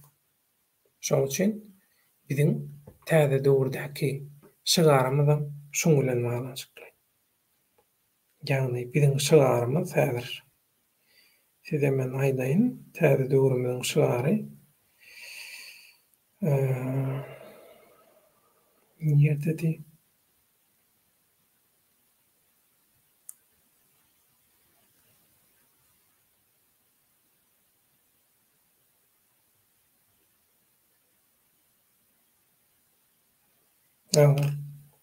Biziň täze strategiýamyz halkyň milli ruhuny galkyndyryp gyýyka wagtda ýeňişli günlere ýetmek. Ýagny biziň fokusumyz, meselem şu kameraň, kanalyň kamerasynyň fokusy, biziň bar ünsümiz türkmeniň milli ruhuny galkındyrmak. Ruhun galkınmasa bedenin hiç zat edebilenok. Şoň üçin ruhu galkındyrmaly. Ruhu galkındyrmak üçin näme etmeli bolsa, hemmesini dürlü gepleşikler, diskussiýalar, myhmanlar bilen netip bolsa ýola goýarys. Biziň aramyzda ýaşlar bar. Ýaşlar bar, ilmi derejeleri bar. Ilmi uğurlarda işläp berler, dürlü uğurlarda işläp berler. Şolaň garaýşlary, şolaň pikirleri bar. Şolaram şu kanalla çykyş edip ýygy giderli. Koşup koşmak isleýärler. Şolara da mümkinçilik bereriz. We şolar çykyp öz pikirlerini aýdarlar, analiz ederler. Türkmenistan häzirki ýagdaýa nädip geldi? Nädip getirildi şu ýagdaýa düşürildi? Ykdysady taýdan, syýasy taýdan, diplomatiýa taýdan, taryh taýdan, jemgyýetçilik taýdan, pedagogika, medisina, hemme uğurlardan. Hemmesini umumy gürrüň däl. İşin içinde bolan hakyky hünärmenlerden şu işten dürlü urtlarda çöregip ýörenlerden edip bolsa hemmesinden eşderdiňiz tutaýdy. Şoň üçin taýýarlygymyzy gördük we täze döwre edip bolsa gyýyka wagtda gizicik nemelerimiz garly şolary taýýarlap edip bolsa ýabysymylar diýip başlardy. Inni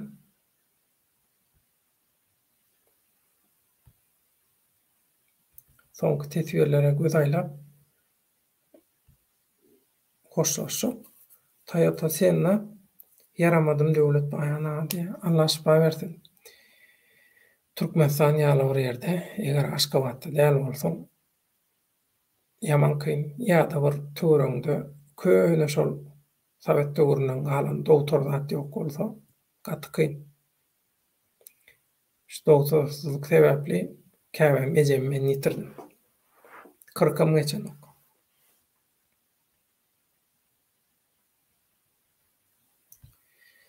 Hakikat gerek täze döwre geçýär diýdiňe döwleda tiden geçeliň hemme diýe türkmenler howlugan ölmez alansan ölür diýe. Allah jan berdi bir ölüm bilen bağlanşykly da ýok ýöne. Men öz edýän işimi ykçam etmäni, dogry ýerine ýetirmäni halaýan adam. Çygly ýerine goýmany halamok. Bolşuna göre edýän adam dälmi? Ýerine ýetirmesem men edebilem. Men moderator bolup oturkam. Men strategiýam, men bolşum şu. Gelecekde başga bir moderator gelir. Güzlütüp goýberer, o başga mesele. Ýöne men jogapkärçilik menneke, men şu jogapkärçiligiň aşagynda galmak islenmek. Şoň üçin hemme zady gowy bişirip tamdyrgyzanna ýaparsy.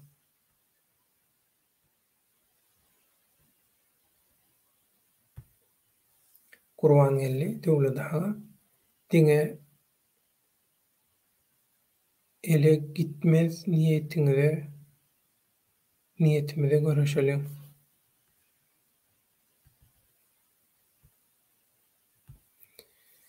Hakikat gerek aptorçular var diýipdi de bir gün açyk söhbet edeliň ýa-da aýda bir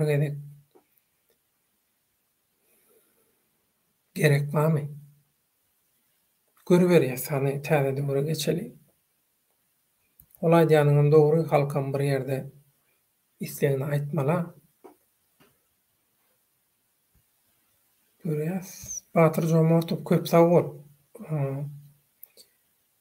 Meçitde aýatda öredip käbem ejem üçin iýberen nime suwutnama diýip sen suwutnama iýbermeseňem men ananya dünýä türkmenleri bilen men 94-nji ýyldan bäri işleşip gelýän.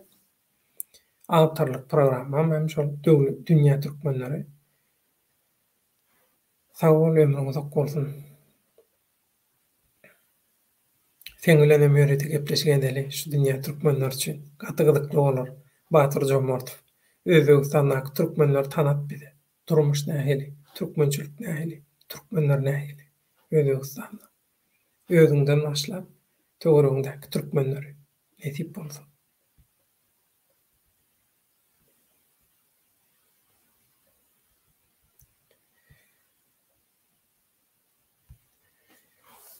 Kurban geldi, döwletaga sag bolun ruhy galkynyş ruhumuzy baýatsak, ruhy güýç gerek edilýärdi. Şoň üçin psikologlar bilen, strategistler bilen, türlü hünärdäki adamlar bilen maslahat edildi. Şolar oturdy. Bütün çykyşlary, bütün ediljek bolan zatlar hemmesini teretdiler. Hemme tasabat çykardy. Hemme hasabatlar bir ýerik jemlendi. Näme etmek islendi? Näme boldy? Elle näme bar? Hiç zat. Şoň üçin diýdiler. Häzirki ýagdaý diňe ýa-da gidýän ýa-da durgunlyga sebäp bolýar. Bar güýjüňi, ihhlasyňy, nerwiňi bolguzy zatlar sen energiýaňy alýar. Sen garşyňda vampir bar.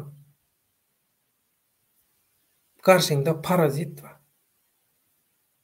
Senin o töwereňdäkilerden muthor ýylyň azabyna ýaşaýanlar bar.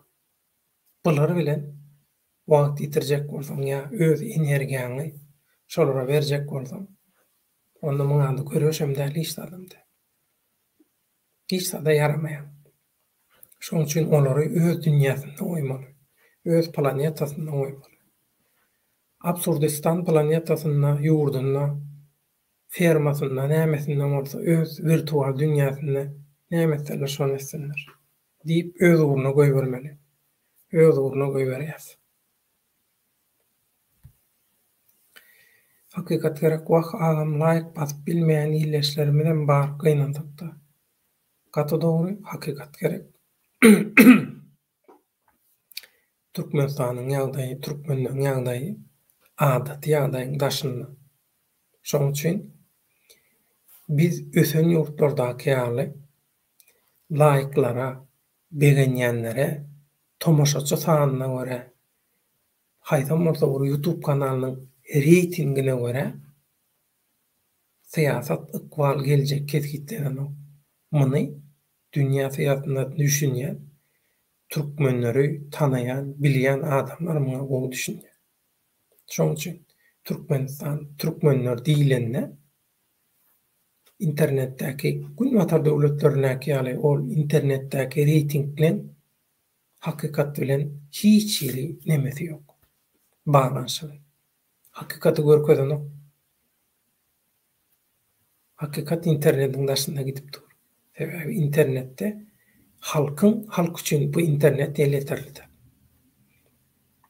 Türkmenistan içindäki halka bir tarapa goýup, daşary ýurtda işläp ýörenler üçin näçe gigabaytlyk paket alýanlar öýdýär şolar. Şoň üçin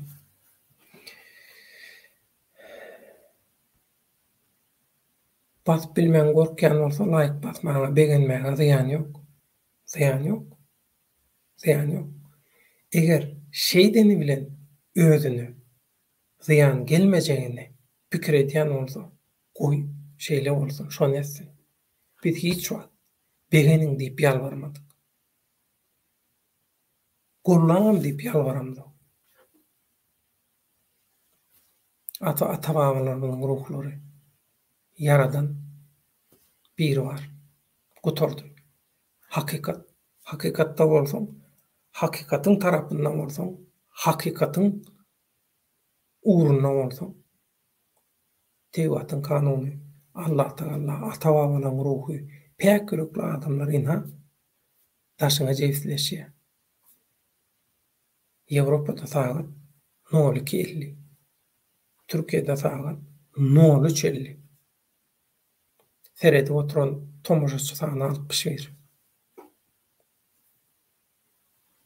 Başka söze gerek barmy? Hemmeňize Allah ýalkasyn, Taňry ýalkasyn, toýuňyzdan etsin. Paylaşýaňyz ýük paylaşanmagy teň ýeňleýär. Bu türkmen halkynyň gerdenindäki ýük, kırgınçılık, zulüm, idenetlilik, haramçılık, hapaçılık, töhmetçilik. Bular bizim ağzı yerlimizin yanına hiç sağlam değil. Biz ruhumuzu bilen tutsak, biz öz aramızdaki tevigi, sağlaşığı emele getiriyaz. Alımı dille tevigi, sağlaşık. Garmonya diýilýär. Tebigi garmonya. Ata-babalarymyň ruhlary bizi gurşap alyp gollaýar. Bu tebigi garmoniýanyň Türkmenistandaky, türkmen halkynyň arasyndaky, halk arasyndaky adam agdybirlik. Agdybirlikden ruhu galkındyrmaly. Ruhu galkındyrsa agdybirlik, garmoniýa, sazlaşyk awtomatik ýagdaýda bolýar. Şondan soň iliň güýji, silin güýji. Sizin öňüňizde kim durup bilýär men göreýin. Ömrüňiz uzak bolsun. Iň soňky tesbirler oka hoşlaşyp. Laýyk bassalar, begenseler üýüne barýarmyşlar.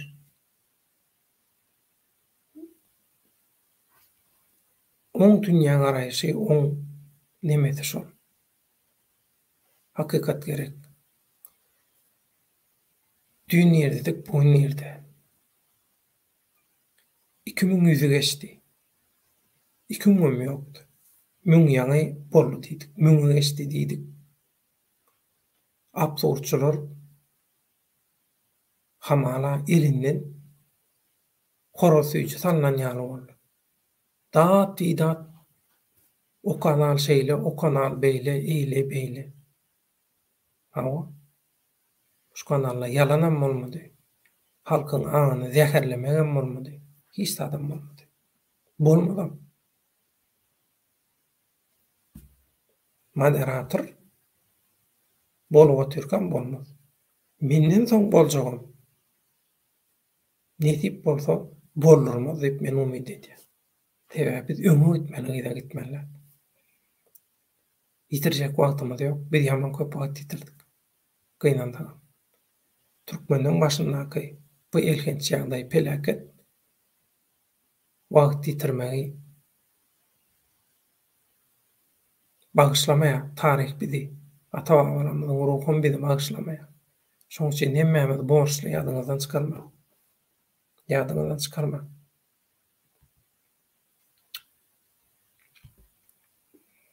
Hakikat gerek bize goşullugam barsınlar bize garaşýasy. Ömrüňiz bolsun. Awa olar ýalan gorkup bermeler. Lukman Hekim Allah rahmet etsin, iman we aýlan bersin. Ejeňiz sag bol. Lukman Hekim ömrüňiz bolsun, sag bol. Ähli gadyrdanlar, tomaşaçylar. Biziň ejemizem ýok, kakamyzam ýok, günah hosarymyz. İlleşlerimiz, tomaşaçylarymyz, ýürekdeşlerimiz. Kim hakikaty gorlayan bolsa, hakikat üçin bilen guşan bolsa, hakikatyň, hakyň, adalatyň tarapyndan bolsa, adamçylygyň, arasaçylygyň, edebiň tarapyndan bolsa, wepalylygyň tarapyndan bolsa, şol men hosarym, menimçe hosarym. Karaçoğlan Türkmen Batyr din hakynda gepleşik etse gowy bolar diýe. Ona meders hökman. Batyr bilen hakikat gerek, Karaçoğlan dini mesele gerek, dini mesele gerek ýok diýen aňam sebäbi ýurtda dindarlar bar. Kurban Gulynyň sözüni destur edýärler. Şolara goşaýmasak diýen aňam men pikirim gaty dogry. Dini mesele birazjyk neme mesele. Köp pul ýasalýar diniň üstünden, siýasat edilýär. Şoň üçin Kurban geldi. Allah kuwat bersin döwletaňa, sag bolun. Diliňize saglyk, siziň diliňize saglyk.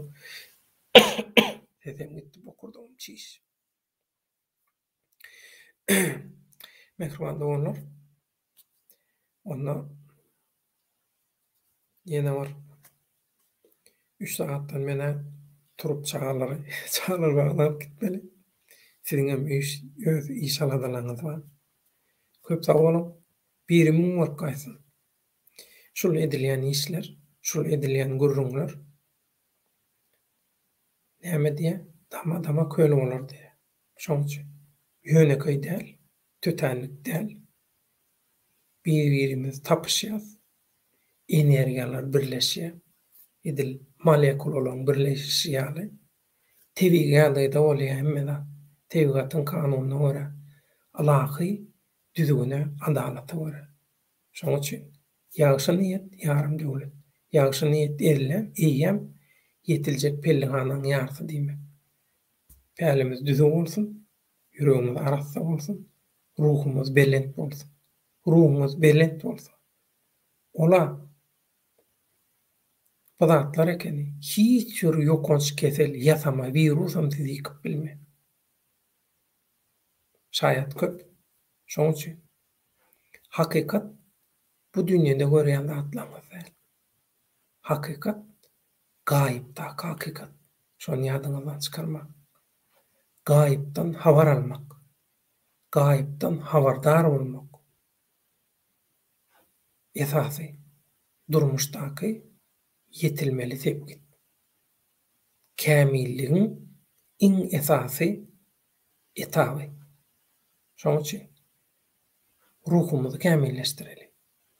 Lukman elinde kağıt bolmaly. Elinde bir topar ýokary bilim kağıt bolan, ılımy derece kağıt bolan adamlar bar. Adamlarda peýda barmy? Özüne peýda barmy? Şoň üçin kimsin men? Kağıt meselesinde. Adam minna in köp adat şonu. Diline çolaya. Men kağıdym ýok. Bolmana näme? Düşünjen barmy? Düşünje üçin kağıt ýokma.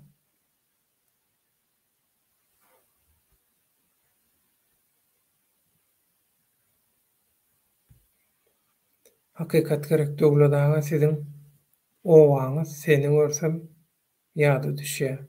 Arassa owa mugamyň boýy. Ömrüň uzak bolsun. Taja bol, gatay dogry.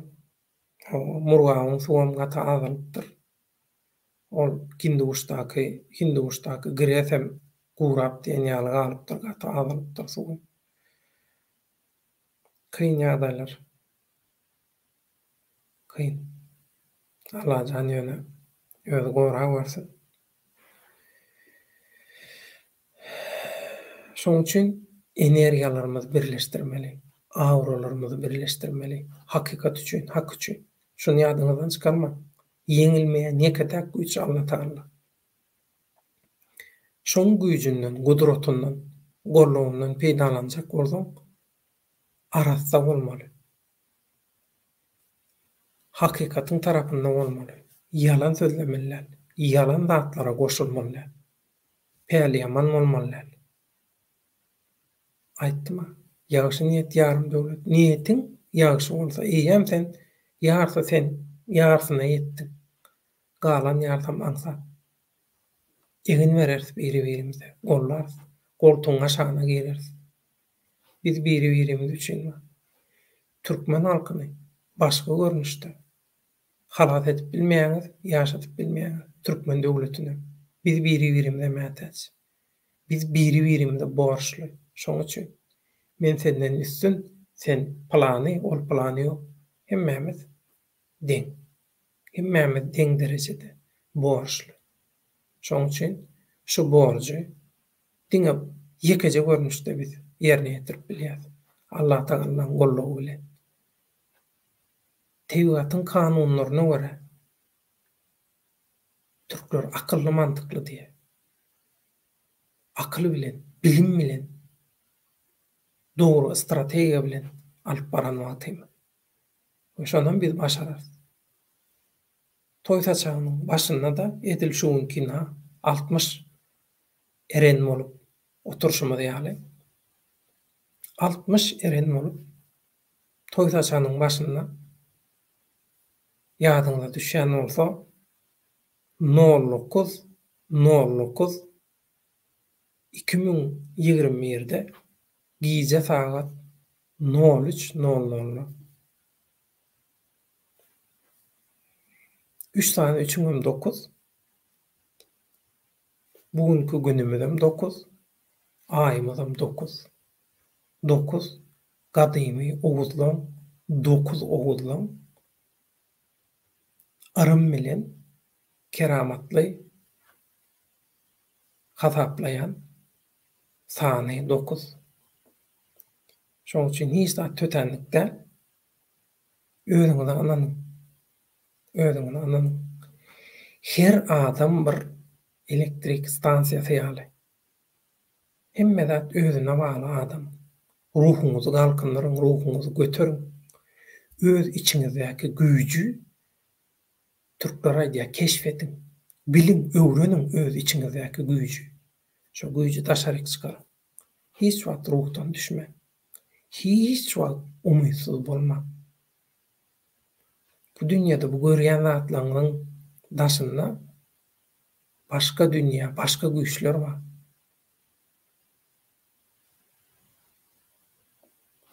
Esasy durmuşyň nire gitjegini, akymyny ütgeýän, ketgitleýän. Eger şol hakyky durmuşy ketgitleýän güýçlerden peýdalanjak bolsaň, ýüregiň arassa bolmaly, kelläň arassa bolmaly, niýetiň düzüg bolmaly, hakykatyň tarapynda bolmaly. Eger şeýle bolsaň, başarmajak zadyň ýok. Başarmajak zadyň ýok. Şoň üçin özüňize ananyň, hemişe ruhuňyzy belen tutuň. Ruhy taýdan galkynalyň ilki bilen. Şoň üçin biz siziň hyzmatyňyzda. netip bolsa. Gysga wagtda hemmemizin ihlasy ýerine gowuşdyryny alajan. Batır döwlet ağa joy görşeýdik. Hukman görşürüz. Netip bolsa hukman. Hakykat gerek. Hikmat agam jem bolsa. Wagt murgap diýdiň bolyn bar. Hey, näme diýen? Durnaň özü ýaly dursu.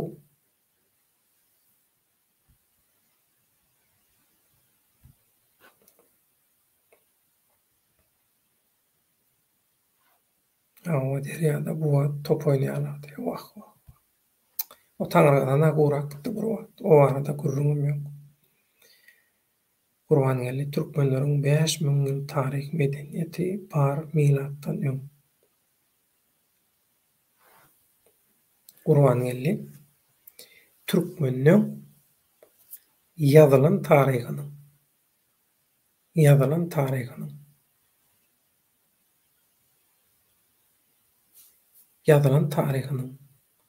möhleti 13.000 ýyl öňkü döwürde ýazylan taryhymyz bar. Ýadyňyzdan çykarma. Şoň üçin 5000 hiç adam däl. 5000 diýeniň soňky çykanlar. Ruhnama seredip ruhnama ora ilmi suwutnamalar bar. 13.000 ýyl. Belkem öňe gidenler häzir bilenmek. Diň okan döwrümizdäki ilmi suwutnamalar 13.000'di. Hakykat gerek. Şu görýän 61 adamyň 10 sansy şuňky komment ýazýanlar. Galan 50 sansam dymýanlardyr. Ýalňyşyp laýyk bathaýman 50 adam şu wagt görýänler. Hakykat gerek. Arkaýda bolsana. Hemme adam bir wagt bar. Her kimiň bir kämilleşýän bir näme diýen bir goýulşýan ýenmi bir taze gelýän wagty bar hemme adam. Her gedek hamir ýogrunda da hamir şol wagtda alanywa. Ya şol ideýän çöregiň bir-birini meňdäňwa. Her hamiriň bir öz alysy, gawarsy, tamdyra ýapylşy, tamdyrda durşy, tutuşy, tagamy, oda çoýulşy, her odanyň bir däl. Her alawyň bir däl. Durmuş dowam edip dur. Ütkäp dur, kämilleşip dur. Ustad Kerimiň elinde hemmeden şol adamlar şu atuştaýda oturan bolsa, men şolaryň gorkanyny ananam. Men şolaryň kanaly begenmedik adamlardan ananam. Eger şolaryň arasynda begenmedikler bar bolsa aýdyşyň ýaly. Hakykat gerek. Onda bolar intek hakykat bilen kararsyzyň arasynda. Oňum haçan boljagy yaradana bagly. 2 sekund, 5 sekund soň bolaýmam mümkin. Şoň üçin hiç kim göňüni almasyn. Atawa alamyň uruklar sizden minnetdar. Bizden minnetdar. Eliňiz öýleňiz dert görmesin. Bu komendi ýazym bilen 61 sanymyz 50. Ýok. Sagat geç, wagt geç. Şoň üçin wagty onlar bolýar da diýe. Patrawatda döwlet biz 3 ýyl owany köýsedik. Size gelen Allah sabr etsin, Hudaý etirse toýda görüşeriz. Batyr daş basýa, granit basýa, bagryny soğuk daşa berýär. Bir ýerde bir soğuk çeşme görsen girýän, üşäňok. Duýguňy doňdurýan batyr. Duýguňy doňdurýan. Doňdy duýgular. Hasrat duýgusy doňdy. Ýöne Käbämiň amanatyny tapşyrmagy bilen şol buz eredi. İmmunitet gowşady we birazajyk sowuklady. Şoň demesi bar. Ýöne alyp çykartarkan. Sawol döwürde watandaşlar diýip hakykatly sawol emmäňiz minnetdar. Adam sanynyň azalýanyň sebäbi adamlar ýadydy. Hakykatdanam 4 saat 19 mundy mança adam serede otursa aňsat däl. Ne görýän efirler näçe adam seretýär. Patratçan sawolsun ýa. Döwlet hakykat teljerler laýyk däl. Ine şuňky günüň sözü 09.09.2021 hakykat teljerler laýyk hakykaty görkezanok begenmeler, dağıtlar, virtual älemiň daşynda bir hakykat bar. Hakyky durmuşumuz. Ol hakyky durmuşumyň aňyrsynda şu hydratan gezip gören ýerlerinde gaýyp diýilýär şo. Gaýypdan habar berdiýilýär. Ata-babalarymyzyň mübarek zatlaryň ruhlarynyň äleminde ana şo taýda hakykat bar. Hakykat şo taýda. Şo taý bilen garmoniýaň bar bolsa, sazlaşyň bar bolsa, seni şu yalan pani dünýäň hiç bir diktatory, hiç bir güýji, hiç bir talaňçysy, terrorçysy, ekstremisti hiç kim isal edebilmez. Ýöne özüň düzü bolmaly. Päliň düzü bolmaly. Pikiriň düzü bolmaly. Pikiriň bulaşyk bolup ýylyň arasynda ýöne oýnap bilersiň, teatr ýaly. Olam bolmaýar. Sözüň bilen hereketiň bir bolmaly, arasy bolmaly. Hakykat batır polnu çözdüň diýe. Hawda buraýdy. Çözdüňni täreneme geçämeli bolduk. Tapura. Hazam. Netip bolsa watanymyza baryp toýda görüşmek netip etsin hökman toýda görüşeriz. Çağalaňyzyň, agtyklaňyzyň, çoğuluklaňyzyň, ýugluklaňyzyň, belki ýokluklaňyzyň, ýuglukdan soň ýokluk bolýar näme? Hemmesinde görüşeriz. Bir daha köp ýaşajak. Şoň üçin hem sport bilen meşgul bolýar, özümize seredýär. Ruhy taýdan berkitýär özümizi. Sebäbi ruhun sagdyn bolsa bedenin hem sagdyn bolmaly. Ýokman özüňi aýalmaly.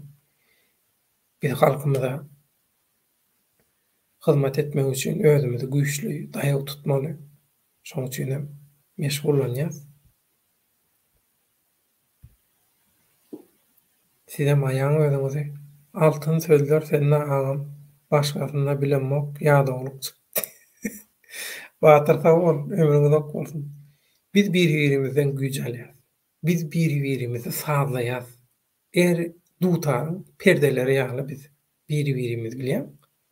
Her perde beýlik perdeni tamamlaýar. Şoň dowamy. Şol perdeler bilen biz saz emele getirýär. Türkmen halkyny, Türkmen medeniýetini, sunnatyny, taryhyny emele getirenler Türkmenler. Biz ýaly adamlar. Türkmeniň geljeğini emele getirjeklerim biz. Biziň perdeler ýaly sağlaşymyz, garmoniýamyz. Şoň üçin ýagdalyk çykdy diýeniň sebäbi şol. Sebäbi bir perdeden gopdum. Sağlaşyk we garmoniýa we bu pany ýalan dünýä virtual däl. Aňyrdan siýýar. Gaýypdan. Gaýyp bilen ara bağlanşyk bolan wagty ýadaglyk bolmaýar. Edil tarihdaky wakalar ýaly. Ada tor adamyň güýji bilen götörüp bilmejek zadyny götürýär adam. Keramat görkezi diýe. Meselem şoň adyny. Ýöne aslynda şol näme? Ýene sen ýa-da olup aýryly diýene. Şolar ýaly adatdan daşary güç ýa-da bir belli bir munduň, sekunduň dowamynda bir zat bolýar adamda. Aslynda şo adamyň içindäki gizlin güç şo. Gaýyp bilen Hydyra taň gezip gören ýeri bilen ara-baglaşyp uranmak teň şolar ýaly zatlar bolýar. Şoň üçin biz özümizi kämilleşdirsek, gürrüňsiz şoň biz syýlagyny alýas, serpaýyny alýas. Şoň serpaý biziň geljek nesillerimiziň geljegi bolýar. Türkmeniň ýok bolup gitmeginiň öňüni almak bolýar. Türkmen döwletini halas etmek bolýar. Şoň üçin bir diktatoryň töweregindäki şaýkan ýok bolmagy bilen mesele çözülenok.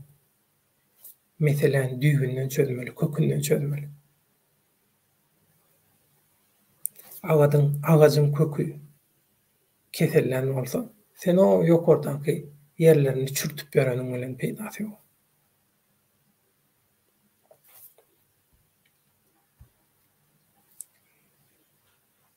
Gurban geldi. Döwletaga çorwada etiniň hapasy gaýnamaga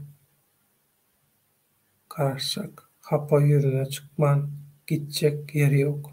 Gaty dogry. Börtmeden watyň çykýar. Olam şol.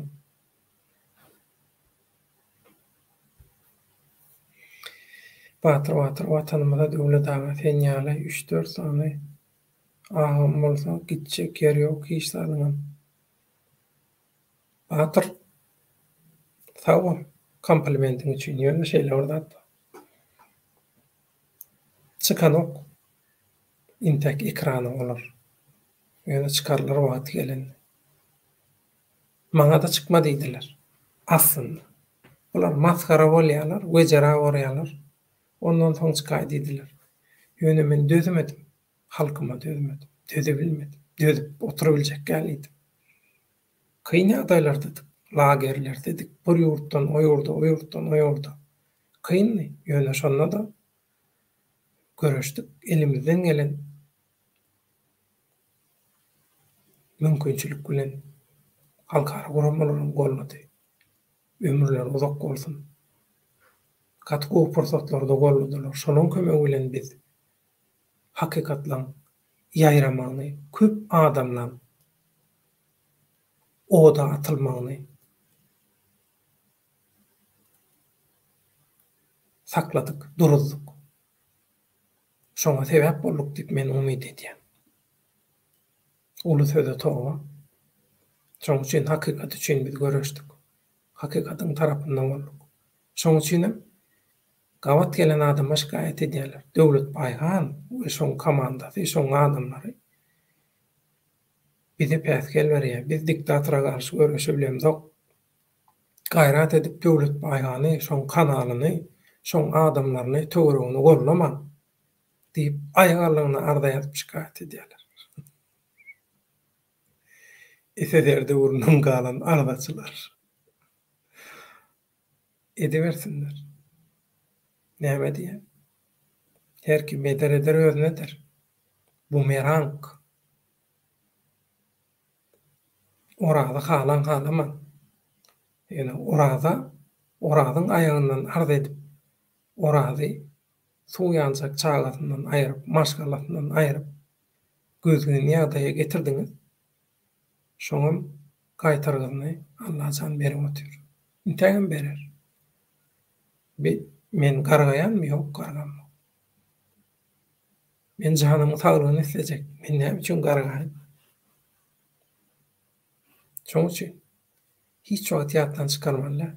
Pana dünýä hiç adam däl. Şo Hydratan gezip gören ýerler bar.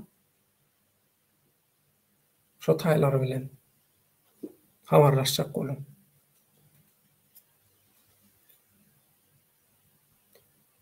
Batır 3-4 saniye köp wagty geler, hemmesini şu kanaldan görersiňiz. We hayran galarsyň. Batyr. Men şol sözümi ýalňyş aýdypdyr diýersiň. Men aýdaýyn sen aýt 10 etse, men 20 etse, güýçli adamlar bar. Hakykatdan güýçli. Şeýle gıýlamyz bar, şeýle aýal maşgalalamy bar, hayran galarsyň.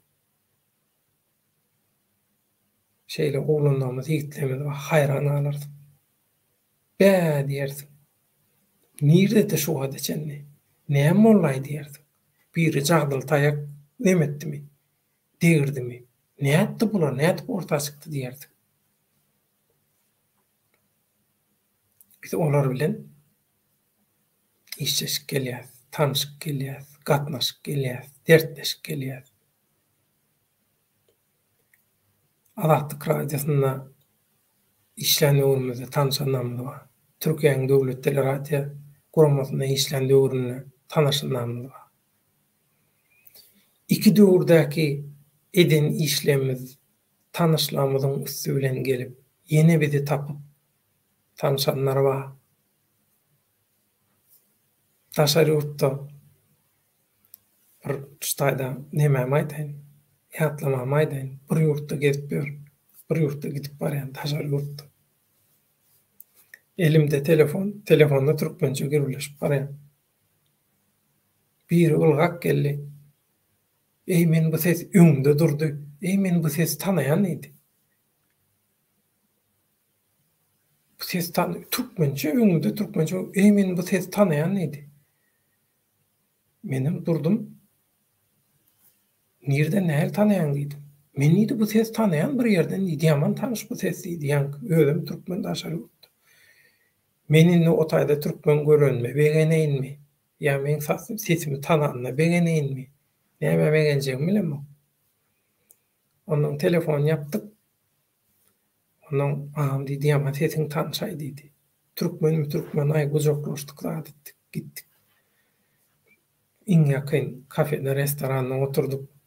Onuň sen diýdim, bu sesi diýdim, nerden näil tanaýan diýdim bolan onuň. Bu diýdi, dünýä türkmenleri diýip bir gepleşik bar diýdi. O nemedin dinlek gelýär eken. Türkdäki döwlet radio guramasyny. Soňam azatykda dowam etdi, onum dinleýär eken. Şol adam sen diýdiş, şonu alyp barýanyň sesini men diýär, sen sesiň ýösen bu ýurtdan näme etip ýörsiň. Men diýdi, sesi diýdi, tanayan, ýöne diýdi, bu ýurtda sen näme etip ýörsiň. Geň aldy. Şeýdip tanışdyk. Şolar ýaly batyrja. Şol adamlary göreňde, şol gyýlarymyzy, oglanlarymyzy göreňde, hakyky görüşüjileri göreňde ruhuň arşa göterilir. Tutuş watandaşlarymyzyň, halkymyzyň hemmesiniň ruhy arşa göterilir. We şoň üçin şok bolmady ýaly ýuwaş öwrenşdirip hemmesini halkymyzyň öňüne çykarar. Hemmemiz energiýamyzy birleşdirer. Garmoniýa, agzybirlik bilen absurdsuz, ýalansyz, näme dogry bolsa dogry, egri, dogry. Halkyň hakyň gollawy bilen, halalyk bilen, hökman Allah janyň sehatliginde hemmedat bolar. Şoň üçin olary görseňiz bara, men hiç zaten däl bolan.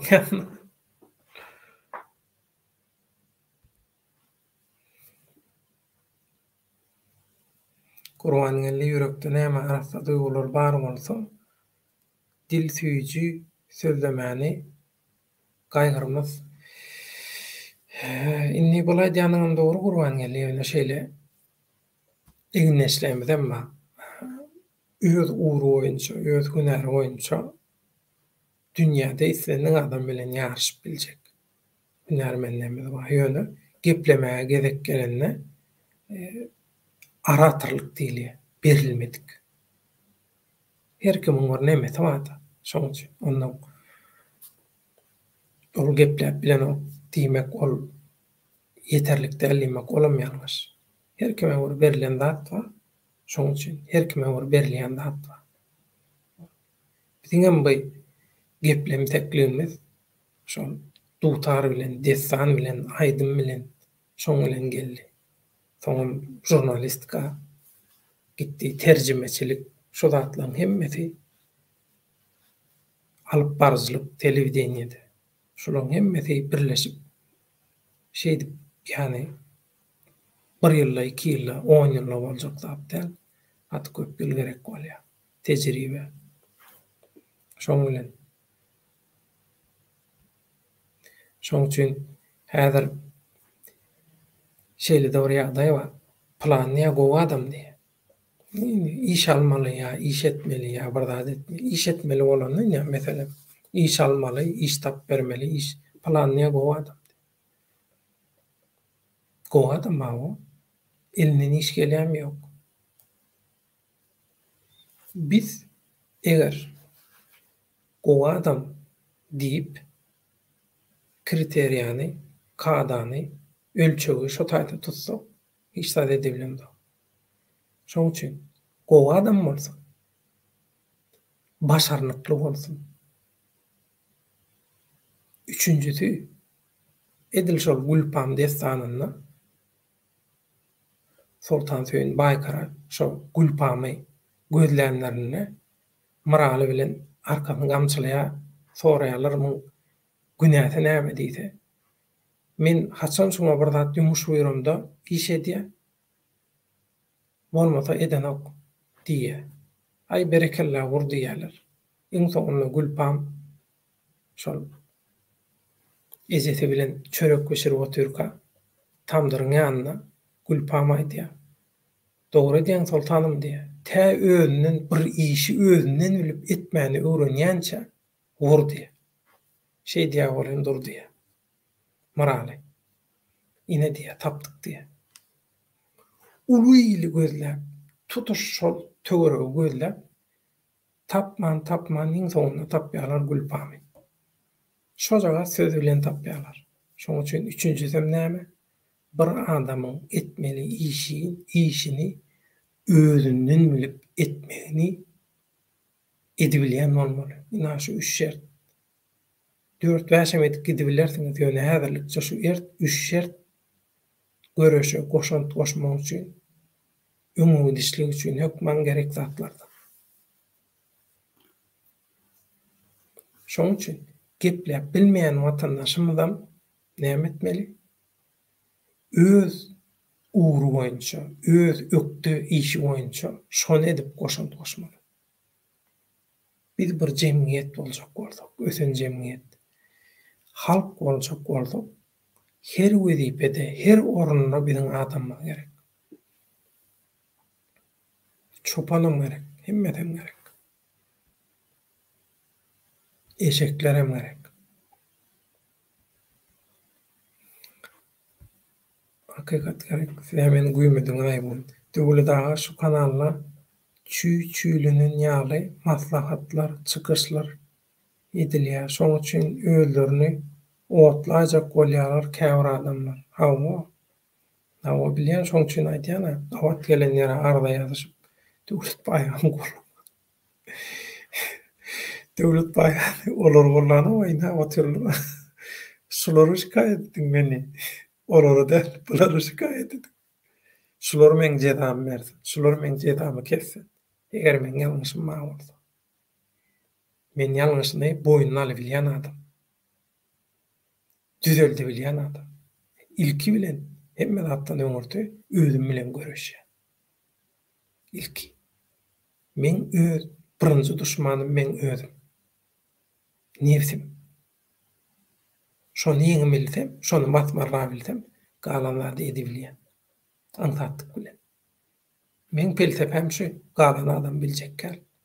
Onuň köp adam bagyşlasyn. Men 16 ýaşymda çykaýtdym Türkmenistandan. Men Türkmenistanda ululmadym. Men Türkiýede ululdum. Şoň üçin käbir zatlar geňirek gelýän bolsa aýplaşma. Batır.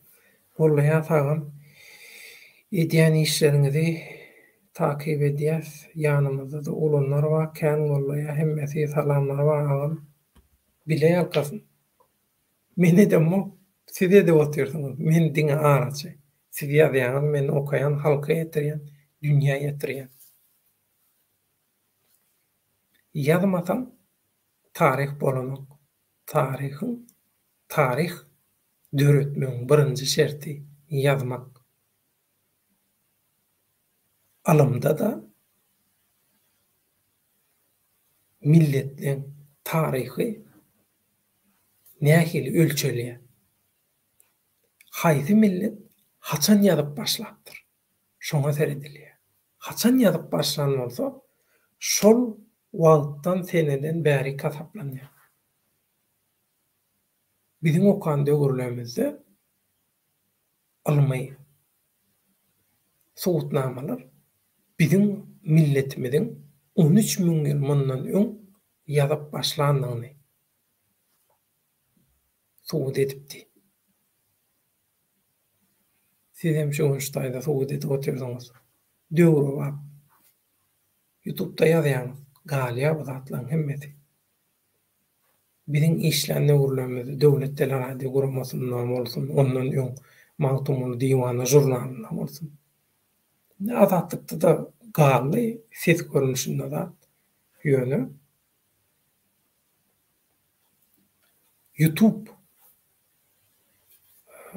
YouTube'un bular ýalaky şöhrady soňky 2 ýylda türkmenler arasynda. Şular ýalaky. Mewjudi has näme geldi. Ýöne muňa sereseňiz men YouTube'da has köne kanalam ama ýöne o taýda känwir näme ýok. Ağzany zat ýok. Ýöne men YouTube işine has öň başladym aslında. Irki nemeler menden bolmagy mümkindir.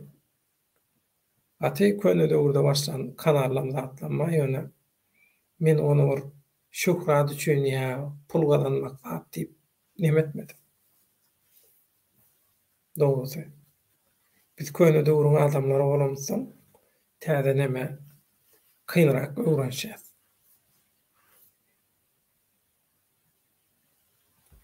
Kurban geldi. Döwleta soňky men namamyzda hükman özara gepleşikler, teklipler bilen maslahatlaşa gowalardy. Soňky men namamyzda hükman özara gepleşikler, teklipler bilen maslahatlaşa gowalardy. Men doğru düşünmedim. Kurban geldi. Näme diýjek bolýar, şunu düşünür. Ondan hoşlaşyp ýatalym. Soňky mil namamyzda hükman özara gepleşikler, teklipler bilen maslahatlaşa gowalardy. Temalary maslahatlaşyp belleýäs, ketleýäs gününem. Ýadyňyza düşýän bolsa, ýa şu wagda çenli edilen gepleşiklerden ýine soňky men gepleşikleri mysal getireýin. Meselem Timur Serkerde bilen döwlet başkany agentmi gepleşigi bar. Meselem görüşnä, hak hukuk görüşnä ýaly bolmaly. Meselem şol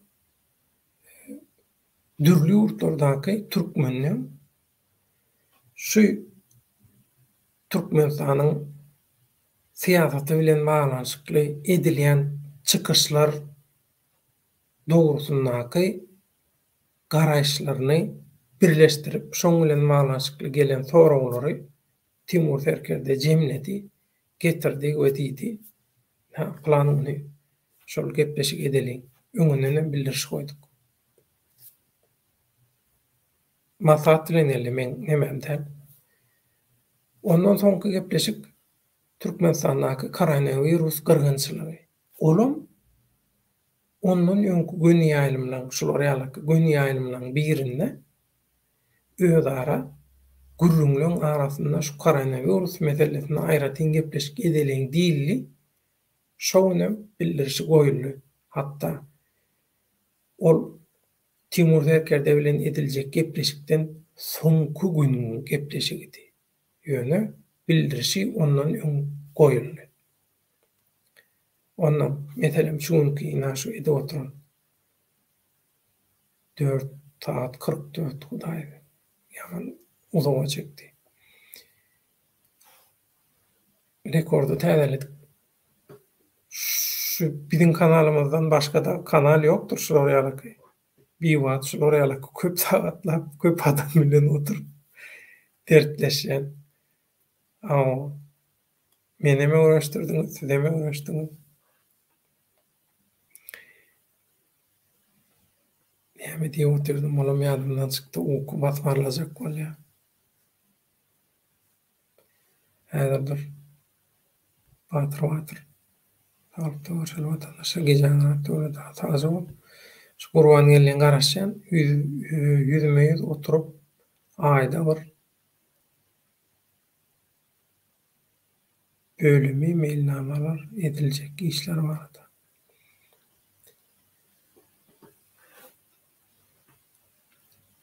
Bu edilecek olan iş Kurban gelin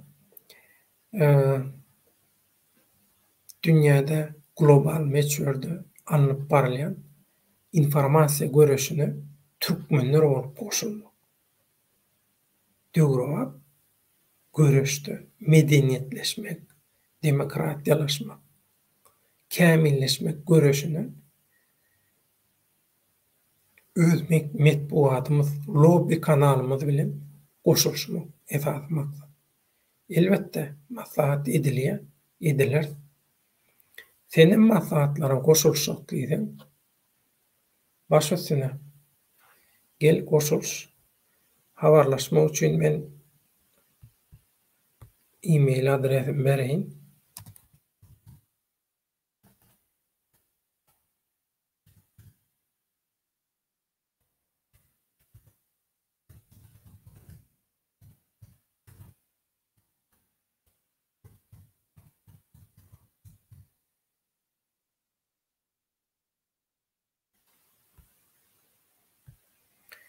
Inhaşy bizim elektronik poçta salgyýmyz. Şoň bilen habarlaşyp bilýäňiz. Häzirlikçe diňe şu poçta salgysynyň üstü bilen habarlaşmagy howpsuz hasaplaýar. Wagty gelende WhatsApp nomery berýär. Skype'dan Skype howpsuz. Şoň üçin gurrundaşyk maslahat bolany has köp Skype'dan geçirýär. Skype'a berýär. Skype'da da özara maslahatlar Skype'dan edilýär. Skype'da nedir? WhatsApp, Telegram, meleveler olken özara maslahatlar üçin ulanýar. Topar açmak Telegram'da, WhatsApp'da ya ýene bir ýerde bizim görüş stilimiz, metodumuz däl we dogry hasaplamamyz. Şoň üçin ol işlerimiz giremdik. Kurban geldi. Şoň üçin netip bolsa, wagty gelende hemmesini ýowaş-ýowaş ýola goýarys. Ondan şoňlukça şu taýda şu rekord efirimizi ýalymyzy şu taýda tamamlaýan ekranda oňlar. Gyzyrlan gymmatly wagtyňyzy aýryp şuraya laky giç wagtda hatda bir wagt diýildi bolýar. İlgün mähbetli edilen özara pikir alşyga tomaş etdiňiz, gatnaşdyňyz, tesirleriniz bilen alyp bardyňyz. Her bir harpyň sowaby müň bolup toýlaňyza gaýsyn. Çağalaňyza gowanyň.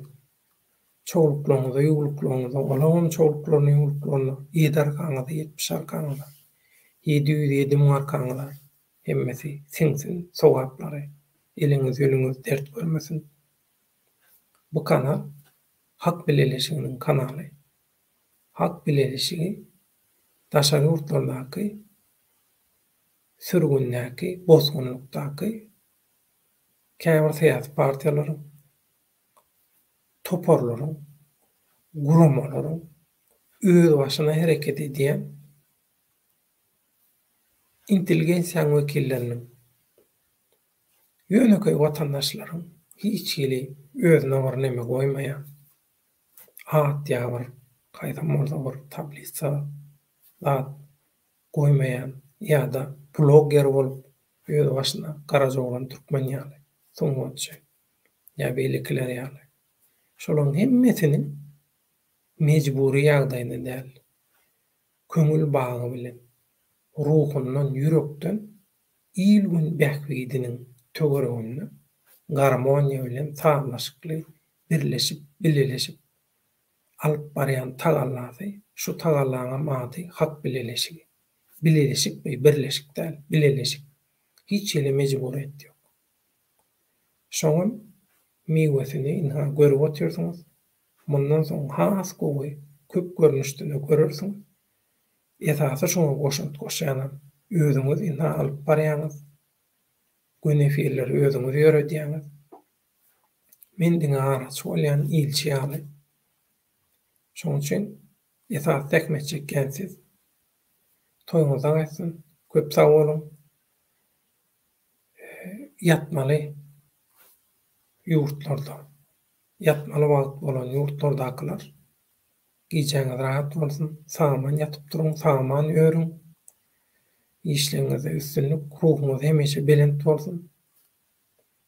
Ruhu belentlik bilen alınmajak gala ýok, agzybirlik bilen alınmajak gala, çözülmejek mesele ýok. Şunu ýadyňyzdan çykarma. Agzyr bolan bilelikde edip bolsa eňine berip, hemme kynçylyklar ýeňip geçer, hemme problemalar çözeriz. Allah Taala gollawy bilen ata-babalarymyzyň ruhlarynyň gollawy bilen habarlaşma üçin ekranda e-mail adresimiz bar. Şo taýdan habarlaşyp bilerler. Habarlaşma isleýänler saat 4'e gelýär. Türkiýede 5, belki başga ýerde 6, belki günnüz ýaňy güne başlanýan yerler bar bolsa, o taýdaky doganlarymyza, gardaşlarymyza erteriňiz haýır bolsun. Günüňiz bereketli bolsun. Hemişe şogullyk kemraňyz bolsun. Görünen, görünmeýän belalardan Allah jan hemmeňizi öz penasyna amanta saklasyn.